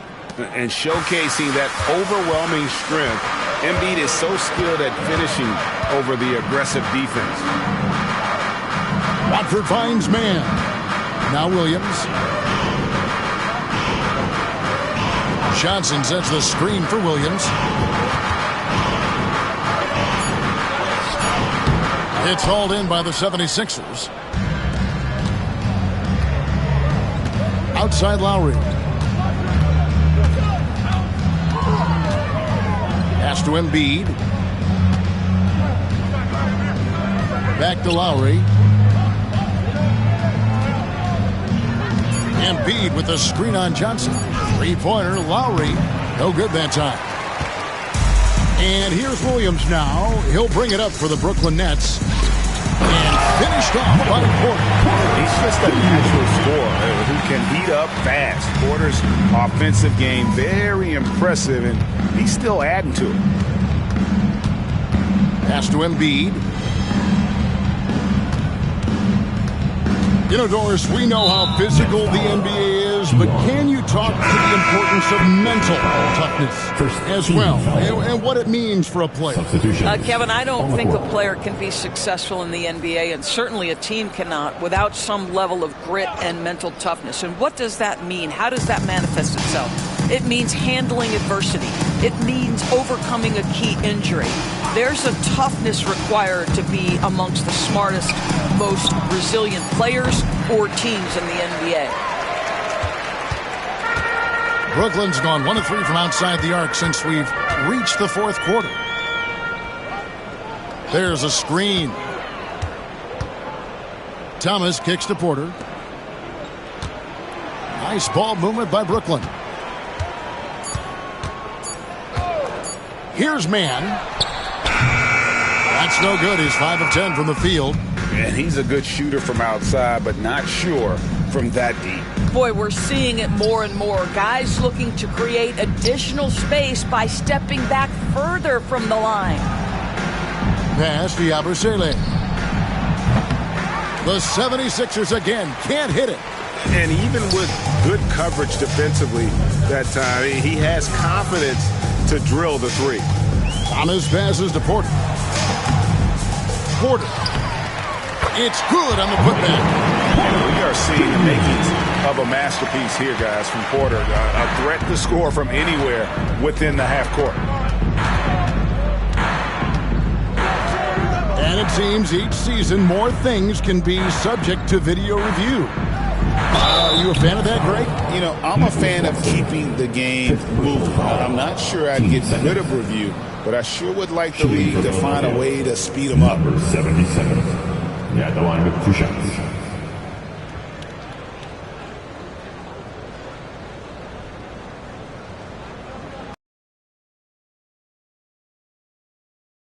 Two shots.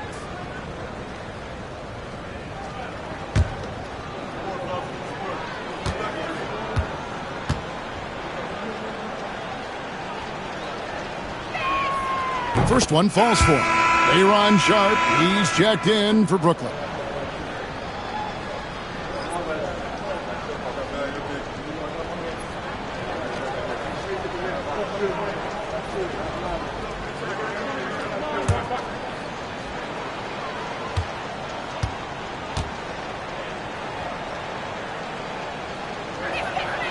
And good on the second, so he makes them both. And after attempting no free throws in the first half, now he's putting the defense back on its heels.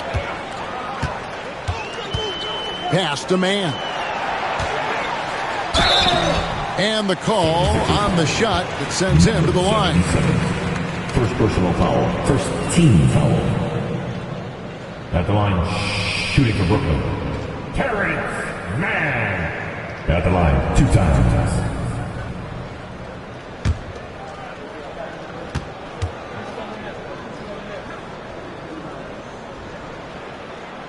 And he knocks down the first one. And so often we'll hear talk about how many rings a great player has. Doris, do we emphasize that maybe too much?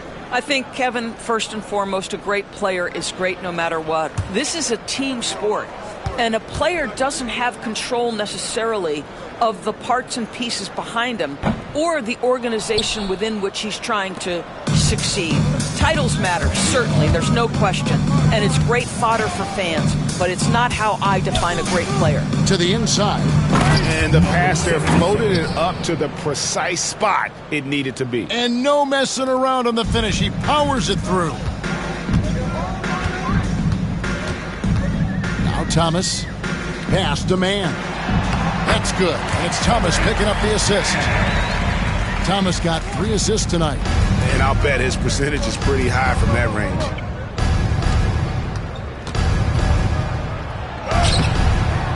It's hauled in by Claxton. Claxton's got 10 rebounds here tonight. So active. Lowry against Thomas.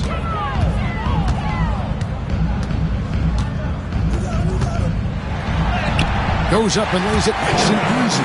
They should continue to get the ball inside. The defense struggling to contain them.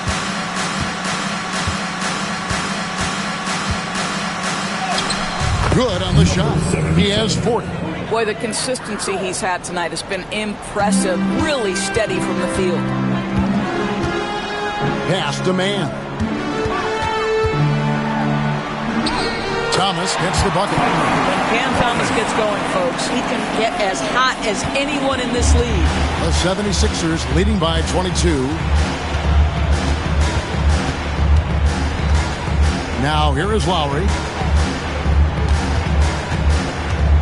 Tries from 10, and that one is good.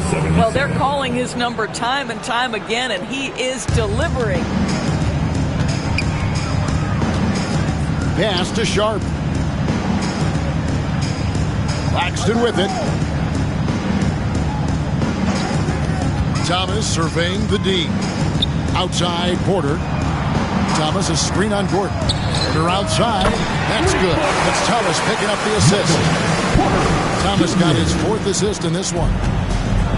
For Philadelphia, they've gone through the 4th quarter shooting 50%, 7 of 14. Now, a trend that we've seen over the past couple years is that... You got to be kidding. And guys, that's not as easy as he made it look. You've got to have some skills to pull that off. Well, he's got plenty of those, that's for sure. Awesome display of athleticism captured by our AT&T 5G Slam Cam.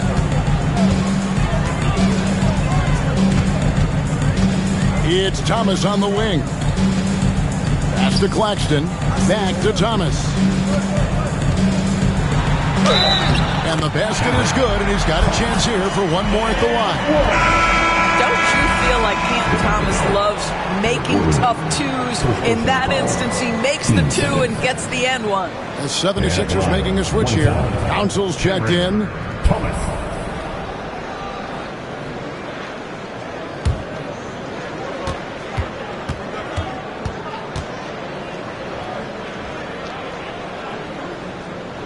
That free throw good from Thomas. Boy, when you talk about rhythm scorer, the first guy or one of the first guys to come to mind is Cam Thomas. Very difficult to slow him down when he gets on a heater. Next foul. Day'Ron Sharpe. His third personal foul. Third team foul. At the line for Philadelphia, number 77. 2 shots.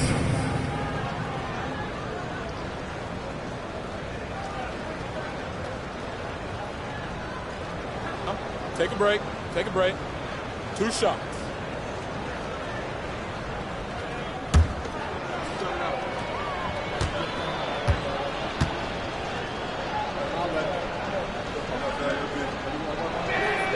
First free throw is good. Well, Doris, both you and I have been covering this NBA for a few years. Just a few years. What do you think of the direction of the league right now? Just a couple, Kevin. I love it. The league is faster, it's longer, it's more skilled. Scoring is up. There's a crop of young stars. I think the league is in such an exciting place. Both shots good from the stripe. And here is Thomas. Pass to Sharpe. Last 2 minutes to play. Fourth quarter. Claxton sets the screen for Thomas. And Claxton throws it down. Great chemistry between two teammates. Love the passing. The 76ers leading by 20. There's 1:47 left in the fourth quarter. And it's Drummond with the jam. Boy, power play by Andre Drummond. He has made a career out of stress testing the rims. And Sharpe has it in the corner. It's Porter outside. Andre Drummond grabs the miss. Philadelphia's gotten some tough luck from three-point range. In the fourth quarter, they've hit just 1 of 6 from deep. Well, guys, this was never really a contest. Just a total obliteration, if you will. And you can safely say mission accomplished now for the 76ers. This is a game where the defense, steals specifically, generating a lot of opportunities. And it created possessions for them, scoring opportunities, and that effort a big part of what will be a nice victory here tonight. And so all the hard work here tonight converted into a tally in the win column. It'll be number 26 on the year. Thomas against Lowry. Shoots. Thomas, no good. Thomas against Lowry. There's 39 seconds left in the game.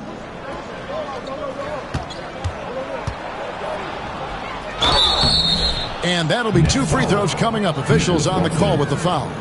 And so he's picked up his final foul. And he will sit for the rest of this game. And guys, this is where their depth really comes into play. They've got such talent at that position. They'd love to have him out there, but they won't suffer much of a drop-off. 2 shots.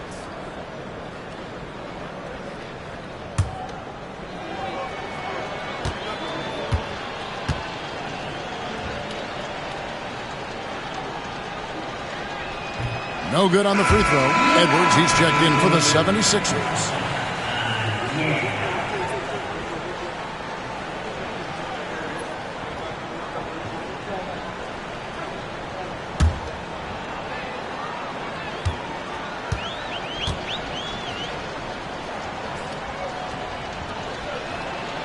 Good on the second free throw.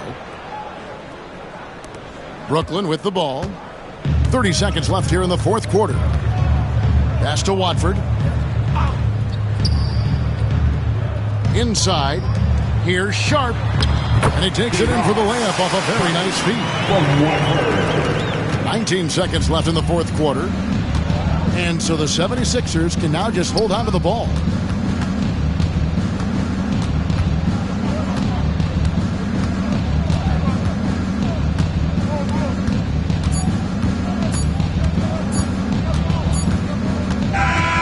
So it's Philadelphia winning this one easily.